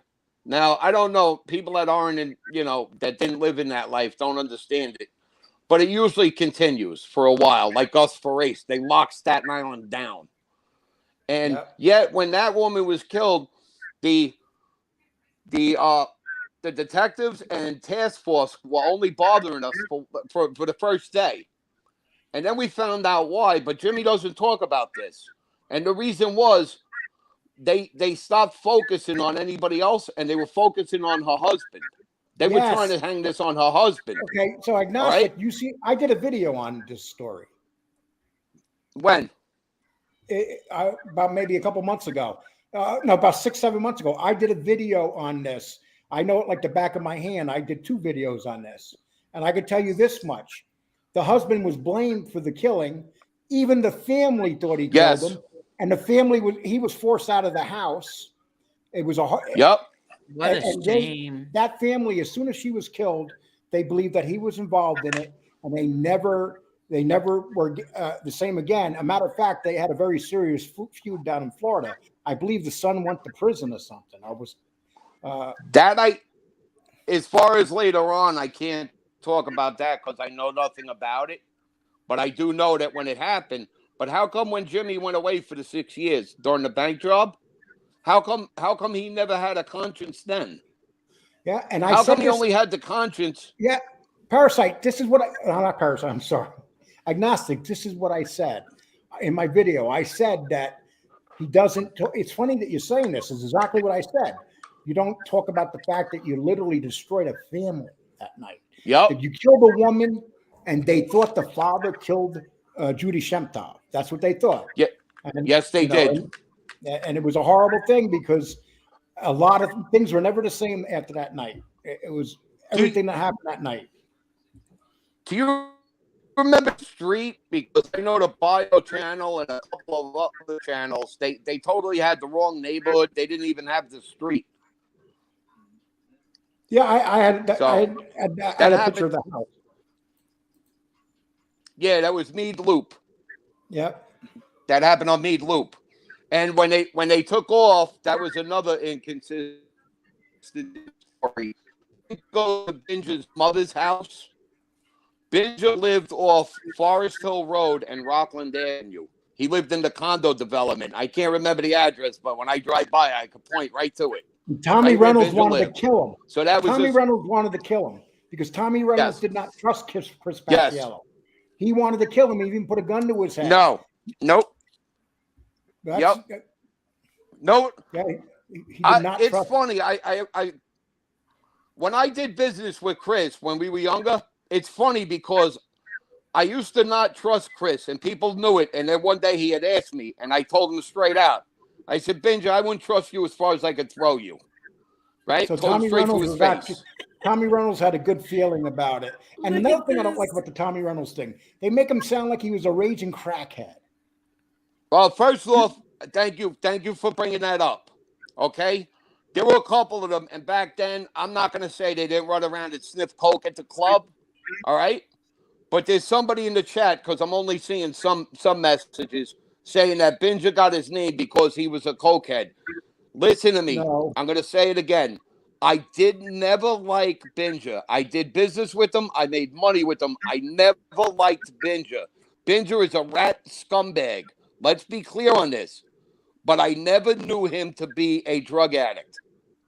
So if you're going to debate it all you want. I'm just telling you my side, what I remember. Jimmy, on the other hand, used to go, but he won't mention this in the video. They used to have to go and find Jimmy and pull him out of the Windjammer Hotel on Emmons Avenue. That's where Jimmy used to go on his crack runs. That's a fact. And the Tommy Reynolds story about him and Tommy's girl, there were a few things that were inconsistent, but for the most part, that's what Jimmy did. The one thing is they were saying that it was the Windjammer that Jimmy took her to. It wasn't. It was the Harbor View off Bay Parkway. So that was just a little insignificant fact that they screwed up. That who messed up? A couple of different podcasts. They just told the story and then they tried to narrow it down, and somebody in the chat put in the Windjammer, and that was incorrect. It was the Harbor View next to the storage place. Hey, do you know who was the first one to come forward on that on the Shemtov murder? Was it This is Calco? tricky. I believe it was Mikey Flattop, who had nothing to do with it, but had But he heard knew about it on the street. Right. So when he flipped, he went and told them, "Listen, don't take me. I got a homicide that you guys have been dying to solve." So he went, and that got the ball rolling. And so you got Paciello. But the whole thing with Paciello, though, he's down in Florida. And when the feds get to him, they don't even realize the stuff that this guy possesses on him. They don't realize who he's been associating with. I mean, no, they hit the jackpot with him. The feds, they hit the jackpot. But I'll tell you one thing, Lee. There were a couple of funny things about that whole situation and me. Not that I had no part of it, but I'm saying personally. I was telling you that I never trusted Benja, right? What we used to do was Benja would come and bring me cars. I'll say it straight out. Statutes long gone. Benja used to bring me cars. And what we used to do was, they were in West Brighton, Staten Island. We used to have them bring them to these garages behind this row of houses and leave the cars. And we would have, back then we only had pages. And we would have a kid follow them out. And when they got near when they got near the lake, because they would go up near Silver Lake. When they got near the lake, the kid would pull over to the payphone and call us, and send a message through. Then we would take the cars. Dude, we didn't live there. We had nothing to do with the place. We just did it so they couldn't come back and steal the cars from us. So when I say I didn't trust Benja, I didn't trust him being a thief, being a backstabbing scum. I didn't Right. think he would flip, but as it turns out, he did flip. And then somebody was telling me that in the book, Mob Over Miami, I think it was, Yep. he talked about how they sold somebody a load of pot and then went and stole it. Right. And I was sitting there listening to this, and I was hysterical. I was like, damn, I was right not to trust that prick. Yeah, he was a clown. Yeah, but you know what he just did? He just bought a house for 6.5 million, and 30 days later sold it for 14 million. Nice. In 30 Nice. days. Imagine that. Nice. And he just did this. Meanwhile, I don't care what anybody tells you. He's the one that set up the Shemtov robbery. Okay? He's the one. It was never Jimmy, and Jimmy blames Tommy. I can tell you exactly how it went down. Benja got Jimmy. Jimmy pulled Yamini and the other one in because Yamini used to run around with Paciello. But the way that went down was it went through Jimmy. So it was Benja and Jimmy. Now, why they're not in prison is beyond me. Yep. Hey, Angel. Yes. You're a mob show tonight. I'm sorry, Angel. No, sorry. actually, Angel's held good numbers for quite a while tonight. Yeah. Have you noticed that, Angel? Yeah, we're on almost 4 hours. And Lee, while we're at it, can I clear up one more? Tommy Sure. Reynolds. The reason that Tommy Reynolds shot that poor woman was because he was all coked up and high on drugs. Total lie. I believe that. He held the gun. He held the gun up to tell her. He told her, get back. They wanted to get her in to do a home invasion. Let's be honest. Yep. And what happened was, when he held the gun up, it went off accidentally. Now, I laugh when people on YouTube want to come and make stupid comments. No, they were smoking crack and it happened this way. Listen, if you do a home invasion, you don't kill the person who's going to open the safe, you idiots. So, no, it didn't happen that way. Let me ask you a question. What do you think? Do you think Jimmy, if, say tomorrow Reynolds got out, do you think Jimmy would say the things he's saying about Reynolds right now? Not at all. Never. Reynolds' No. If he's trying to set him up, he will. Yeah. If he's got the cops hiding behind the bushes, he would challenge them. Yeah, maybe. As long as they promise to pull him off. Because I hear Tommy Reynolds was really good with his hands. Very good. Yeah, that's what I heard. That out of the bunch of them, maybe he was like the best with his hands. Maybe I don't know how Paulie G was, but they said that Reynolds. A weird thing was I never, not in a bad way, just in an actual way. I never clicked with Paulie. Like, if I seen Paulie, it was the handshake, a quick hug and how you doing, and that was it. Like we never hung. It was a weird thing with me and Paulie.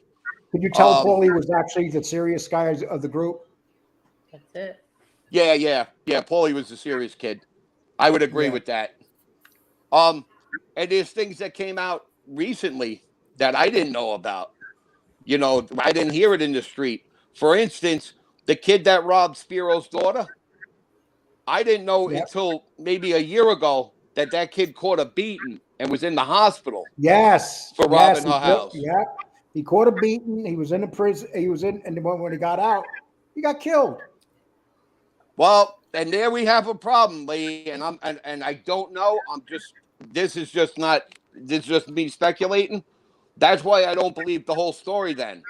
Because I believe that he was ordered to get a beating. I don't believe he was ordered to be killed. Holy shit, Lee, this is twice in one night. We got to write this down. Twice in one night, I agree with you. Well, because I research stuff really heavy now. They say that the Spiro ordered him to get beat. He didn't order him to be killed. Yup, and to be fair, I wasn't there, so, I can't speak to facts, right? But my experience growing up in and around it my whole life would tell me that when he caught that beating, that was his punishment.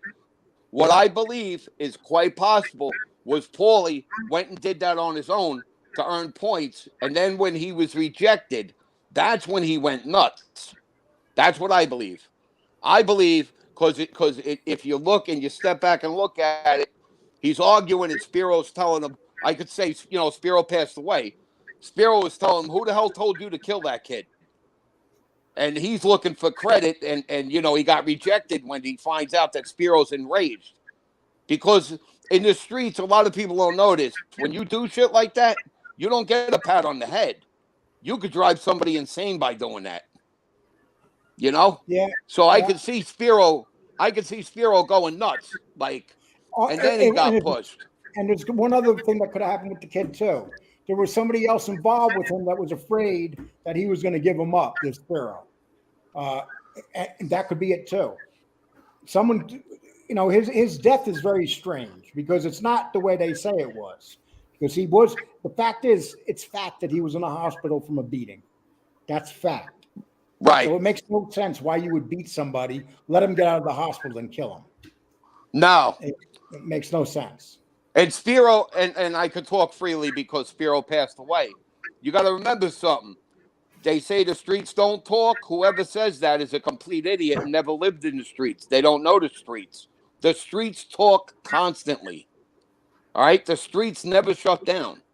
So once that kid caught that beating, Spiro's signature was on it. Right? So think about this. So everybody in the neighborhood knows the reason he's in a cast, the reason his head swelled up like a volleyball is because of what he did to Spiro. Now he goes and gets clipped. What do you think everybody's going to say? Spiro did it. Right? I think that makes sense. So for Spiro to do it, I don't think it happened that way. I think the kid made the move on his own. And instead of being rewarded, which he expected, he was rejected. Do you believe that Paulie G pushed Sparrow? Yes, I do. And only because I heard it from too many people that were like in the neighborhood, so to speak. So I heard it from too many different angles. So, but I hear that Spiro wouldn't kill you that easy. He really. Well, that's my but there's my point. There's my point. They get into an argument, and Paulie pushed them. Now, I always heard the same story. I've heard on YouTube, Paulie cracked them. Paulie did this. The story that I've always heard that maintained the same theme was that he pushed Spiro. He never threw a punch. He never smacked him, right? Because if he smacked him, that would be really bad. In our culture, Lee, I know you're not Italian. He wouldn't even leave that yard or that. He would have never. Yeah. He would have died right on the sidewalk. So yes, I believe he pushed him, and that goes more to what I'm saying against this Jimmy bullshit, because yes, Spiro knew this kid for how long, and he's going to kill him over a push. No, I don't think so. I think Paulie would have been. I think it would have been explained to Paul that that's a bad thing to do in a very harsh way, and don't ever do it again. And when you come out of the hospital, play nice. That I think may have happened, but I don't think Spiro would have done that. Here's another question too. I'm going to ask you one more question. Tommy Karate at that time was in jail. Do you think Paulie gets killed if Tommy's not in the street? If Tommy's in the street, do you think he goes to Spiro and says, "Spare this kid"? Because that was his protege. I mean, Spiro liked Paulie G. He was grooming Paulie G. And so he gets killed when Spiro's. Maybe it was set up because Tommy Karate couldn't defend Paulie G at that time because he was in prison. Again, I can't tell you that I sat and saw the dynamic between Tommy and Paulie because I didn't.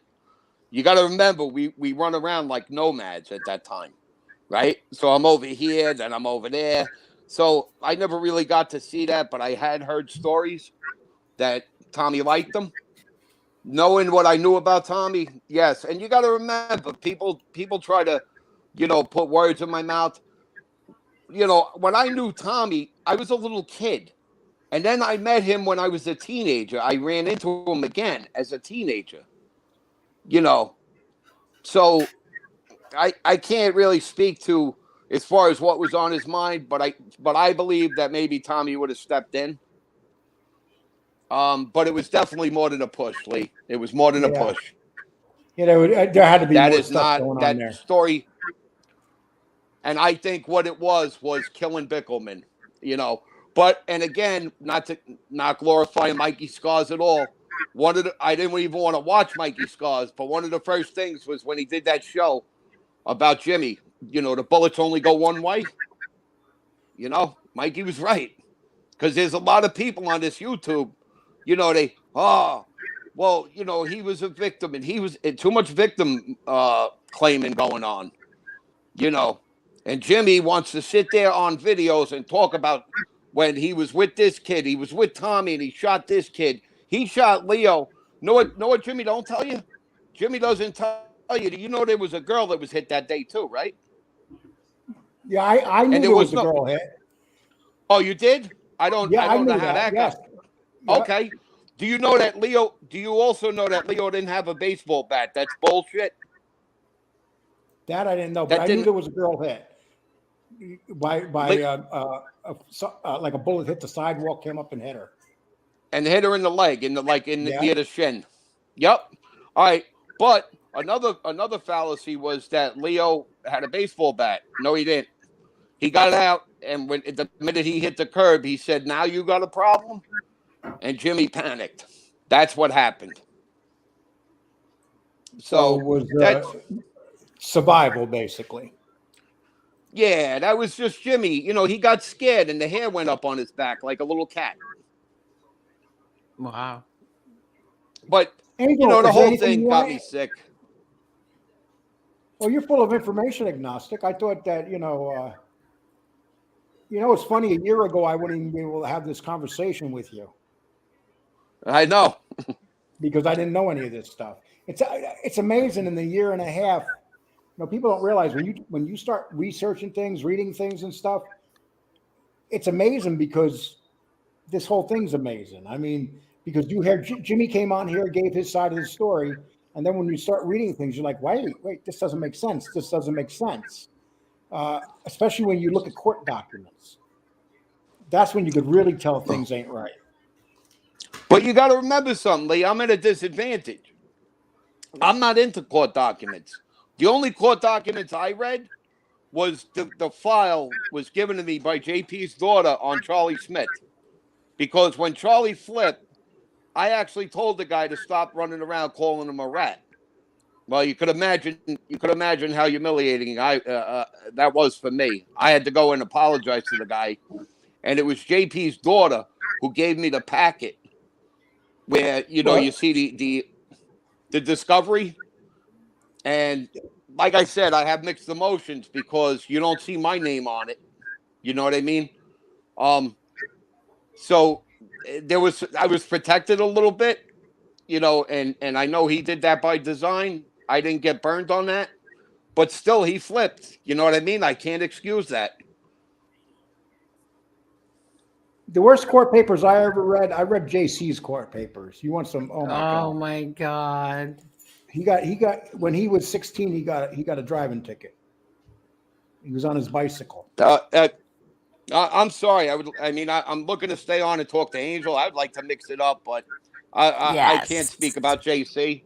I can't. You're gonna keep making me do it, and I'm really uncomfortable. He'll be doing a show about you tomorrow, agnostic, and there'll be 6 You know people who watching. JC is, Lee? I figured out who JC is. He's Who's the guy that? in the carpool nobody likes. Oh my God. That guy. I'm sorry, but I can't even watch him. It's laughable.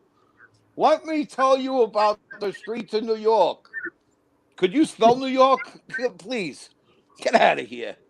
That was Lee, but imagine the laughs I have and imagine the frustration that I've had, how I came into this whole thing. First watching Sammy Gravano and knowing what he did to somebody that me and Angel knew. Yeah. Right? So and then there's much more that Angel and I already agreed we won't even mention people. but he hurt a lot more than just one guy. We talk about him because he passed away. Right. And then Jimmy comes on, and then John Panisi, and I'm sitting. I had no recourse. I'm sitting there for no reason. I should have never watched it, but I'm sitting there watching here for this garbage. Like, that's not what happened. That's not what happened. Remember the Bio Channel? Fat Pete Chiodo got shot while working on his car in the streets of Brooklyn. No, he didn't. He got shot on Bay Street and Fingerboard Road at the Getty station. Like, what are you talking about? So yeah, it was frustratingly. Yeah. Well, it gets frustrating. Listen, I was in New York for the first 32 years of my life, and I got people on here that have never been in New York. Sorry to hear that. That I've never been in New York, and my family's still in New York. Angel knows where one of my sisters. One of my sisters live near Angel. Yeah. And she knows what she does, and it's just amazing though. It's like I am 100% a New Yorker. I just will never go back. Well, you got to remember, Lee. That's the downside of this YouTube. Somebody was circulating that I'm some kind of rat, and I'm like, yeah. What street in Brooklyn? I remember the first time. Yeah, I remember the first time you came on here. I asked you if you were. Yeah, and I was like, I laughed because it was you, Angel. But my real answer is, if you want to say that, my answer is always the same. You pick the street in Brooklyn and the time, because I won't pull a Jimmy Calandra and drive around at 4:30 in the morning. Oh look, no. You pick the time. You want to meet at Da Vinci's? Tell me the time. I'll be there. You want to meet on 18th Avenue outside the Social Club? I'll be there too. Why would you meet with anybody? Just because, Angel, there are a lot of things. Like, I'm one of those guys that people give me credit for being able to let shit go. But some things I take serious. Like, you don't call somebody a rat. So exactly. That's why I volunteer. Like, and I caught myself, Angel. I was on your show, and I think you asked me, like, when's the last time I've been home? And I was like, I don't know, 10 years ago. I go home all the time. I just felt like, I don't know why, I felt like I don't like these SoFlo guys running around and getting any info on me. Yeah. But if you just stay away from them, don't talk about them, don't get involved in that, they're not going to bother you. You just got to stay away from them. Yeah, stay away from all the bull. That's it. The only one you're allowed to talk about is JC. Yeah, 3 months now. I think it's 3 months I will going on. And JC, if you're listening, it's Lee Cole and Angel Gotti. It's not me, JC. Please. Please don't hurt me.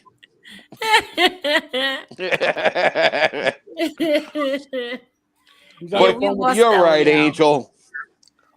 You're right, Angel. A lot of this stuff has just gone off the rails. Yeah, I should have, from the very first day, those horrible words that I said, you are dead to me. I should have never said them.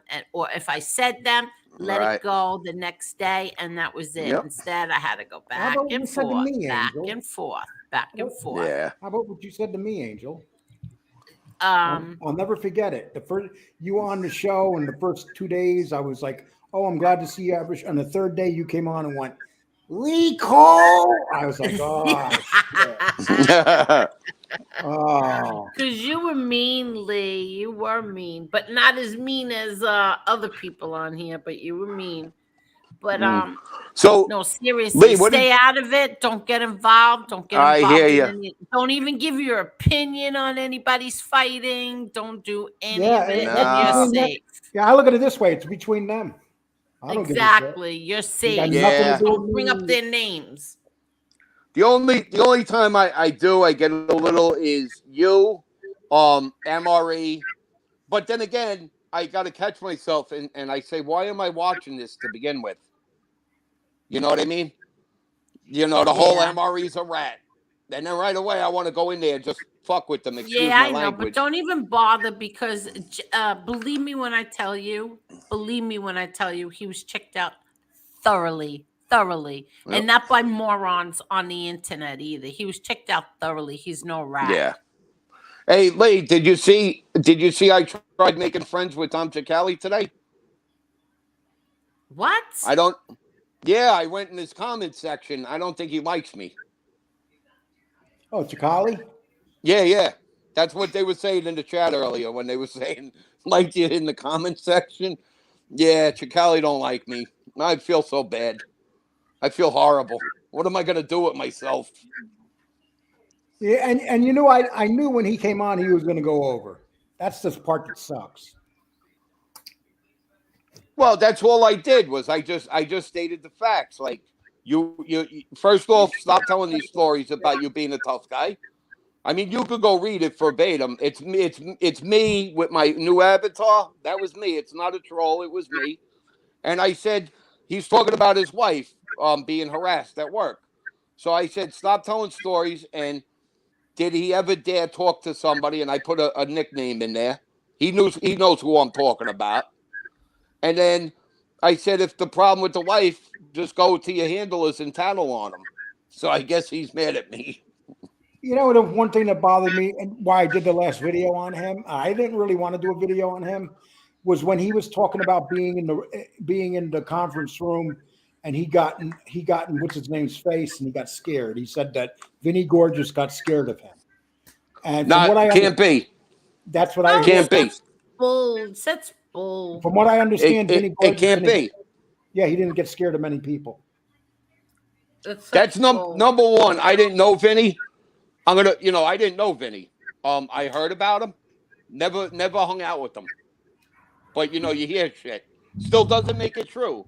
But let me tell you why I don't believe that.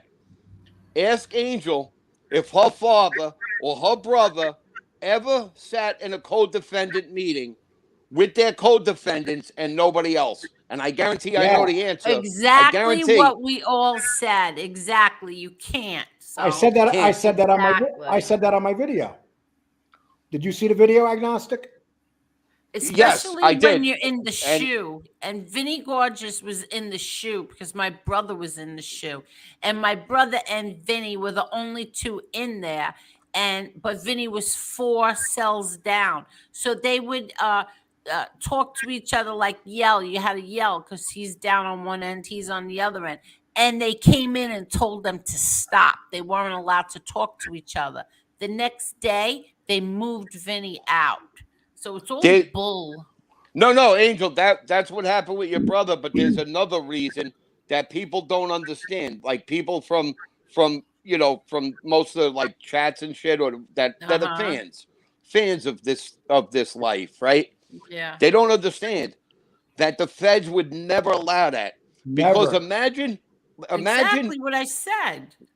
no, but you're saying that they separated your brother from talking. They But the separated reason him and Vinny. from talking, right, in the show, Yeah.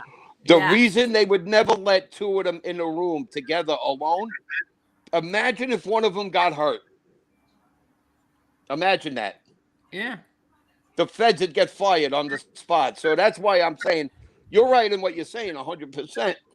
But there's another Well, layer. I read it in my brother's book. Like Oh, I okay. read, But yeah, when I heard that somebody was making up stories, I went to my brother's book and I read it. And no, absolutely not. That's not what happened. no, no. Like I said, for one, they don't want you talking, right? They don't even like co-defendant meetings, right? Of course, think about it. They don't want Yeah. you being able to unite. Number one, number two, they're not going to let two of them alone. If one of them gets hurt, they get crucified. So I don't buy that story for 1 second. And it's easy.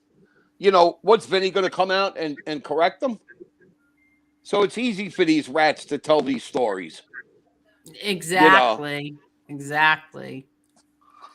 But Panisi, he's just a whole nother breed. Holy shit. Joey Oh, Amato. I mean, Chikali was the Godfather compared to Panisi. oh yeah. But they're Yeah, on the yeah, same they're on the same spectrum, you know? I think they Oh both my if god. they're doing their meds and they have the proper supervision, they could be allowed to go outside by themselves Oh my god. if they're slightly supervised. If they're medicatedly, other than that, Panisi. I mean, come on. The ghost in his house. Are you kidding me? And people Yeah. go in and watch this shit like it's real. Good The night, house was Italian shaking. Stallion. The house was shaking for 8 hours. You should have called Ghostbusters, buddy. Hey, Fish. Fish wants to know why we're talking about rats. No, we haven't started talking about you yet, Fish. Wait, is Fish on here? Yeah. Yeah. Hey, Fish, how you doing? I saw that video when you were kissing up to them. Great job, buddy. You did Yeah, good. yeah, yeah. Kissing up to who? Oh, Aralata. Fish, type away, Really? Fish. Yeah, Fish, type away. Let everybody know how you were kissing his ass. Go ahead. Oh, wow. Oh, he's friends with Aralata now, Fish? Oh, he Are they was. hanging out Oh, together? They're hanging out? Aralata abused him. He got abused by a rat. How bad can you Yes, get? you got abused? Come on. I'm not a rat, you fat fuck. Oh, my God. Nobody said Hey, you were Fish. a rat. I got some bad news for you, Fish. Well, good news actually. I'm going to start doing lives this week, and I unblocked you, so you're welcome to come on my show. How long? I don't know how long you're going to. I don't know how long you're going to stay in there, but you're welcome. Hey, Lee. See, Fish ain't on if his you bed. Fish came on here. if you listen, Lee, if you bring Fish on, you got to ask him about him putting 400 pounds of weed in the trunk of a Lincoln. Yeah, I can't. 400 pounds. 400 pounds. That's Wouldn't all that right. I had weigh down the car? Wouldn't that Well, weigh what is down fit the in the car? trunk? it can't my fit, God. Angel. It could not fit. It'd be impossible. Oh, my God. It'd Just think be that- like putting an that's airliner 400 in a shoebox. Yeah, that's like 400 1-pound bags. Think about that. 1-pound bags like this in the trunk, 400 of them. I get confused between you and Fish. I get confused between the Who's two that? of you. Now, Fish, wait, I'm confused. So now, agnostic. Yeah. Now that you've Okay. insulted me, go ahead. No. I get confused. Like, um, um, who knew Johnny Boy? You Johnny or Fish? who? All right, so it's Fish. Never mind. Oh, okay. Yeah, Fish yeah. said All right, so that's agnostic. Fish. Fish That's said where it I get wasn't confused. Fish said it wasn't a town car. Ear shocks you, Chad Rolls. No, you judge, Jules. Oh, Yeah, Shadrul. Yeah. Judrules. did I get that wrong? Yeah, you did. Hey, Hey, look, to Fish. me it looks like the regular Anglo version. Yeah, Chad Fish, I'm Rolls. sorry. I get confused between the Fish, two of you. listen, I'm sorry. If you prefer to abuse me in Italian, I understand. Suca ma minchia Jules. disgraziato fiduso. You clown. What do you want to get abused in 2 languages now? I can't. Let me ask you a question. Agnostic, did Tommy Reynolds have a brother? No, he did have not that I'm sorry, let me correct that. Not that I know of. So he could have had like a quiet brother at home that turned his life out good. Yeah, there were. I 'Cause hung out with knew a Billy. kid. All right, because I Oh, knew a kid, and his last name was Reynolds, and he hung out with my friends like John and Billy. And was it I'm was wondering, it was it what? Billy Reynolds? No, I didn't. I don't Because that remember his first name. I just remember his last name, and I'm wondering if Tommy had a brother. Because this kid was such a good not kid. that I Never knew got in of. trouble. Okay. He never got in trouble, Well, anything. well, it's funny you say it that way because when I went to answer the question, that's what I said. Maybe he might have had a real good brother, which we wouldn't know. Oh, yeah, That right. oh, that happened a lot of times in my life. Yeah, I'm just You know? curious if they were related. He was such a good kid, this kid. No, there was Billy Reynolds. Billy is Tommy's cousin, and I hung with him all the way up until 2006. Okay. Yeah, Billy was a real good kid. Yeah, I have to A lot ask of my those friend. guys, like Jimmy, a lot of those guys Jimmy told stories about with Charlie Tuna. He's another great guy. Um, that whole story is nonsense. They were going to clip Jimmy, and Jimmy walked in the house and heard the wood creaking, and that was his sign. He's another one like Panisi. He sees signs. Oh wow, wow, Yeah. wow. If you understand and you listen to the story, and nobody does that apparently, because look how many subs these guys get, right? So there's a lot of people that fall for their nonsense. Yeah, Like yeah.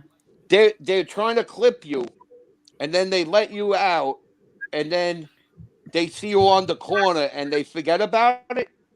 That's as good as like when Billy Catullo said that he walked up to Jackie and said, "I'm not going to kill you now. I'm going to kill 3 of yous." Are you kidding me? Are you kidding me? Yeah, I don't Like believe that. because most people don't know any better, so they don't think about that and say, "Wait a minute, you just threatened to kill this guy, and you're claiming he's something, and whatever you're claiming he is, he's just going to say, okay, better luck next time." Come on.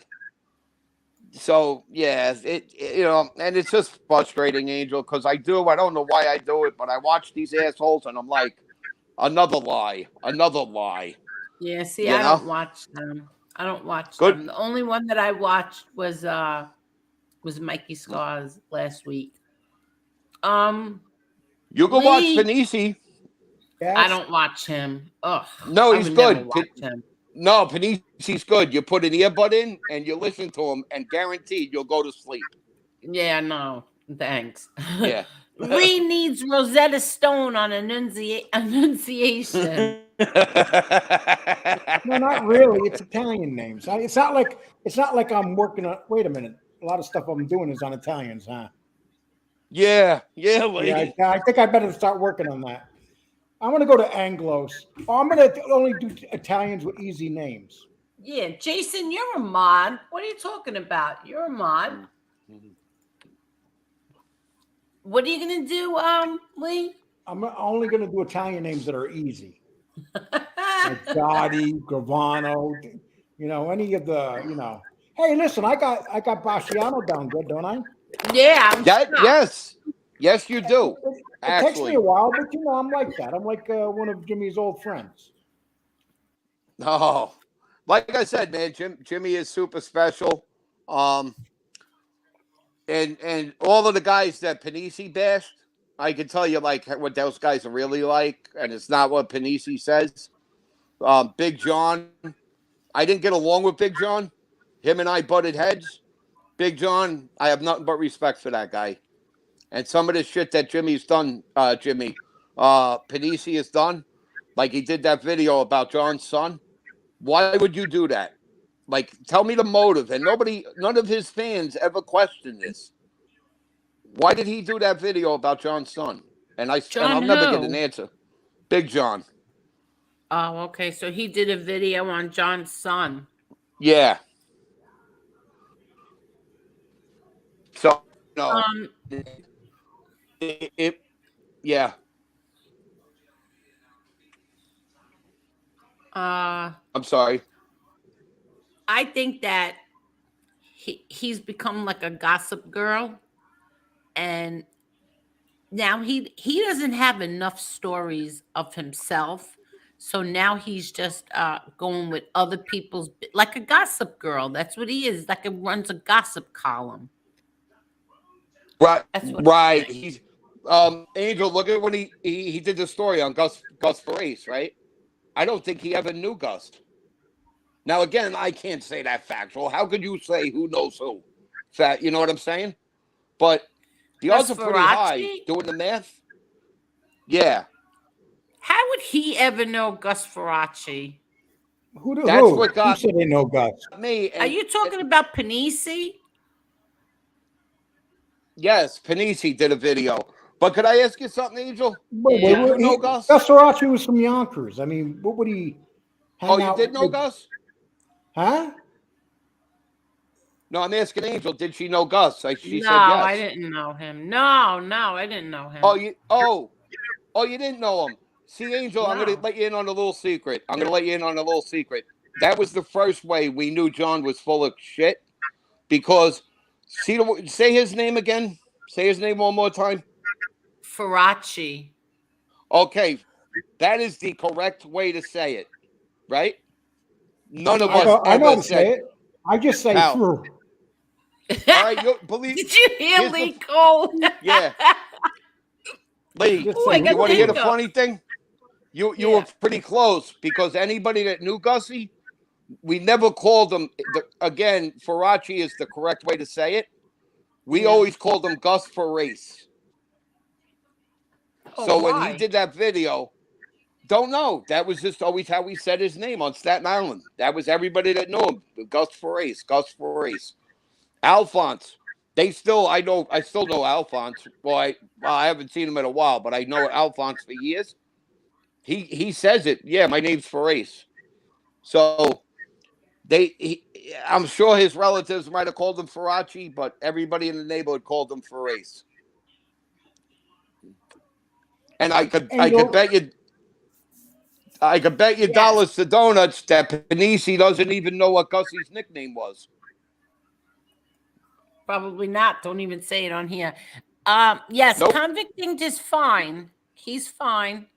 Convict Inc. is good, doing good.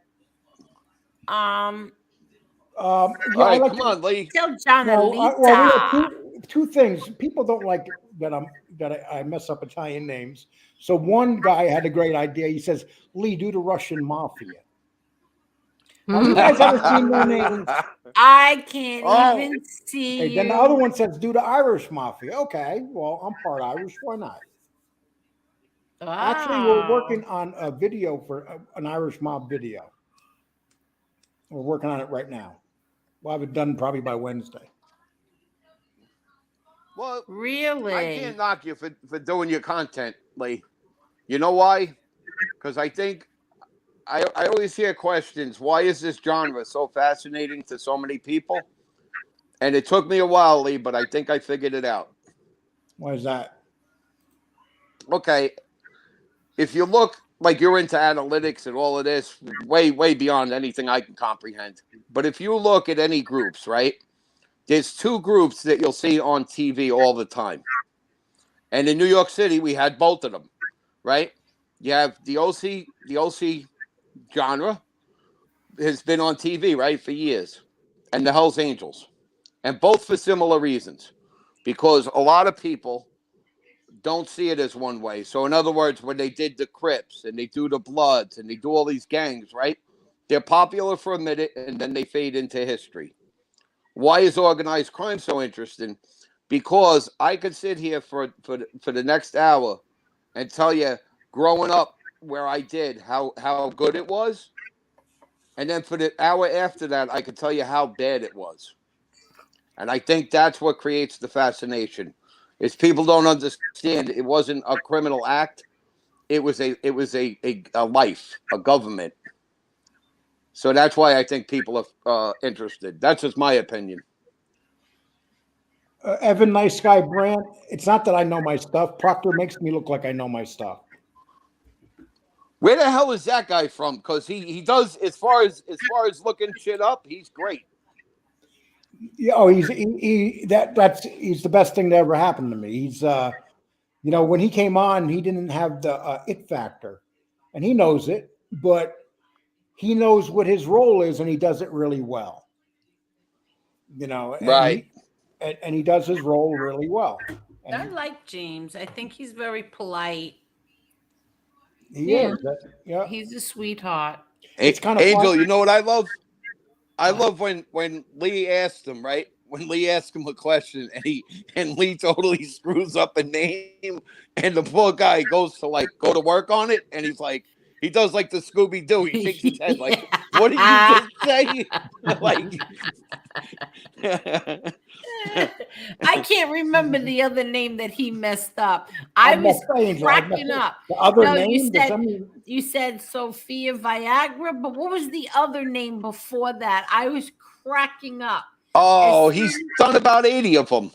80 of them. Say but it was the 1,000. same show, the same sentence. Oh. He messed both their names up in the same sentence. I was crying. Oh, And then Paciello.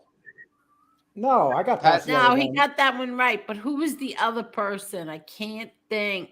Oh crap! It was her name and somebody else's name. That was so funny. Okay, laugh at me, Angel. Okay, so Yeah, you're at as home soon as laughing at me. as soon as I was done watching it, I text him, "You messed up the names." And What did remember I Lee text back? How many? And that, you know what he says? That's what I'm known for. Yes. I'm not. People would get mad if I knew how to pronounce the names already. Are you kidding Oh me? my god! They have somebody to make fun Funny. of. Oh, They're look at funny. the stupid old man. Oh. So, Lee, you asked me Good enough night, questions, Tommy and Lucchese, and thank you so much. Good night. It was nice of you to stay I here don't- with us all this time. Thank you. I'm sorry. Go ahead. I like the hard questions, Lee. I really do. But now I want to ask you, what did you think about Fat Pete Chiodo? Like Who the as far fuck as is just that? as far as him being Oh, him you don't flipping. know about that guy, Lee Cole? No. Even I know about it. He was in the newspapers, I think, like every day. Oh, yeah, I know who he is. Yeah. Yeah. I did a story on him, didn't I? There's Lee, if I ever do anything with you, there's a case out of Staten Island where a kid testified against his father.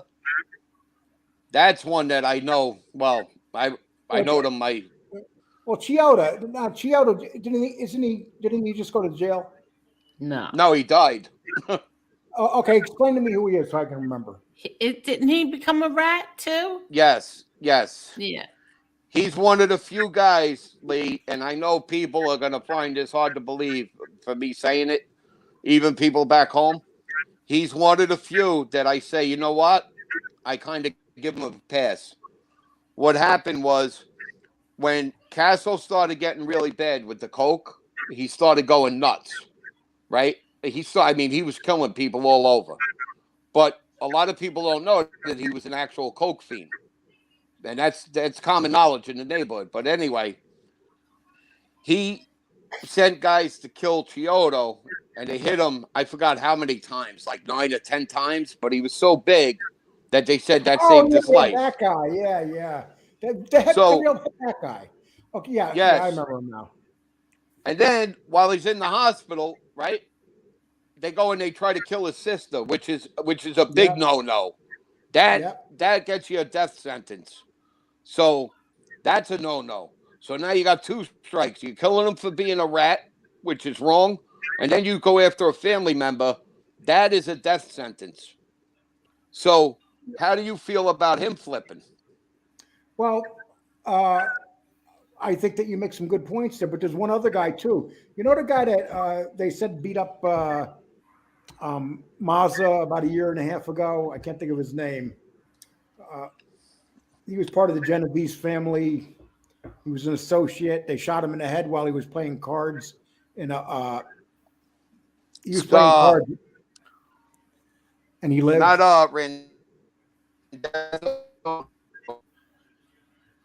Sounds familiar. I know it's going to be when you say it. Yeah, well, I did a video on him, and he's one guy I would give a pass for because he got shot in the head because a Cookie Durso. Thank you, Jerry. I appreciate that. And he lived, yes, and he lived. Yeah, but his story though, he lived, and then he wanted to get back at the guy that shot him, but the boss told him no because that guy owed the boss money. So he said, "No, you can't get him." And this guy, and so he ignored the boss, and so they put a contract out on him to kill him because he wanted revenge for his cousin being killed, and he wanted revenge for him being shot behind the goddamn ear. And then they refused to let this guy D'Urso get revenge because he owed money to the guy that was running the Genovese at that time. He was only there for a short period of time. He was a horrible boss. And but he wouldn't let him do it, and then they put a contract out on him because he was looking for this guy to kill. It got back to the boss, so they put a contract out on him. I think that's kind of shitty too, to be honest. So he flipped. Did I ever tell you? You want to hear a funny one? I was I was on. Well, you were in Manhattan. I'm coming up Houston, right, from the direction of the Lower East Side. I know about the I'm coming up Housing. Houston. Let me tell you about the Housing real quick. I stayed in the Bowery at the shelter there when I was a kid a couple times and pretend I was 18. Was that the one that you paid extra money if you had a window? Yeah, oh my dude, let me tell you something. Yeah, yeah. Nobody can realize how bad a shelter is if you haven't been to the one that, you know. Now, here I am, a young guy, and I'm pretending I'm 18. Thank God they don't ID you, but yeah, you paid a little bit extra if you wanted a nice room. Yep. You know, and it's not a nice room. And I remember, But listen, so my true story, we hear the chin, know who he is, right? I'd never even seen him, but he had already made it onto the news, right? So I'm walking down Houston Street, and this is, I can't even remember the year. He had been doing it for a little while, and I make a right on Houston, on Sullivan. I'm going up to Bleecker, and then from I gotta Bleecker I take walk these over and headphones off. I cross over to McDougal, right? So I'm walking up Sullivan, and what do I see? Him with another guy. He was in the bathrobe, the hat, the whole 9 yards. You know what I did? I turned around and went all the way around just to avoid it. Yeah, true story. I used to love that side of town because I used to hang out at Washington Square Park. Right there. So Yep. I was down there all the time. But when I was a young kid, you know, I was homeless. I was in the streets basically, and I would go down there. And back then they had these places you can go work, and they'll find you work for the day. I don't know if you remember those places. No. Like they were temporary. You can get a temporary job for the day. And I remember one time they got me a job, and they set me up and I wound up going for 3 weeks up to Monticello, where the Jewish motels were.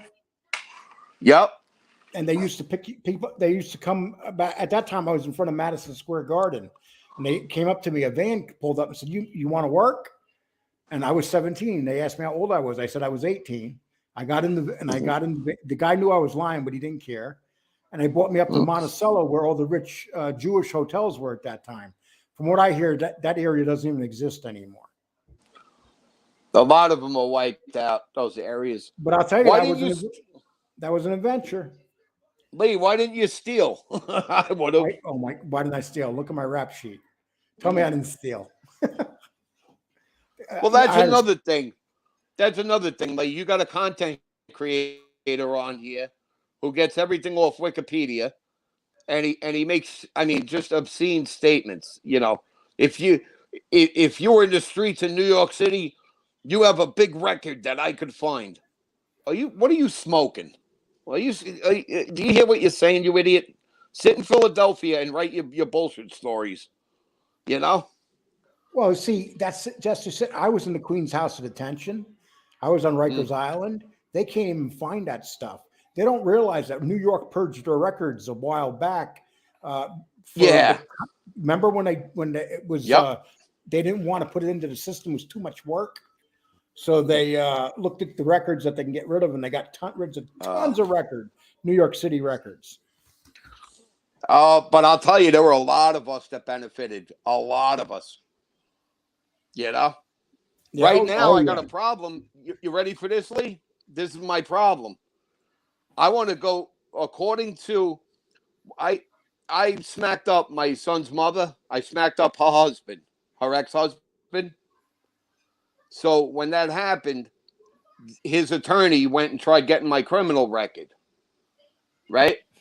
And according to that, I can go get a firearm. But now I'm afraid, because I live upstate, I'm afraid of going and filling out the form and having them come after me and saying, "Hey, you got a felony." So I have to pay a lawyer.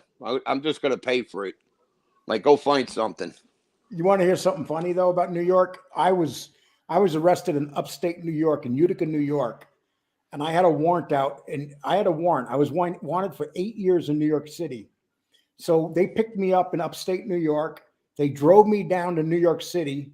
I was talking to the detectives in the car, really nice guys.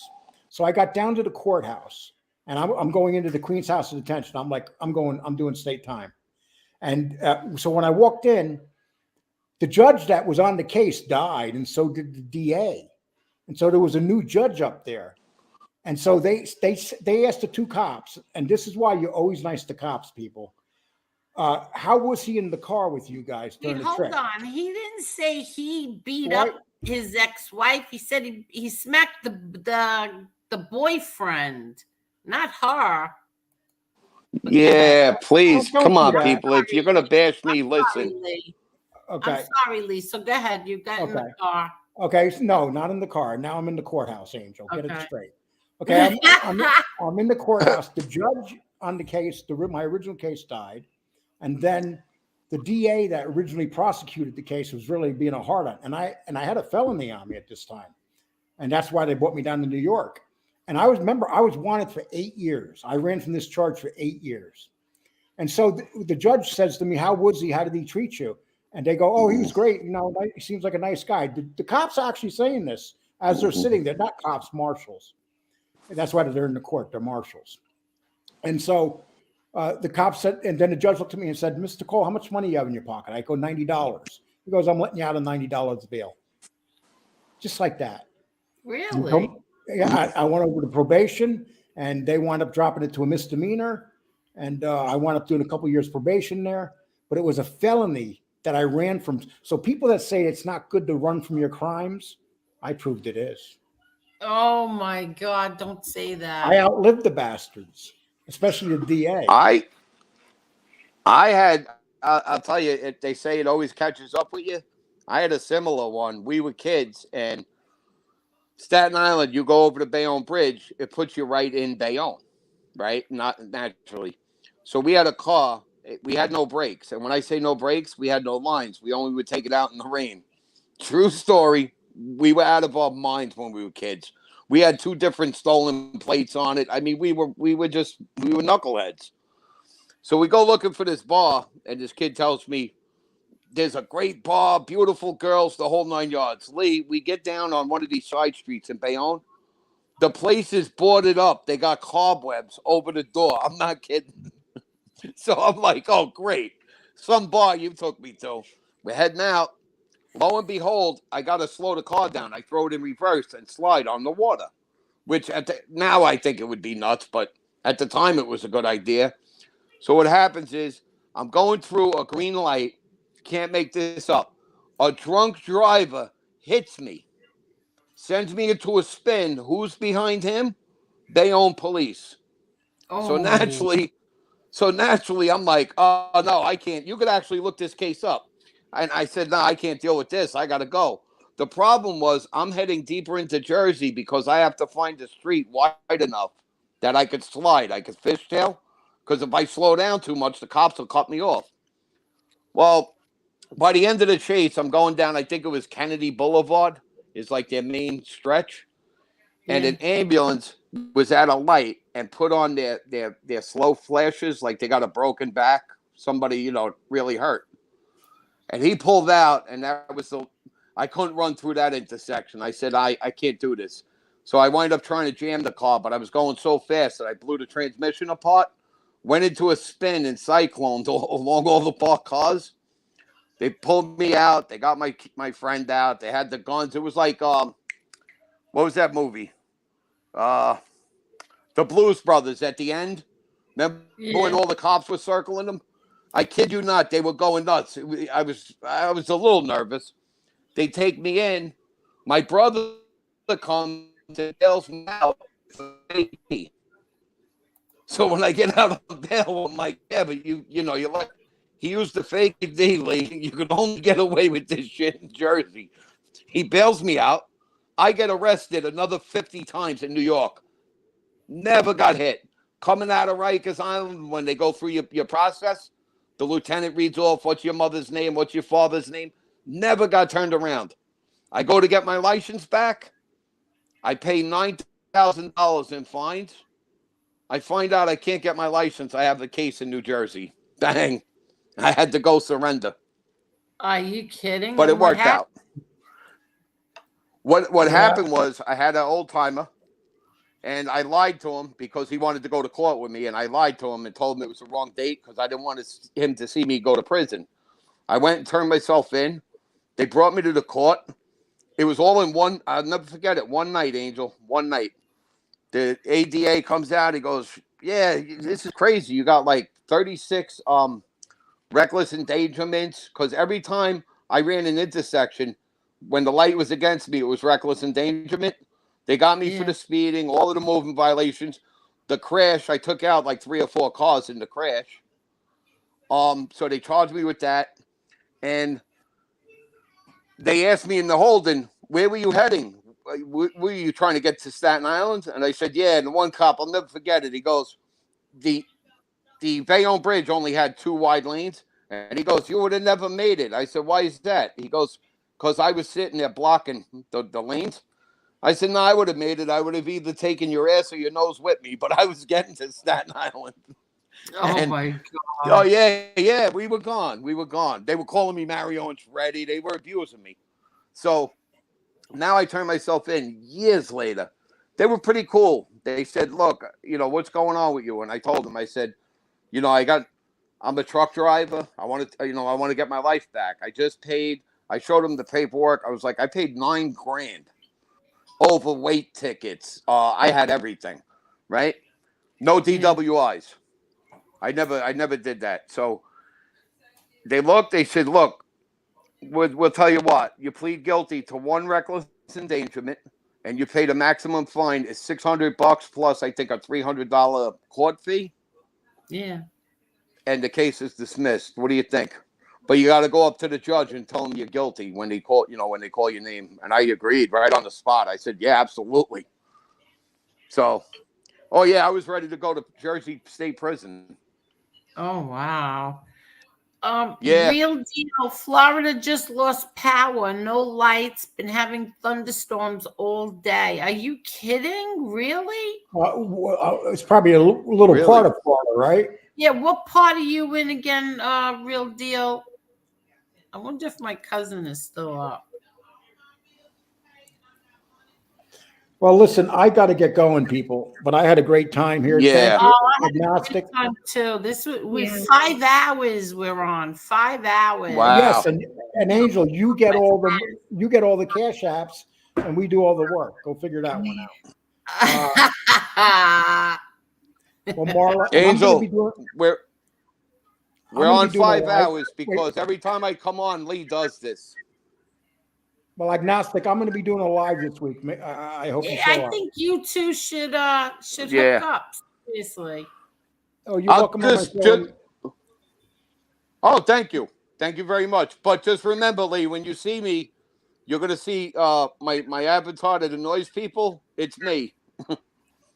As long as I don't see that idiot. As long as I don't see that idiot fish. Oh, here we Now, go. there's a half a retard fish. Oh Fish. my God, here we go. Tommy, are you okay? Real deal, no power.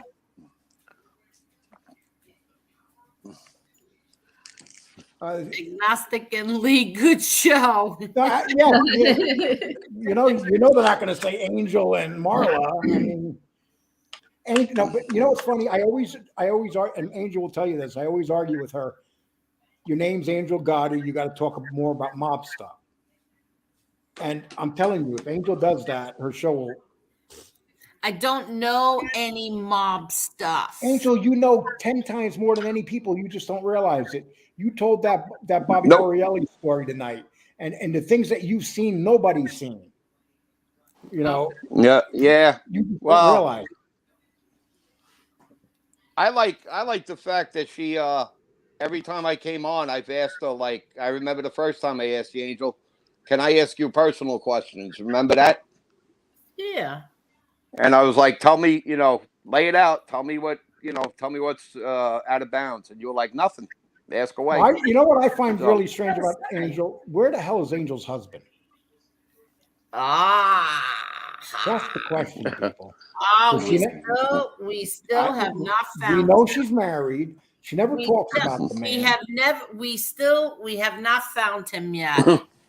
We do not know. Is there Angel? Is there really a chick Muller on this show, or is that just nonsense? Yeah, it's Marla's right up there. No, Marla is a guy Oh, with she is real. Marla's a guy with a voice changer. Yes. That's a female voice changer. That she's something like that chick that's on the Budweiser Light. What? I No. yeah, I don't. Say about my token. Don't talk about my token like that. Thank you. I have Well, a Angel, dilemma you're with my token Muller. Italian friend. I actually Oh, like Muller. nice. People say to me, "Name one Italian you know." I look at them and go, "Angel Gotti." Oh my goodness. And they'll go, "Who? God? That sounds." I said, "John Gotti's daughter." I go, "Oh, okay." You know. Well, hey, Then I Lee, tell them I like stories. Muller, but I want to start a fight. Okay. With who, Marla? I just want to get Oh, you Muller to don't want to curse me fight out. with Marla. You don't Oh, want to fight Marla with to curse you out ghetto style? I'm the Oh my sweetheart God. of Yes. sweetheart of the You group. mean like, who the fuck you talking to, motherfucker? Like that? That one? Lee, Lee, Only one person. I only seen one I- person pull that out of her. You don't want Lee, to I see was holding. Marla. Lee, I was holding my kidneys. I was literally, I kid you not, I'm not exaggerating. I was doubled over. I was holding my kidneys. You cocksucker. I was Oh dying. my god. Oh my Oh my God. god. Oh. And it was such like in her voice, right, Lee? It was, you could tell it was coming from inside. Like she meant what she said. Oh, I was rolling. Yeah. Hey, Oh, make sure yeah. you hit that. Make sure you hit that like button. Jason says, don't forget, make sure you hit that like button if you haven't. Yes, please hit that like button. Hey, the funniest line. I was just thinking about something when you hit the like button. I Yeah. remember one time when I had me and what's his name, Stax was going at it real heavy, and Stax ends the show like this: "F you, Lee, and hit the like button."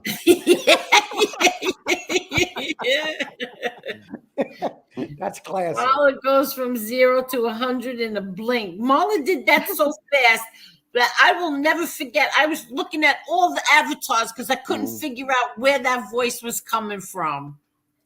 No, I'm but who? looking- Yeah, but Angel, who was that with? She had that fight with. Oh, I don't even want to say right Yes.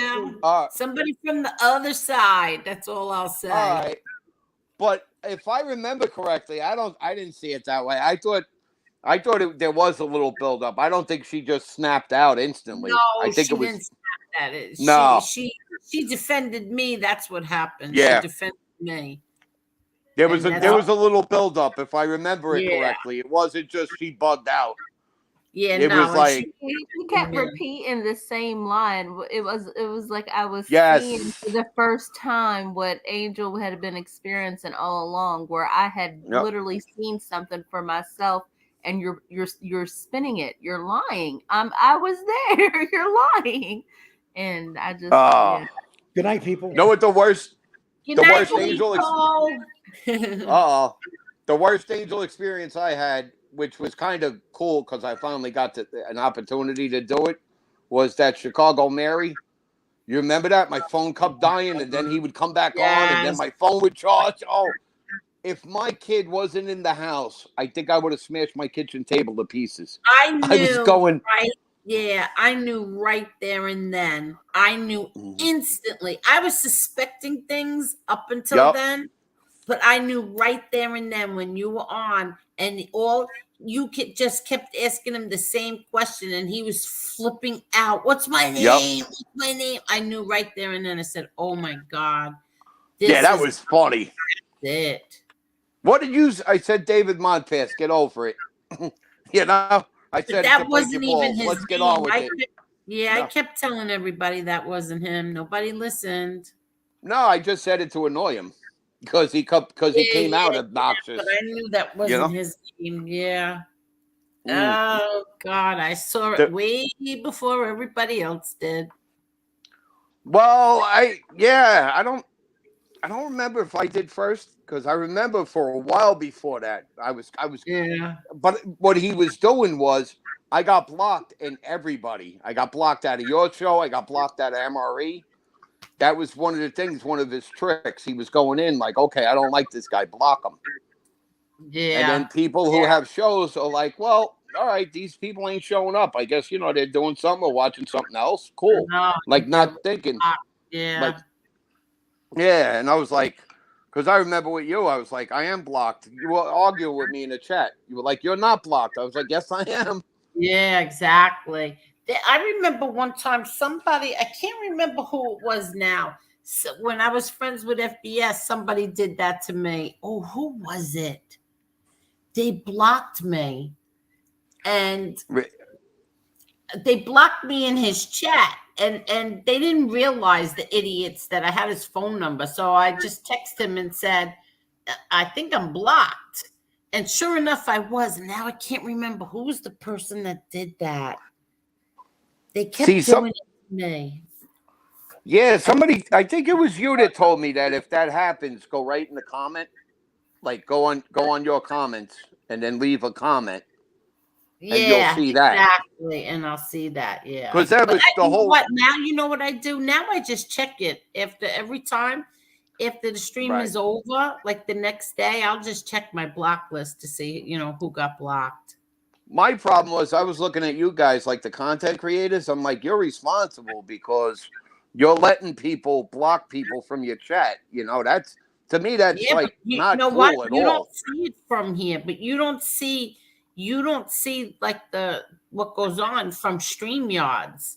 Only if you go Right. in on YouTube you could see it. But I can't see anything here from StreamYards. I can't see who gets Oh, blocked, who doesn't. Because somebody gets blocked and I'll still see it on here. That's that's why, the like, only when reason. people get nervous when they get blocked. I could still see it. I could still see the comment. Yeah. Like, Really? yeah, Yeah. I still see the comments, even though somebody got blocked. I still see it. Sometimes Oh, even if you and delete the person, like if they just time them out, their comments sometimes still pops up. Yeah, so no. Even if they Angel, get timed out, I still see it. do you see it in live in real time or when you go back? Yeah, yeah. There's Oh, a yeah. little bit No, of a I see delay it here now. on my end. On StreamYards, there's a little bit of a delay between when it's Yeah. done. Like if Yeah. I'm on my phone and I'm watching on a laptop, it's the laptop that's delayed. Yes, it Oh. is. But I still see the comment. It doesn't matter if somebody deletes the person or not. I still see it. And then when it's over, that, like tomorrow, because now I'm too tired, but tomorrow I'll go check the block list and make sure that Right. who's on that block That's the list. only reason. Like I have wrenches. Well, one show I won't even play with them. I don't have nothing to do with them, so they could take that wrench and stick it. But the Yeah. only reason I ever want a wrench, like I always hear people getting like issues with these wrenches. The only reason I ever want a wrench is so I don't get blocked. That's it. Yeah, exactly. I've never Exactly. used it. I've never used one once. But I just like to have it so this way, if somebody says, "Oh, I don't like what he said," like you saw what happened before, another woman beater. You didn't even hear what I said, Yeah, because you know but you, why? Because you paused and you took long to say the husband. That's why. But you're right. But it did sound like you said you smacked up your wife, your ex-wife, your ex-girl. no. Anyone can say anything, Angel. I'm proud of this to this Yeah, I day. know. I I've know. never, I've never put my hands on a woman in my life. Never. And Yeah, no. the one time I came close was my son's mother, and she's a diagnosed sociopath, so you can imagine how happy my life was. But I still My didn't. God. Yeah, she hates me with the passion, and she'll tell you straight out. Nope, he was a prick. He was this. He was that. But he never put his hands on me. Yeah. Hi, Tommy. Tommy, Tommy, you okay? Yeah, I'm okay. Are you How how you sitting in the feeling, Tom? dark? good, agnostic. I'm feeling pretty good. You know, Good, man. Good. usual, I'm glad to hear it. usual aches, usual aches and pains. Hi, Angel. Hi, Marla. Hey, Hi, Simon. Tommy. Are you sitting in the dark? No, the lights just went back on. They were Oh, out this afternoon. good. They went out this afternoon around 1 o'clock, and it got real dark because obviously it was cloudy and the rain was coming sideways. I thought it was going to be a hurricane. Then they Oh, got tornado warnings out towards the west of me. They're the shore, near the beach line, and it was bad. I mean, the really? thunder, I yeah, it saw was bad. what happened the other day. Oh my God, I was shocked. Yeah, that was in South Florida Florida. is underwater. Yeah, that was in South Florida. Yeah, that was Um, Fort Lauderdale. yeah, that's South Florida. Yeah, Um, I love Fort Lauderdale. yeah, I love Lauderdale by the Lauderdale sea. by the sea. I love it over there.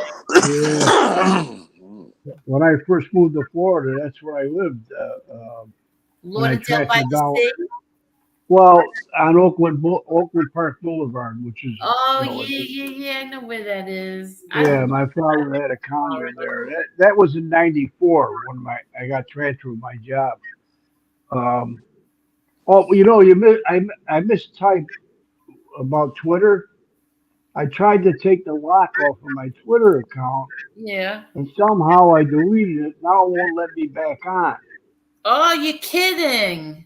So I don't have a Twitter account. So I tried to go on back on my old account, and that one was permanently blocked because I deactivated that after that creep from South Florida hacked me and put my pictures up all over the place. So I deleted that account.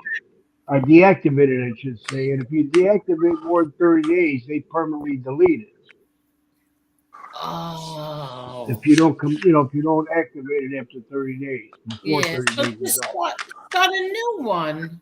Well, I tried to, and they wouldn't let me do it on either device because of the both restrictions on. I had the new Twitter on my phone, the old Twitter on my iPad. Now I can't get in either one of them, so I appealed it. We'll see what happens. But I Oh, don't have Twitter, okay. so Okay.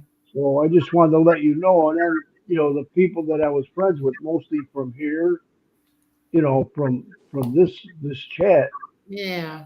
and I don't want them to think I just left for just left them alone. Deserted them. No. Okay. To- I'm sure But people don't know Tommy, that. so your electric is good? now it just went back on. Tom? Yeah, yeah, All right, so you got power for the pump, right? yeah, yeah. I'm all good. All right, so you could blow her up and you won't be alone tonight? Oh my Listen, listen, God.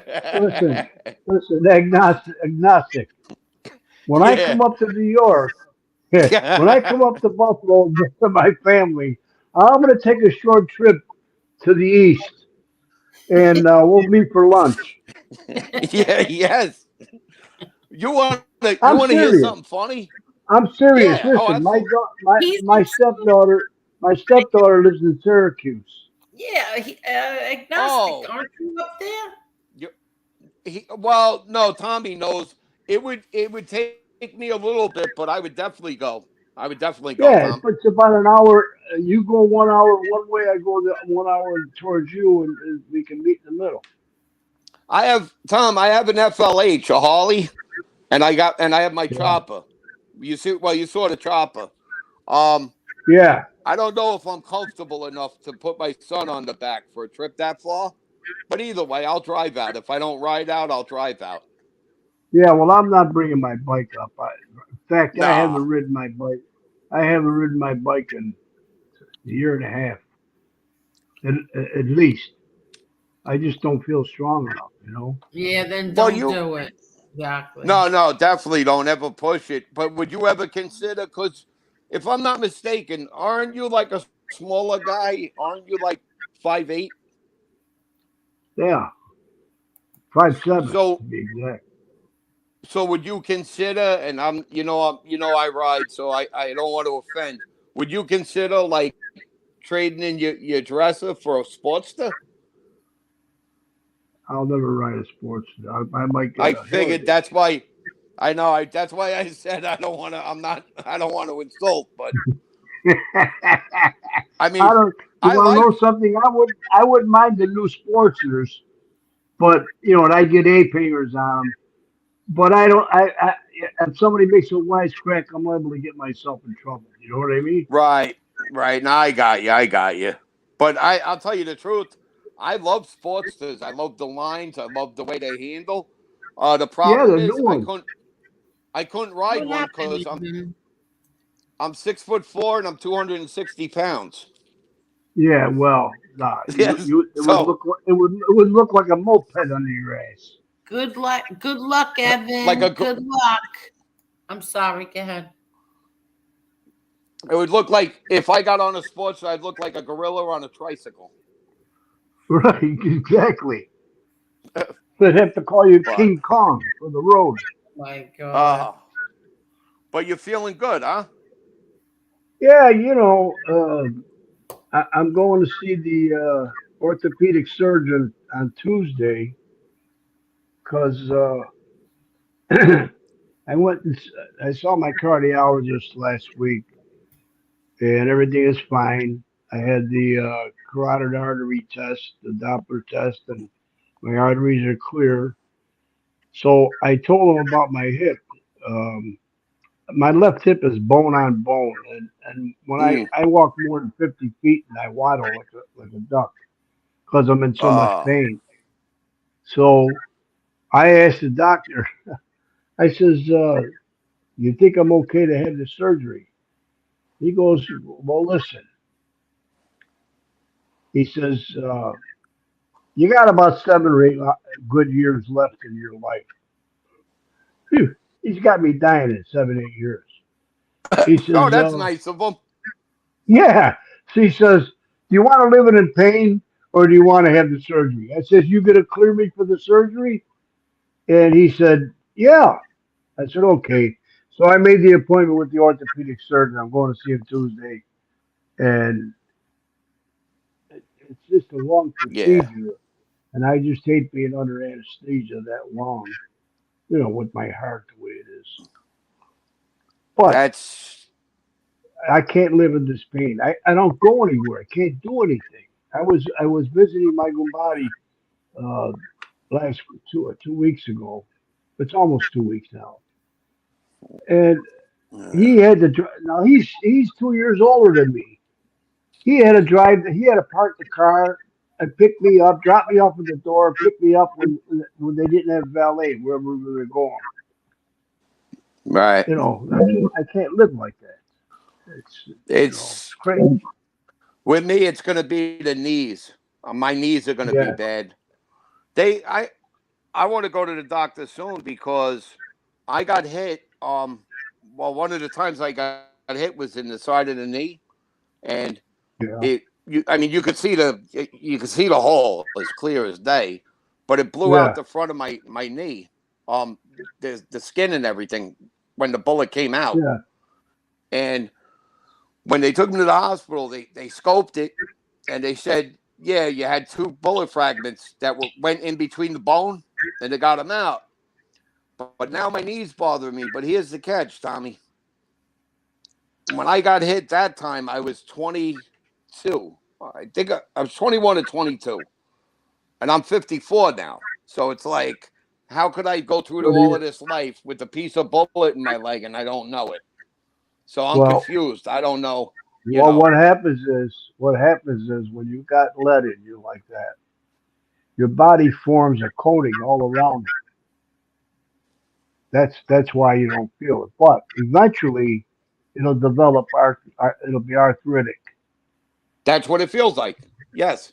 Yeah, that's exactly what's going on there. And Well, if I gotta go in, if I go ahead. but I don't have a problem. Like I said, I don't lock up or nothing. It just hurts.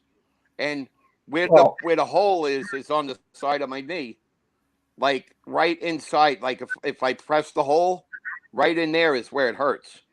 So it's right. like I hope they Yeah, could just because go in and Yeah, all the tendons and ligaments are probably not even tied together. That's why. I'm surprised you don't have more pain. No, Um, no, it's I, not I, excruciating.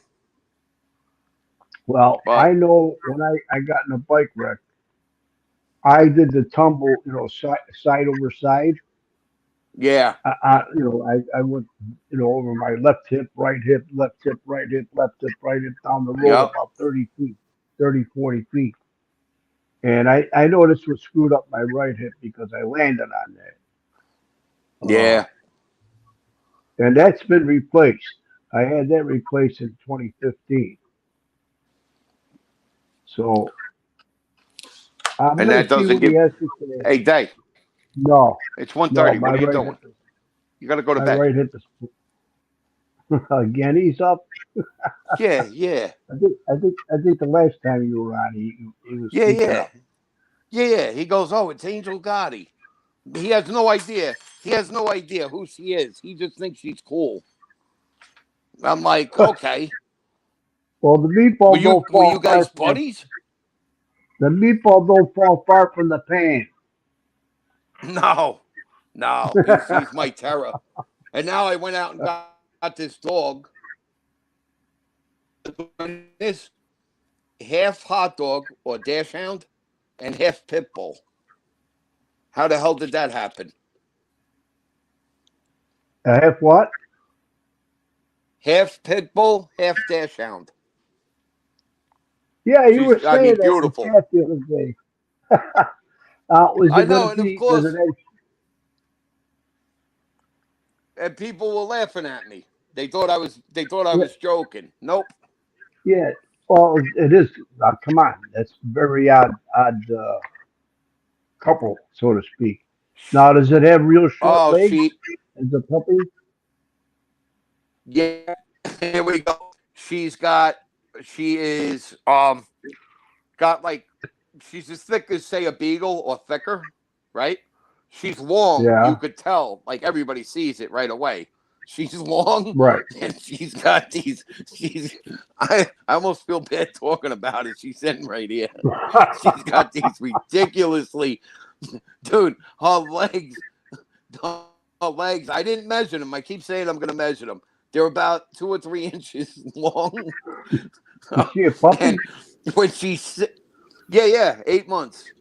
And she Okay. lays like a pit bull. She'll put her back legs out, and when she stands or sits rather, she takes her paw and puts it to the side, like she's a diva. Like, hey, look at me.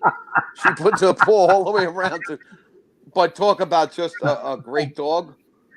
I got her for my son. We adopted her, and I first night she was here, she was uncomfortable because she was abused before we Oh could my figure that out. God.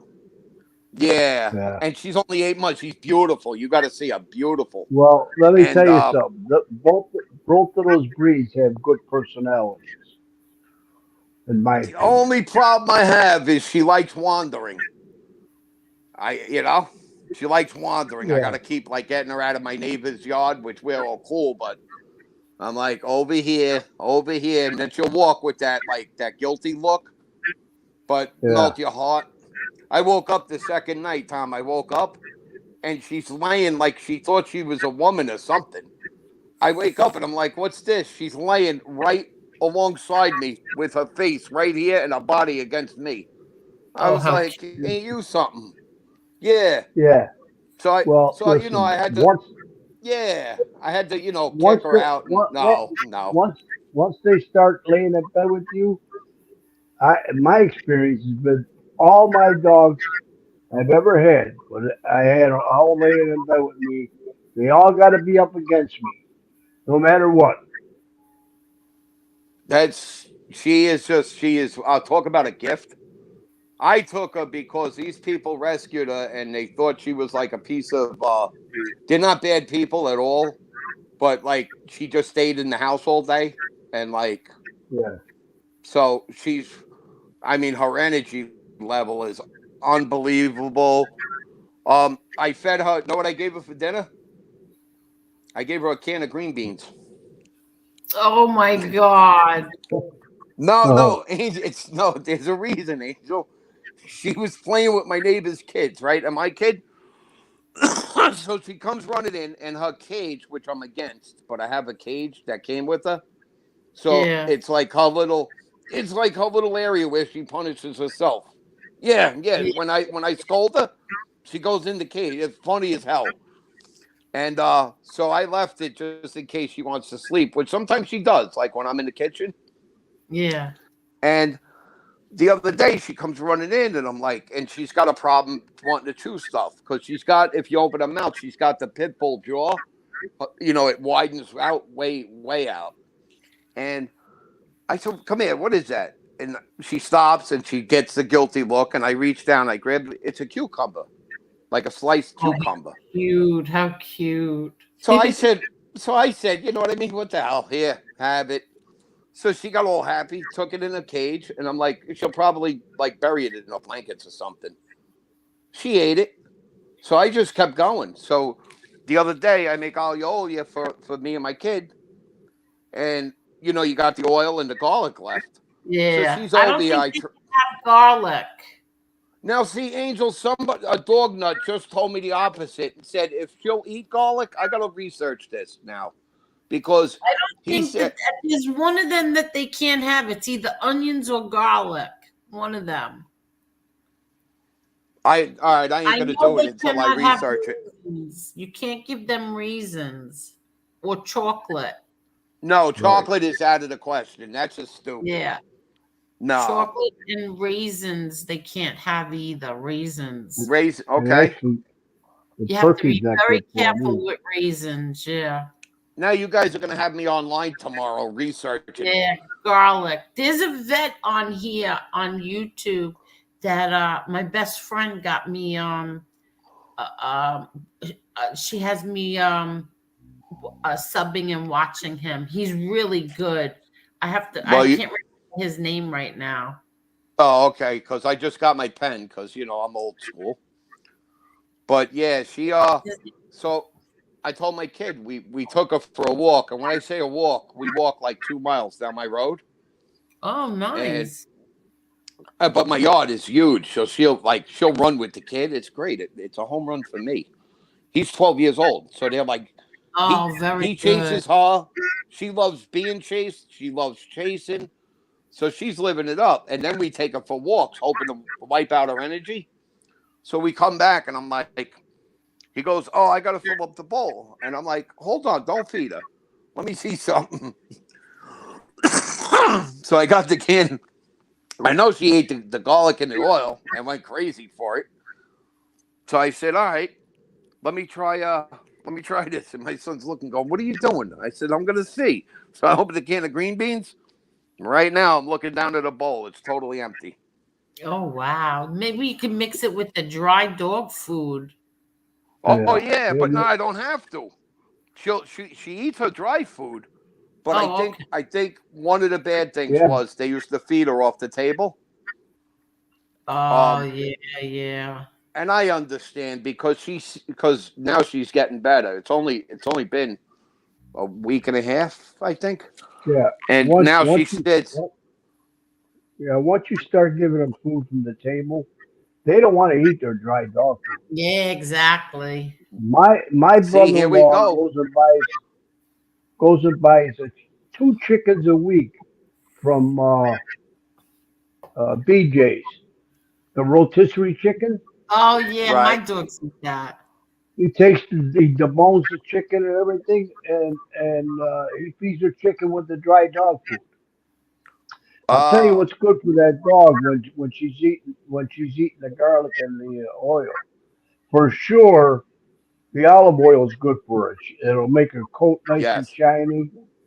You know Oh, that she's like that's silk. She that's what I feels used like to give silk. my Doberman when I used to show him. Okay. Well, I heard MRE say that too on one of his shows. He said that he gives his dog. So I said, okay, olive oil is good. But now this old timer said that the garlic is great. It keeps fleas and ticks away. No, see, I'm reading it right here. Can dogs eat Okay. garlic? Pet MD. Garlic, whether raw or cooked, is toxic to dogs. If a dog Whoa. eats enough garlic, it can eventually kill them if they do not get medical treatment. Garlic, onions, and leeks are all in the I can't see what that is. Aluminum. Well, you just helped me, but you also scared me because I'm up in the Dogs are not mountains. allergic to plants in this genius, but the plants contain. Oh yeah, you got to be careful with garlic and Leaks. onions with dogs and leeks. Do not give them leeks. Well, the How many problem, times did Angel, you give her? You see, How many and then times? here we go, here we go, and just here's once, another just one. once. Garlic is safe for your dog when you feed it appropriate amounts. However, there are more cautions for pregnant dogs and some breeds like Akitas. Pregnant dogs always, yeah, just be careful. Don't give them too much.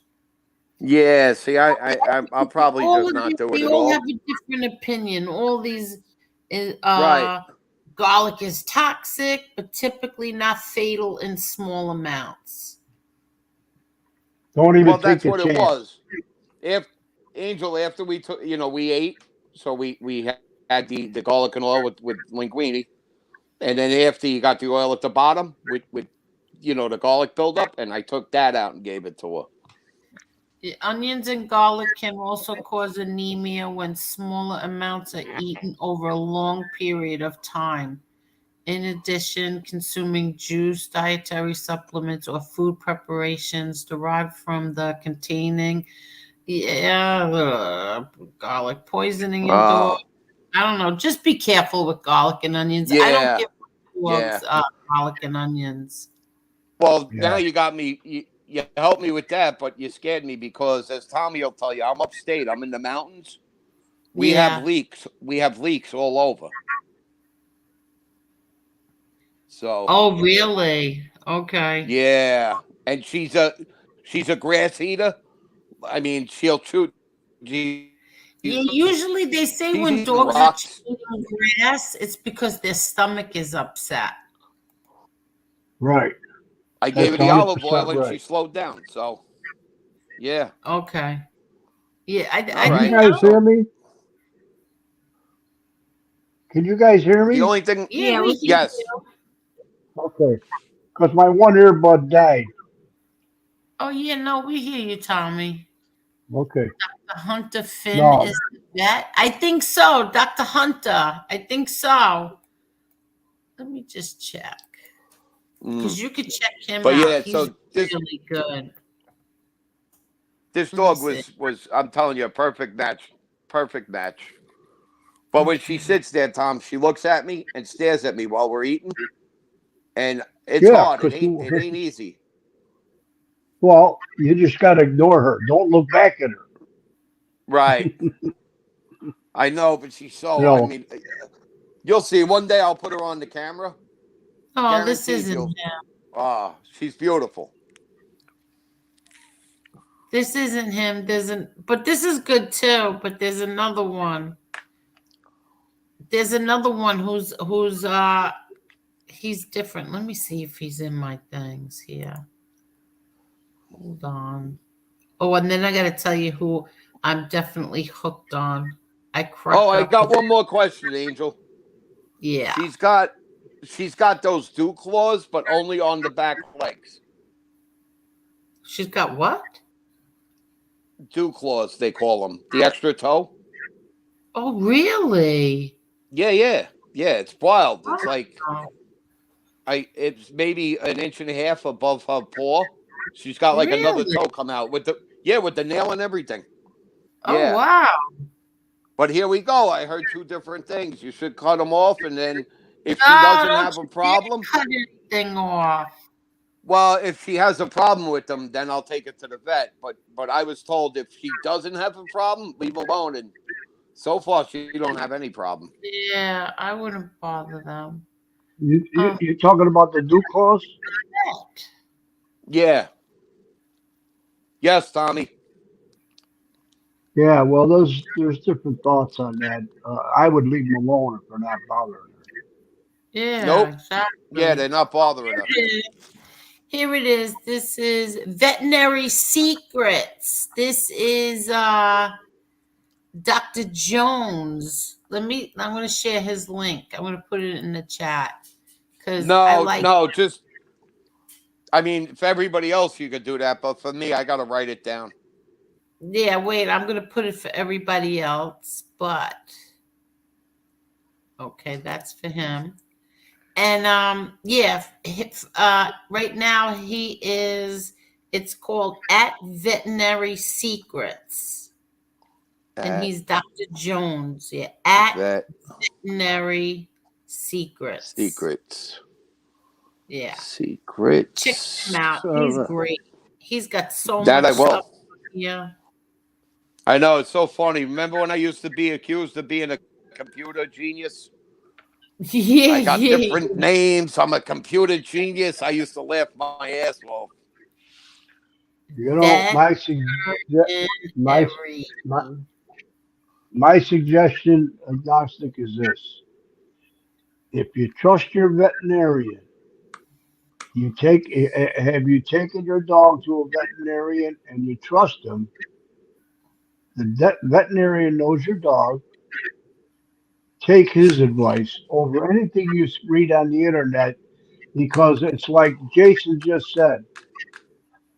You know, the informers on the internet, they say a different story than what the true story is, and who knows what the Oh, true yeah. story is. The same thing on Yep. the internet. One website will say this, another website will say that. Then you're more Yes. confused than you were before you even started. He's That's my absolutely advice. right. Yeah. That's But my you got to remember, advice. Tom, I haven't had a dog in years, so I don't have a vet. I'm taking her to the vet this week. So I Well, don't know yeah, what I'm going to think of them. But no, yeah, I you don't got to have a take her vet. to the vet to get No, her I understand. shots. For Well, ringworm and all well, that I'll and know. Yeah, I'll know that tomorrow morning what shot she got, because you got to remember she's an adoption. So when they got her, they got to get the paperwork and find out what she already has. You follow? She might they have don't have everything right now. She might have they nothing. don't have the I don't know. they don't have yeah, well, there's certain shots you got to get once a year anyways. Now, Right. you mean the people you got the dog from don't have documents from the veterinarian? Good night, Carolyn. They Thank do, you. but they stored them in their house and they moved, so now they got to find them. That's my Oh, problem. okay. Right. So Okay. she could be fully, have the works. I don't know. And they can't Yeah. answer me either. They believe she got everything. So I'm a little less nervous, but I still want to see the paperwork. Of course. Either that, or I'm going to call the vet and ask them if I bring her in for her shots and she already got them, could it hurt her? And if they say no and I don't get this paperwork, then I'm going to do that.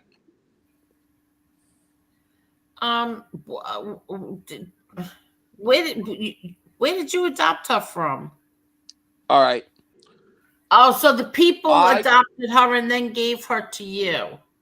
Yes, exactly. Exactly. Okay. So you don't know if she has her shots or not. Right.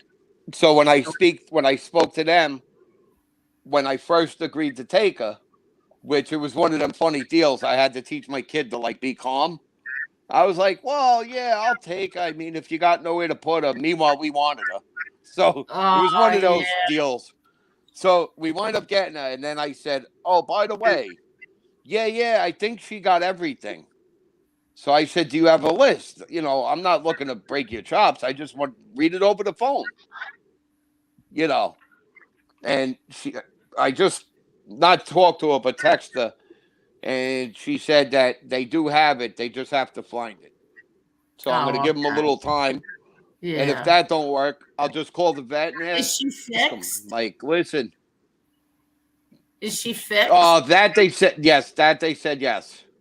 Okay, so then most likely she got her shots. Well, you can tell by the scar if she's fixed. Yeah, but most likely if she is, then she got her shots. Hey, Tom. Right. Tom, do me a favor. Don't start talking Yeah. about scars down there. I love this dog. Oh Don't start my getting freaky. God. Don't get freaky. No, because sometimes you can't see the scar. I can't see my dog's scar. That Yeah, scar's long gone. but but it depends on when the dog was fixed. All right, I got a serious question, agnostic. Very All serious. right. I could Pay tell. attention, court. Pay attention, court, please. When you were talking to those people over the phone, you really Right. didn't use the term busting their chops, did you? I'm not Yes, I busting their did. chops. But Scott, Did they under, no, let me I just actually answer said bust, Scott. did Let me they just bust your answer. understood what you balls. were did they understand what did they under wait a Half minute. pit Did they and half understand what you were saying? After I explained it to them.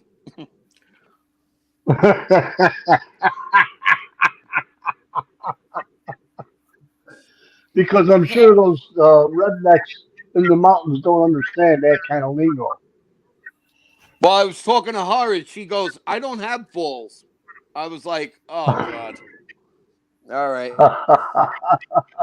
I'm sorry, Yearly. Angel. What were you saying? Yeah, no, I'm answering Scott. It's half pit bull and half dachshund. And it's yearly Yep. vaccination is important. Lyme disease, especially up by you, agnostic. Yeah, you need Oh, Yeah, absolutely. 100 he needs percent. that Advantix. I put Advantix on my dogs for fleas and ticks. Right. Yep. I'm sure the Yep. dog doesn't like That's a good one, Angel. yeah, Advantix. Yeah, I like that. And what else was I gonna say? Tommy's laugh is like the laugh from a bad guy in a movie.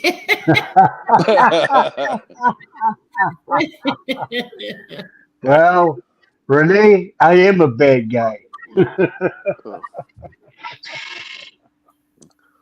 Well, see, Tommy, you got Uh, to admit, at least my voice is very soothing. oh yeah, Oh my god. not as soothing as Angel's. Mine? I Yeah, people in the chat say that your voice is so soothing it puts them to sleep. Yeah, exactly. Puts them to sleep. Convict Tink used to tell me he loved putting me on at night. He would listen to me and go to sleep. Yeah, wow. you, you know, I tell you what, Elio, he cracked me up tonight when Oh he was my when god, my that guy asked him if he shaved his if he oh cut the my nose hair god. in his nostrils. He took offense to that, you know. He That took was it like funny. I asked him if he shaved his ass or something. It was so Yeah. what was even funnier, what was even funnier was Lee Cole. Watching Lee Cole laugh the way he was. That was so funny. oh, so that was so hysterical. the guy's name was Jerry, right? In the chat. Jerry, yes. Jerry's Yeah. still here. Uh, Jerry, thank you no, for that. he's gone. So then after after Elio went off on him, then he says, "Well, how about your ears?" I didn't even put that See, up. I didn't even put Because Elio can't see your chat, so you were just reading it off, but you didn't yeah, catch that yeah. part. yeah. Nah. Tommy, Uh, I can only see what Angel puts up. I think it's Oh, Angel or you can't Marla. see One the of them chat? puts it up. yeah, Oh, you can't see yeah. the That, chat. that, Oh. yeah, the same thing with me. I'm on YouTube and I got my phone on with my earbuds. I got my iPad on, but I got the sound muted so I can read the chat. Right. Okay. Yeah, yeah, yeah. Half pit bull and half Dotson. The Dotson, yeah, it's a hot dog. Yep. My uncle had a Dotson, Oh. so did I.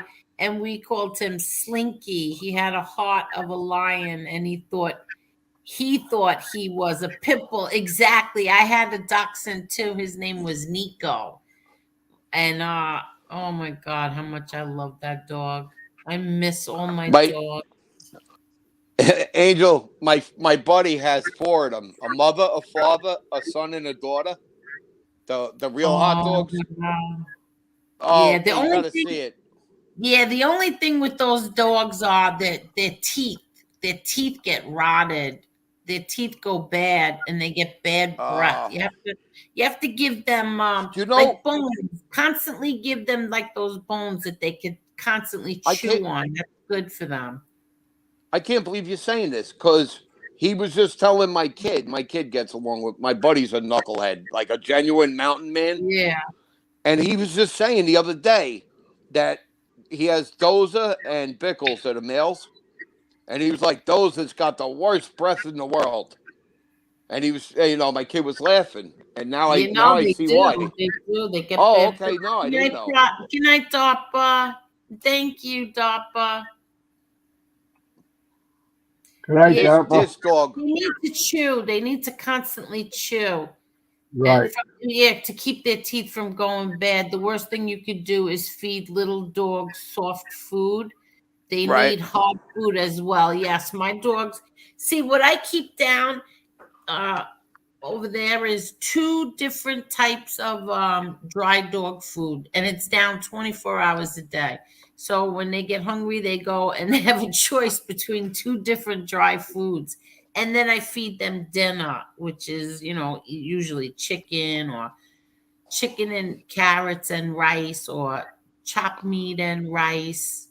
I usually give them something like that for So dinner. you, so you Or leave the sometimes bowl dog full. food. Yeah, the dry dog food is always down. Okay, because somebody told me, not to do that, and I said, no, I just do it, and Yeah, no, I do uh, it. I have two different types, two different bowls over there, and they Right. get to choose which one likes which. And because I have three dogs here, so they get to pick what they want. But you have to be careful uh, with their They're teeth. not spoiled. The Yeah, Angel's my dogs dogs aren't are. spoiled. Excuse me, Yeah, my dogs I are. was just saying that. I was sarcastic, Angel. uh. Your dogs aren't So spoiled. all Very right, so They're that's spoiled. very not bad. they're very spoiled. She's so good, but No, but we're still learning. She ripped my garbage apart. Um, she was here 4 days, and I put garbage in a paper bag. So it's one of those. It's half my fault, but I don't want to do it. So I come out in the morning, and she's acting weird, and I walk in the kitchen, and it's the bag. The stuff is all over the floor. So I go, you Oh, you come gotta here, be come here. careful. So I come here, and she comes over, and I'm like, "What did you do? What did you do?" She goes down the whole guilt thing and runs to a cage and just stays in there. And I look, Oh, and she peed. But listen, this is heartbreaking. I look, and she peed on the floor, like on the yes, way. that's what I was just gonna tell you. I was just gonna ask Oh, you, did she pee? Yeah, that's because she's so scared. I'm like, yeah. I Well, was like, oh no, obviously those people that had her before did a lot of Yes. howling. nope, Yes. nope. I would totally disagree. The people that she was rescued from, and I Yes. have reason. My buddy, when he got out of the truck, he had the Dotson with him because we didn't know is she good or Yeah. bad. Because I got a pit bull next door to me, so I was like concerned, like, oh shit, what do we do now? And he got out of the pickup, funny as hell. She was on the leash with my son. He gets out of the pickup. He's holding the Dotson. She takes off running to go in my house. So my son just follows her, and I was like, oh, I guess that's the dog. She wasn't afraid of the dog. She was afraid of him because Oh God. and the people that gave it to me said they believe it was a big guy. She was she was nervous about me, but kind of like they said she warmed up to me abnormally quick, but she was still very like leery. But I'll tell you, man, We're going God. on There's two a weeks. place in You got to hell see for this dog. people who abused animals. I'm But sorry. Angel, there's a bright side to it. There's a bright side. She comes in, she jumps up on my leg, and she keeps doing. It looks funny as hell. It looks like she's trying to do a pull up. She wants me to pick her up Yeah, she because I wants pick you to. her up. Oh yeah, I gotta weigh her. I don't know what she is, but she's twice. She's twice the size of a dash hound. She's not nowhere near as small. Yeah. And yeah, she fell in love with me. But it sucks because if I scold her, she gets like terrified. And but I gotta be Yeah, careful, you gotta be you know, careful. because I don't want to turn around and oh, I'm sorry, So No, I Well, but it, know. it just can creeps I me give out. It can, can I give you a hint? Yeah, Especially when you're trying to train a dog in a new home. right. One word commands, Yes. one word disciplinary Yep. commands, because they understand that, and you don't have to keep repeating it. Once you keep Yeah. repeating something to a dog, they don't know what to think. They get scared, and Yeah. that's Right. when bad things happen. Well, I she's My mean, reminding me. Not one of my dogs has ever been hit, ever. I've never hit no, one dog I've ever had. no, never. If you Yeah. train them right, you don't have to hit them. Number one. Number two, anybody that hits a dog is a coward. You, Exactly. Oh, that breaks my Angel. heart. Angel, you ready for this? She's Yeah. on the way my kitchen is. I have an island, and she's on the other side right now. And I know she's there because I just heard her move. She's laying in her cage. She at night she will be in the cage or she'll be at my feet, right? And Yeah. I get up when I go to bed. I could usually count down about 25 seconds, and here she comes, do do do do do do, Oh, and jumps yeah, up with me. yeah, yeah. Aw. Yeah, and but good things. I didn't know. I thought she was going to be terrified of dogs. Oh boy, were we in for a surprise. I brought it down the creek, and my buddy had all four, and I was like, I don't know if that's a good idea, right? We should start off with like one or two of them, because they could be vicious, them little dash hound pricks. So what happened was, I got it down on the leash, right? And I'm nervous, and I'm trying to keep my heart beat down because you pass it on to the dog. So I'm Yeah. like, all right, stay calm. And I was like, Ray, I'm not going to kick your dogs. I don't believe in that. So just be ready to grab them, and I'll grab her.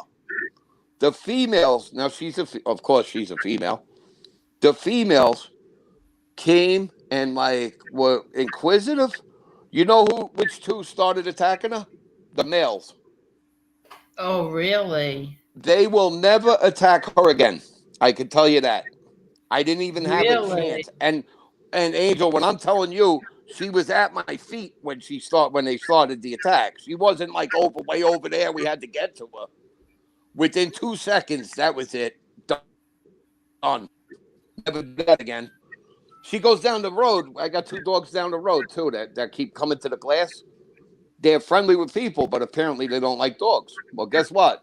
I don't think she's too fond. Oh, The hair really? goes up and she yanks on the leash. Like, let me run in that house and take care of this. I'm like, no, Yeah. Nala, come on. Yeah.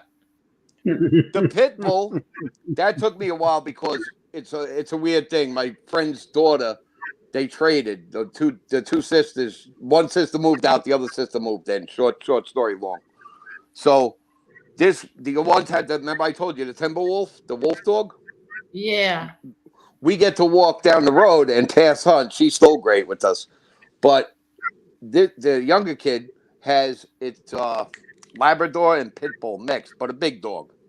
Yeah. And my heart, I'm like, I don't know about this, because we just got friendly with the dog. And she's like, I don't think so. I'm like, see, there you go. You're saying you don't think so. That's not good enough for me. So I grabbed her and I made sure that it won't be another dash hound incident. Like if anything happens, I could just go in and either grab her or, sorry to be rude, punch her in the Yeah, nose. yeah, yeah.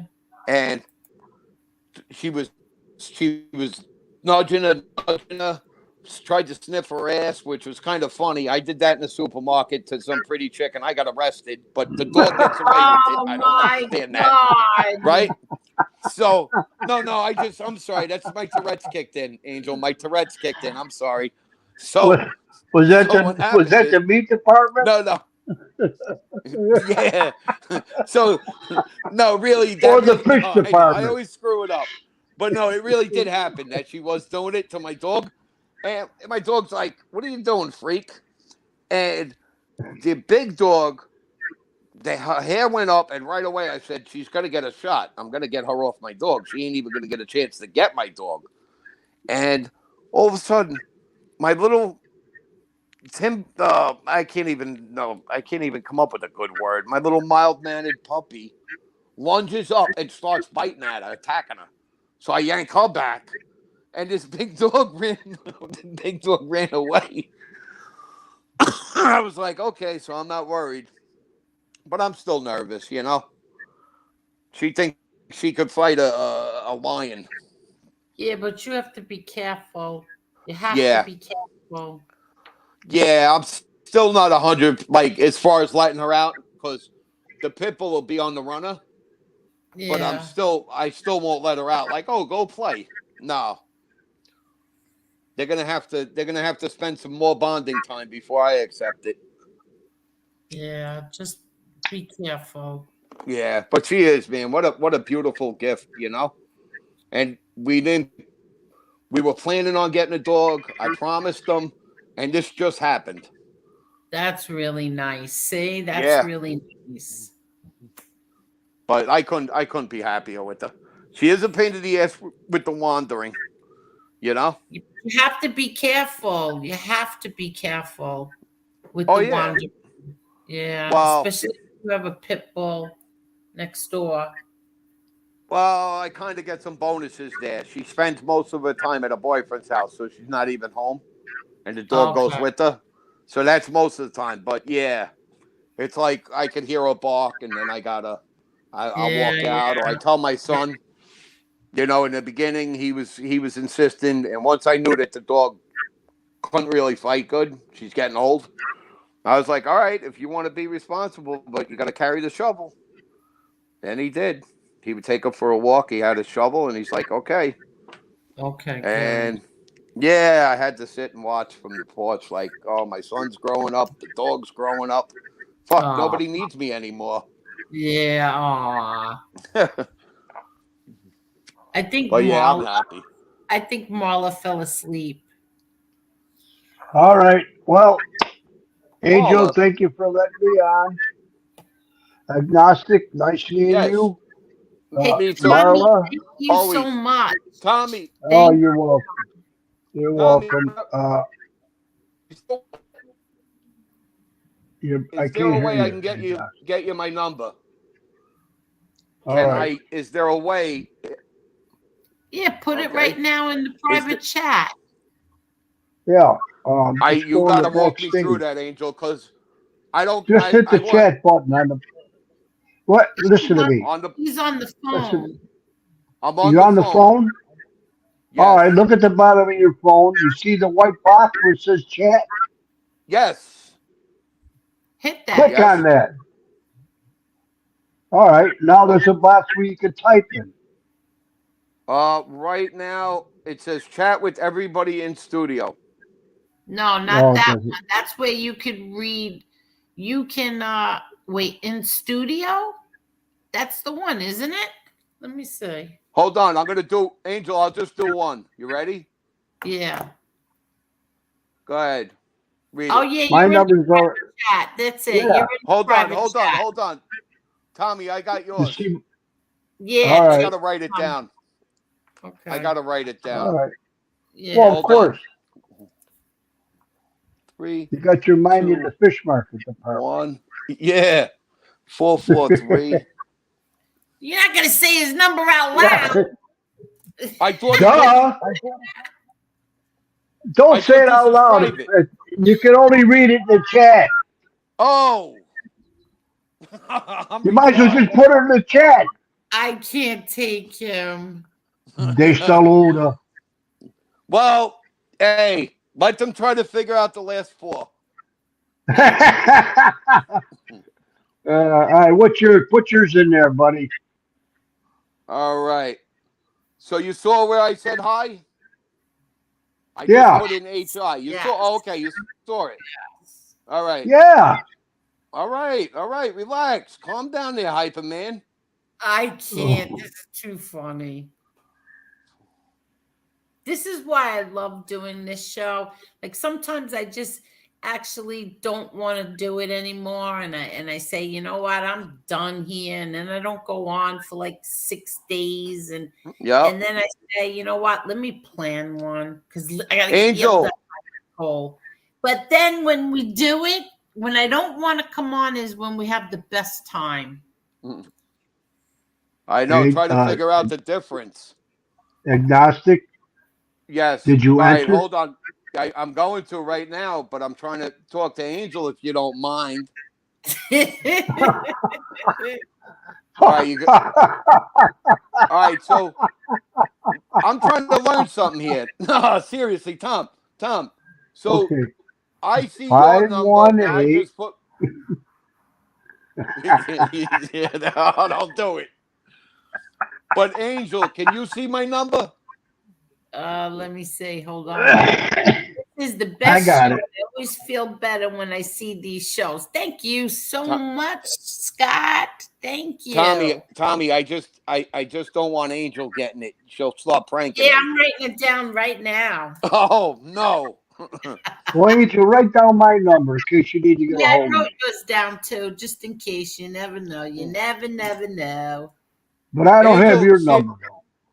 seriously, Angel, you can call me anytime, and you can block your number if you're ever worried I'm one of these Fruit Loops. I'm not worried about people being Fruit Loops. 419. Oh. So Yeah, I'm confused. Are we still on the show? Yeah. Listen, So agnostic. Listen to me. See, in the backstage, like we are now, in the chat, the private right. chat, we can talk amongst each other without anybody knowing what we're saying backstage. You Yeah, follow if me? I ended the show and everybody stayed on, everybody Right. could We could. out. She could shut the show down, but we could talk. We could actually I've done talk on I've done stage. that. Good Right. night, Jason, and Done thank you. I've done This that, but I never did too. this. So like right now, can people hear me in the chat? Yeah, they can hear you. They just can't see what Okay. we So just typed. okay, I'm getting it. I'm figuring it out. Okay, and then the other way to do it is if, like you said, if she shut the show down, then whatever people are in that private chat, that's Yeah, private. Got it. yes. Got Yeah, it. she And can now, even see. She can even keep the studio open, and we could actually talk. The broadcast is gone. What it'll say on the screen is broadcast ended, yes. but we could still talk to each other Oh, okay. and I see got it. each other. But that's up to Angel. She has to do that. Nobody else could. Yeah, like Right. when I interviewed MRE for the first time, we ended the broadcast and then my best friend and I stood on with MRE and he showed us, like all his tattoos, he showed us his whole apartment, he showed Yep. us his dioramas and his pictures and everything. But meanwhile the show ended, but we were still on with him. Right. Right. Well, like I always said, Angel, when they prove he's a rat, I don't want to talk to him anymore. I've It's been not, waiting what now? I've been believe waiting me. what, a year? I Yeah, know. but I've been believe waiting a me, year. he's not. Believe me Oh, when I tell you he's not. Listen, Angel interviewed him. 13 of his friends. Mm-hmm. She did the deep dive private with him and her friend. Yes. Now, yep. if it was ever gonna come up any doubt, she would have had it there. And Angel's a pretty good Yeah. judge of character. But besides that, he was thoroughly checked out by someone else. He was Yeah. checked Yeah. thoroughly. So there. Not a rat. Here's So how one of about his that? childhood friends right here. Scott. Yeah, Scott. Yeah, Scotty. Well, Tommy, I don't know if I bounced off of 2 shows. I was asked to come on, and I wind up just leaving, hitting the exit button. I was like, "Fuck this." Sorry, Angel, but that's how I felt. Yeah. Because, well, come on it, and I'm like trying to just talk about it, and you know the deal, the raised voice, Yeah. and well, Yeah. you Oh, know I don't somebody's see got to be a nothing. rat. If there's 4 of Yeah, us saying here's it, his it must friend. be true. Here's his Yeah. friend right here. Look, let me Yep. tell you what MRE is not, a rat. Who is that, Scott? Yep. He knows Hey, him what's up, all Scott? his life. Yeah, he knows him all his Yeah. life. Not a No, I rat. know who he is. Yeah. Yeah, I know who Scott is. Good dude. 13 of his friends, childhood friends, were on here. And then there's a few others that are in the chat. They don't come on yet. And But I've spoken to them privately too. And absolutely not. Absolutely. Angel, you're going from that angle, which is a very good angle, and I was going from another angle, like trying to explain to these guys, do you know how the system works? That Yeah, you they can't don't. arrest him and use him for years. Like, for instance, John Panisi, when he ran into the FBI building, right? What happened? He confessed to crimes that he committed, and what did they do? They charged him, right? They don't understand. Well, the feds came and did away with the charges, and then he was a rat for years. It doesn't work that way. It's called a failure to indict. One day I want to come on with Elio and discuss this. Oh yeah, very You know? good. Hello, Stack. Yeah, Stack, because I'm gonna answer. I'm sorry I didn't answer you yet. I'm sorry, but yeah, of course, Stacks. Of course you can. but yeah, this Angel, like I said, this failure to indict. Um, that's not how the whole rat thing happens. That and people that don't know any better, they fall victim to this bullshit. It doesn't work that way. Exactly. Exactly. The feds looked at it. I can tell you, the feds looked at it and said, "You guys clear them to have the weapons. It's going to be a mission to convict him because first thing his lawyers are going to do is say, look." So that's why they drop it. And people saying they don't drop cases, they have no idea what they're talking about. Exactly. I remember when my ex-brother-in-law got arrested. First of all, what the government does is they put all these charges on you when they first indict you, right? They Oh put my all these things God. on you, right? And then a year goes by and the negotiations back and forth. So now it all comes down to, okay, so it was what, 3 charges, I think. Yep. And the government wants a big fine. So you agree to the fine, you agree to the stupid charges. So he got, I think, probation and a huge fine, of course. And there's A-Light, the bull's on him, telling everybody who will even listen to him that Carmine was a rat. The one thing, Carmine's a lot of things, but a rat, absolutely not. But it didn't matter. No. Ran with it because he only got charged with the big fine and probation. You know, as far as that bullshit goes, Angel, I could show they all talk paperwork. I could show paperwork, which is kind of crazy. They had me down as an unidentified co-conspirator. Unidentified. Yeah, exactly. But that never. Why don't you read the paperwork? Yes, it does happen. I'm the one, so I'm telling you that it happens. Exactly. These idiots have no clue. You know, like, and I tried bringing up the Panisi thing as a template, so maybe I could help them understand. But you know, they get stuck. Oh, wait a second. What? So you're the person, Scott? Because he never said who it was. So you're the person that shit about him being racist is bullshit. I had a fight with 4 people and beat their ass. They picked up MRE and thought he did it, and he stood up and never folded. He took the charge on the chin. See, that's the one that Yeah. the person in Florida keep throwing in MRE's face that he was an elderly beater. But meanwhile, it wasn't MRE, but yet he was going to take the charge. See that? So Right. you're the one. All right, he never told us it was you. Yeah. See, so And if Scott didn't say something right now, we still wouldn't know. Exactly. I'm no tough guy, but it was a lucky night. Oh God.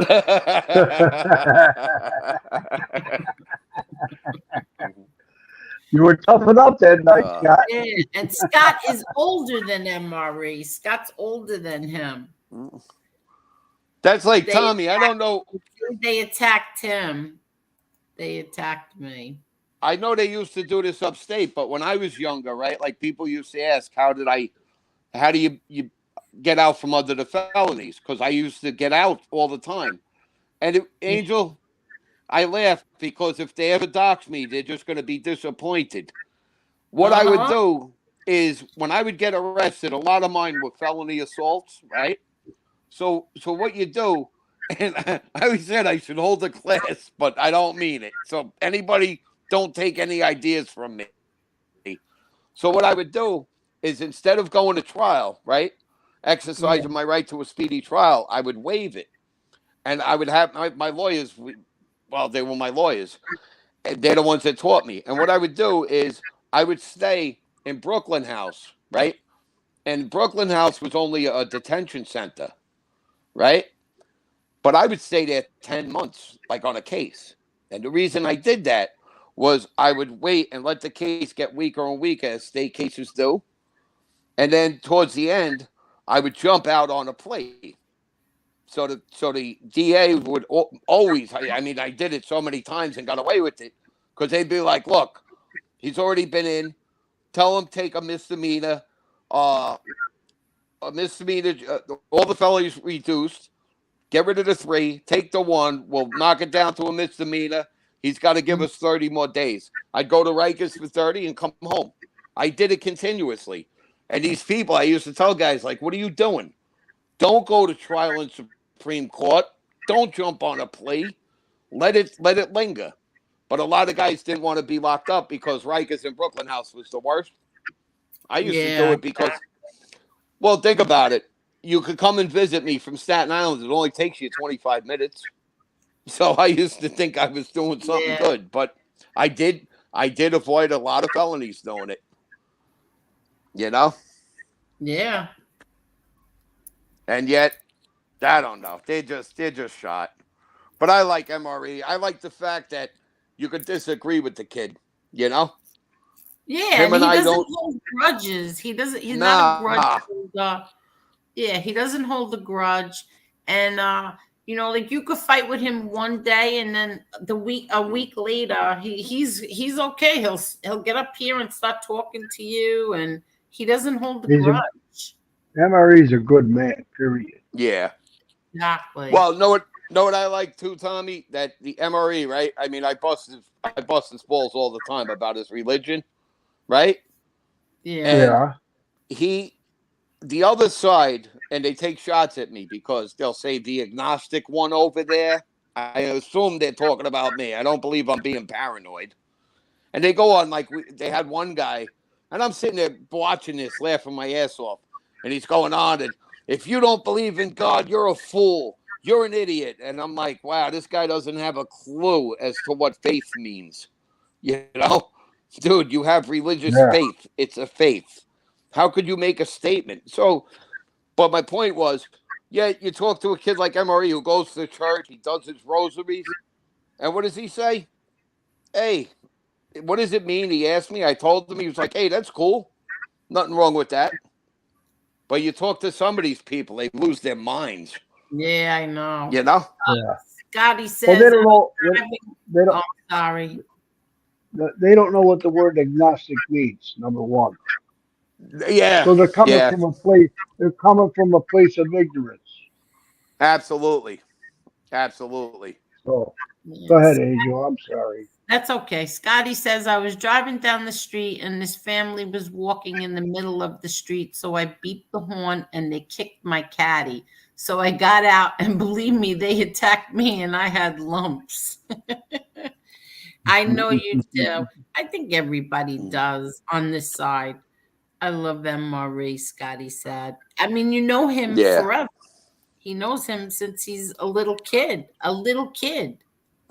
He's older than MRE. He was friends with what MRE's father and stuff. A- Um, Angel, I yes. can't compete with you, and as far as what your family went through. But you look at you and I have talked on your last show. I mean, how many people around me flipped, and it's a Yeah, process. It's heartbreaking. I It's know. like wow, and so it just pisses me off that these people they come out with these beliefs, and they've never been in the street. They never knew anybody, and I'm not begrudging anybody, but like I said with me with the names, don't be in the chat when you live in Idaho and talk about I'm breaking some kind of rules when I mention a name. See, Like that I drives me up a wall. misunderstood. Yeah, I misunderstood something that RJ said last week. I misunderstood him, and I took it as like he was cheering on Mikey Scars for cooperating, but it wasn't that. It was that he was saying like people like I don't want to mention any names. Oh, I'm just gonna say I took it the wrong way. And so then there Right. was a part of me who said, you know what? I just don't want to do this anymore because Yeah. like I love my family. I love my family to Absolutely. death. You know what I mean? And I get very defensive, and it's hard when you come on here. You sign on to YouTube, and you get on the homepage, and then all of a sudden you see your father's picture, your brother's picture, my deceased brother's picture, and I gotta hear That these was kids who don't know anything that they're talking about. They don't even know my brother, with the exception of Scars. He's the only one on here who knows my brother. Um, and Gravano a little bit, a tiny bit. But that's it. But you see these other people, these people like Panisi, like you Peon, you didn't even know my brother. Or Jeff Nadeau, yeah. you don't even know what the hell you're talking He about. don't know that kid don't know nothing Talking about about no one. family. It's really hard. It's really hard to sit there and just bite your lip and not say anything at all. And so Well, I that's why like me who's like, oh frig this crap. yeah. No, I see why you did what you did and fully and it's just and then I do suffer not to your degree with the same people putting labels on me that are totally incorrect. And what I mean by that is I'm a Gotti simp. I'm a Gotti sympathizer. And it's like, why don't you just ask me? How's that? You know? Yeah, Like exactly. the guy was who he was. That's not what disgusted me. The government was wrong. Well, and that goes in circles. And it's like, if you want to know how somebody feels, why don't you get the balls, go on and ask them? Yeah, You exactly. You know? got Yeah, why don't you? Because I bet you any amount of money that if either one of these, I don't know what to call them, whatever, Jeff Nadeau ever ran into my brother John, first of all, he'd come up to his chest, and second, he'd probably pants, okay? And that other one, Panisi, that moron. Forget about it. Oh, But you have the balls when you get on the internet, like my brother John says, in the middle of the night, the creaking, and you get on the computer and you're a computer tough guys. yeah. But if you saw him in person, I bet you wouldn't talk to him the way you do on the internet. It's just so sickening, these people. I go by the Muhammad Ali I belief, tell and the that other guy, is the other guy's name. I forgot his name now. I tell him that Sal Polizzi did not know my father. What does he do? He still puts him on and lets him bullshit about my father. It's like you Right. can't win with these people. You No, just can't win.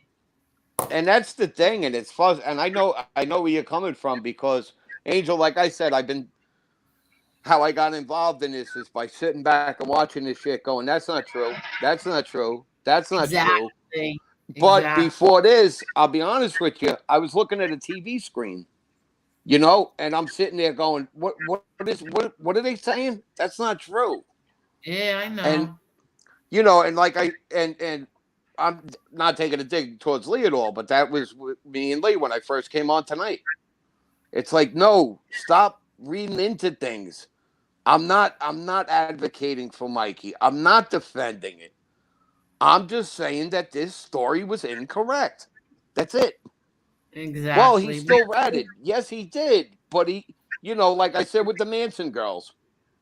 Well, if you come on and say he ratted on the Manson girls, I'm going to say, well, I don't believe that.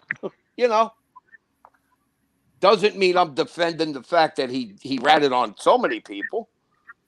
It's just I just knew I had personal. That was the thing that annoyed me, Angel.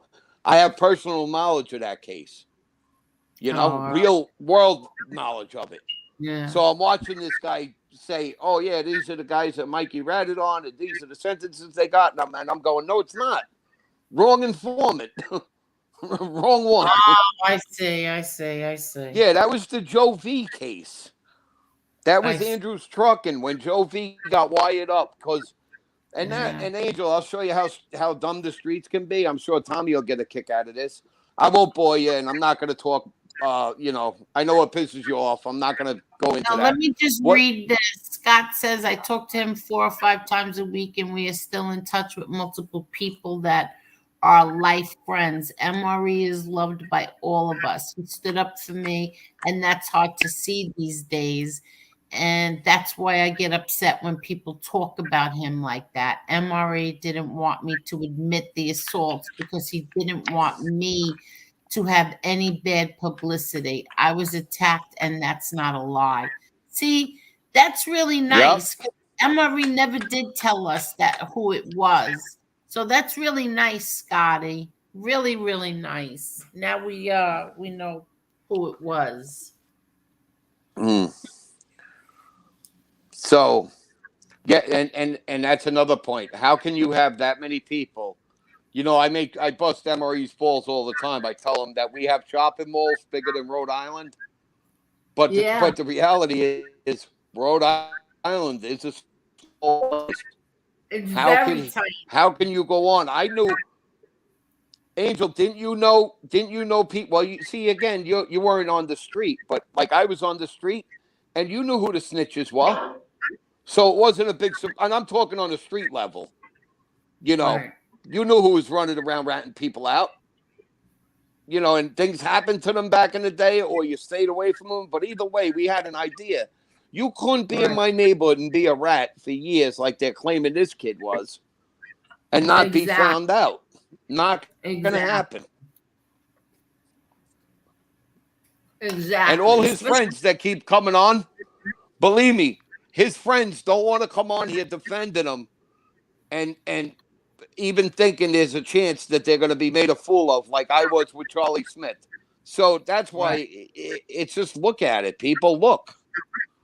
Exactly. And hi, Victoria Young. And yes, I agree, Amber Alert. I agree. So when are you doing your next show? I want to hear it. I don't Now, know. We'll see? see. Yep, I knew you were going to do that. I know it. No, we'll see. Probably not. Probably not tomorrow. Maybe Tuesday. All right. Stay consistent. And like I said, I like the fact, because I don't mind fighting, but I like the fact you kind of veered off, you know? What do you You still mean? don't, well, you still don't put up with the bullshit, but you don't get, like you said, you're No, not getting I'm not yourself getting bothered. involved in the. No, I'm not. No Right. more drama. Sorry, it's not Yeah. happening. I have Angel Boulevard. I'll always have Angel Boulevard, but Yes. They'll I'm not be I getting. they'll love be Angel fine. Boulevard. Yeah, I'm not getting involved with these ridiculous beefs online. This is crazy. Yeah. Oh, and you shouldn't. Why should you I'm stoop not. down to their level? No, I'm not. I Because don't care. these people are just lowlifes. Yep, and I'm not getting. I'm not commenting. I don't care. What does Scotty No, say? That's when they were talking about him being a rat, and they had a bullshit paperwork. They picked him out of a lineup. The drunks. I was going to admit it was me, but once they picked the yes. Well, you got to admit that remember the Manila envelope, Angel? Wait, what's this? Oh, that's when they were talking about him being a rat. Oh, I read this one already. That's Do, why I get upset when people talk. Oh, yeah, I read these two already. yes. Do you remember the Manila envelope? Look, here's the Yeah, proof. It's a Manila envelope with fucking hand. I'm sorry, Angel. Fucking exactly. With handwriting on it. handwriting on Are it, you I kidding know. me? Yeah. I was laughing. And, I was and then laughing. I said something to him, like something so stupid. I was just like, Emma Marie, just go get the envelope, and show them the paperwork. And I heard that they've been running with that all this week, like that. I told him, go get your paperwork and show it. No, that's not what happened. I said it very nonchalantly. Well, why don't you just I go get it and show it and shut these people up already? That's all I said. And I think I said it in yeah, I didn't. I you think I know even said it in the chat, and they're running with it. I heard all you know this it's week. funny. You know it's funny. I didn't see you say that or hear you say that, but I heard the other side running with it. That Yeah, even Angel Gotti, exactly. and I'm sitting there, Angel. I swear on my eyes. I swear on my eyes. May I go blind? I was listening to it, going. I bet you she just said it like in a. Well, you said it better, nonchalant way. Nonchalant. Yeah, like in the chat, I was like, just go get your paperwork and show it. Like shut these people up already. I didn't mean it like, oh, you I need wish. to show your paperwork. I didn't say that at all. I Then they said I understand. took I his understand wrench. his They said angle. I took his wrench. Meanwhile, I never took his wrench. I kicked him out of the chat. I Yeah, never did that ever. it's yeah. When amazing. It's amazing how they twist words. You could say a three-letter sentence, and they will Yeah, make it that's a what Cuban B just paragraph. said. Yeah. well, you remember And when they with the Chicago Muscle, and then I went on SoFlo. Well, I don't there remember was you on there. all right. Well, I was, and there was a group of people, right, that Yeah. were quick to call me and tell me that when you were on your show that you were angry because you thought I went on there and I was talking like you sent me when that wasn't the way it actually went down. I kept saying over and over, Angel Oh, I has nothing to don't do with remember this. this. What? I don't remember this. No. Lee Cole asked you right on the show. So what do you think of Agnostic going on SoFlo's show? And what I say? You're like, so he went on the show. What do I care? And then I think it was the next day you got mad on your show, and because somebody had said they were making up bullshit about what I said and what I didn't say, and you were like, well, that's disappointing. You said something. I don't know if I want the guy on my Did I show or think that? something. Did I think that you were talking bad about MRE? No, I think it was about you. Like I Me? think what it was people were trying to stir it like I was portraying that you sent me there, which wasn't the truth. Anybody that saw it, I think Tommy, did you see it? no. Yeah, I don't Yeah. even remember. Oh, If I did, so I it don't didn't mean that remember it. much. No, obviously it didn't. Cool. But that's how. But they were so quick to call me with that, and then you had apologized like a couple of days later or the next day. And that we spoke about somewhere. You and I were on somebody else's show, and you said, "Yeah, I Oh, okay. apologize for that." Okay. Now Oh, it's coming back, and I was like, "Hey, thanks, man. I appreciate it." I think I'm getting Nobody Alzheimer's disease. ain't Angel, though, none of those clowns called me and told me that you apologized, right? You see what I Yeah. mean? So yeah, they were quick to tell me that you weren't happy about what I did, which wasn't actually what I did, and then you apologized for it. So why did they call me with that? But they didn't. Yeah, I don't know. I don't even remember. So I remember saying Because it doesn't. yeah, I Because it. apologize to you, agnostic, but I don't remember this whole thing now. right. It was just And I went you know, on. I Evil went The on said, reason so why flow. they don't see Yeah. no evil says, Angel, you said, what's agnostic. that Can you hear me? noise? Yeah, we hear you, Tommy. Okay. The Tommy, reason why you they hear won't us? comment on the positive. Poor Marla. Let Can me you take hear her me? off. Yes. Yes, Oh, I can't even kick her.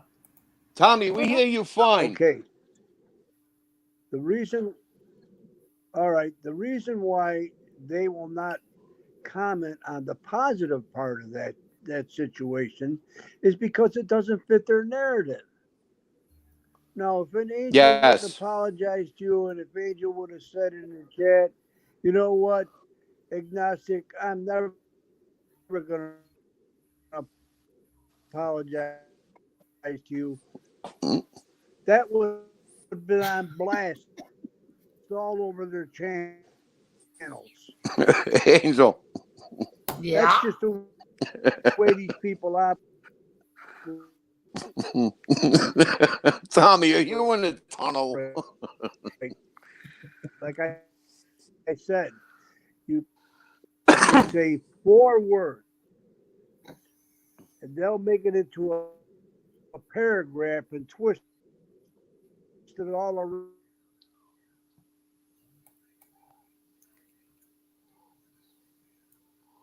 I don't know Wow. where Tommy went. Yeah, we can't hear you at all, Tommy. And Scott I says, and I just and I just told him I could hear him loud and clear. yeah, I can't hear him. What do you do when you are on the ground getting attacked and punched in the face multiple times and your nose is bleeding? Every one of them hit me. So when and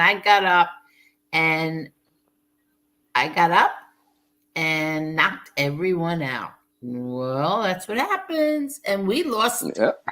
Oh, who do we lose? Oh, Marla. Yeah.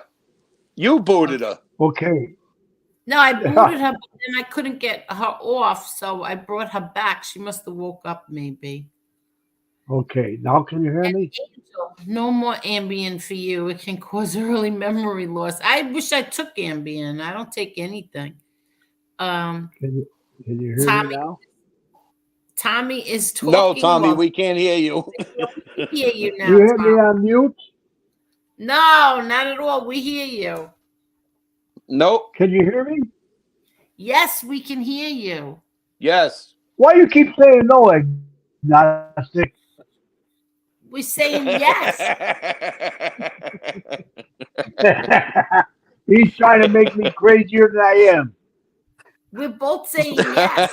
What did you did you hear the part when I said you could say 4 words, and if it doesn't fit their narrative, they'll turn it around into a whole paragraph and twist it like a pretzel. Did you hear that part? Yes. Yes. Yes. Oh, okay. All right. Mhm. Anyway, I'm But going to bed. Um, Yes. I wanted to come out for a few minutes. It's almost 3 o'clock in the morning. Uh, Thank you, Angel. Thank you, Tommy, for everything. Thank you. Oh, it's always my Tommy, pleasure. always a pleasure, Bye. brother. All right, agnostic. Yeah, we'll talk. All right. You got it, kid. Not a problem. All right. Don't call me kid. I'm old enough to be your father. Yeah, exactly. I still can't get rid of that. I still do it to this day. He's a good kid. The guy's 80 years old. He's a good kid. Don't put me at 80. I'm 75. No. I'll be 76. I'll be 76 in September. Wow. Oh, See wow. no God bless evil. you. Don't be a wise ass. I'm talking while I'm drinking water.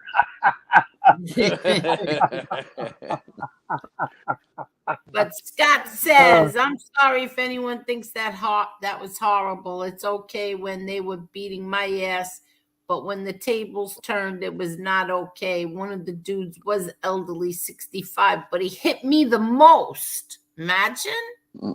Yeah. I've seen it. I've seen it. My friend's father was Hey, 75 and he was still knocking people out. And he hey. respects all his elders. We Yeah. believe So you, do I. Scott. It's the young ones that don't respect. Anyway, I All love right. you, Angel. Good I'll night. talk to you. Thank you so All right. much. Oh, stop thanking me. It's my pleasure. Thank you. Give that little guy a hug for me. Thank you And so much. I and will by the do. way, I love what I watched the two of them on the computer. They're I so get cute. such They're cute. I get such pleasure out of watching a father and son like that. It just Oh, warms my heart. yeah, It really thank does. you. He's a good father. Thank you. Yes, he is. Uh, I love when his little Frankie gives him a hard time. Yeah, because sometimes little Frankie gets up early for school, so then he Yeah, gets on. He's cranky. He's tired. yeah, yeah. He gets up and uh, walks away. Yeah. Well, he's a Yeah, kid, you know. I love when he gets up and just walks away. yeah. All right. Aw. Good night. Thanks so much, Tommy. Good night. All right. Good night. Good night. all right, Angel. Thanks for What a having me on. I appreciate the opportunity. No, anytime, agnostic. Come back anytime you want. Yeah, and like I say, if you ever see me get blocked again, just throw a wrench on there. I Yes, promise no you I'll never problem. use it. Yeah, I'll Yeah, give you a wrench. Go yeah. comment now. I'll give you a wrench. Uh, Oh, wait a minute. no, I wait, gotta kick wait. you first. Oh, Let me see. hey, have a Yeah. good So night. Have a wait, good hold night. on. All Kick right. me. So get off, comment, and Yep. then I'll wrench you up. All right. My secret hack to filling deep lines, hold on. blurring pores, and eliminating crow's feet. Oh, he left. Detox from Serious Skincare. It works to instantly fill Okay, deep lines hold and wrinkles, on. blur pores, and target crow's feet. And Okay, so I need you to comment, and then I could give you a wrench.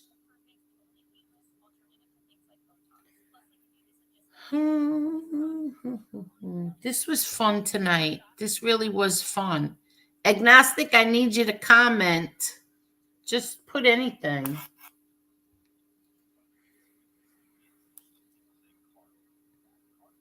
There you are. Okay. And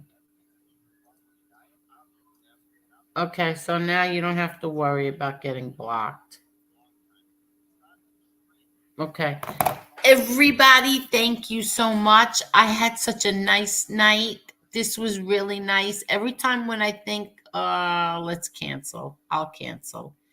And then I end up having the best time. Thank you, everybody. Thank you for the super chats. Thank you for the cash apps. It was very, very nice and very generous. Thank you all very much. And have a great night. Good night, everyone.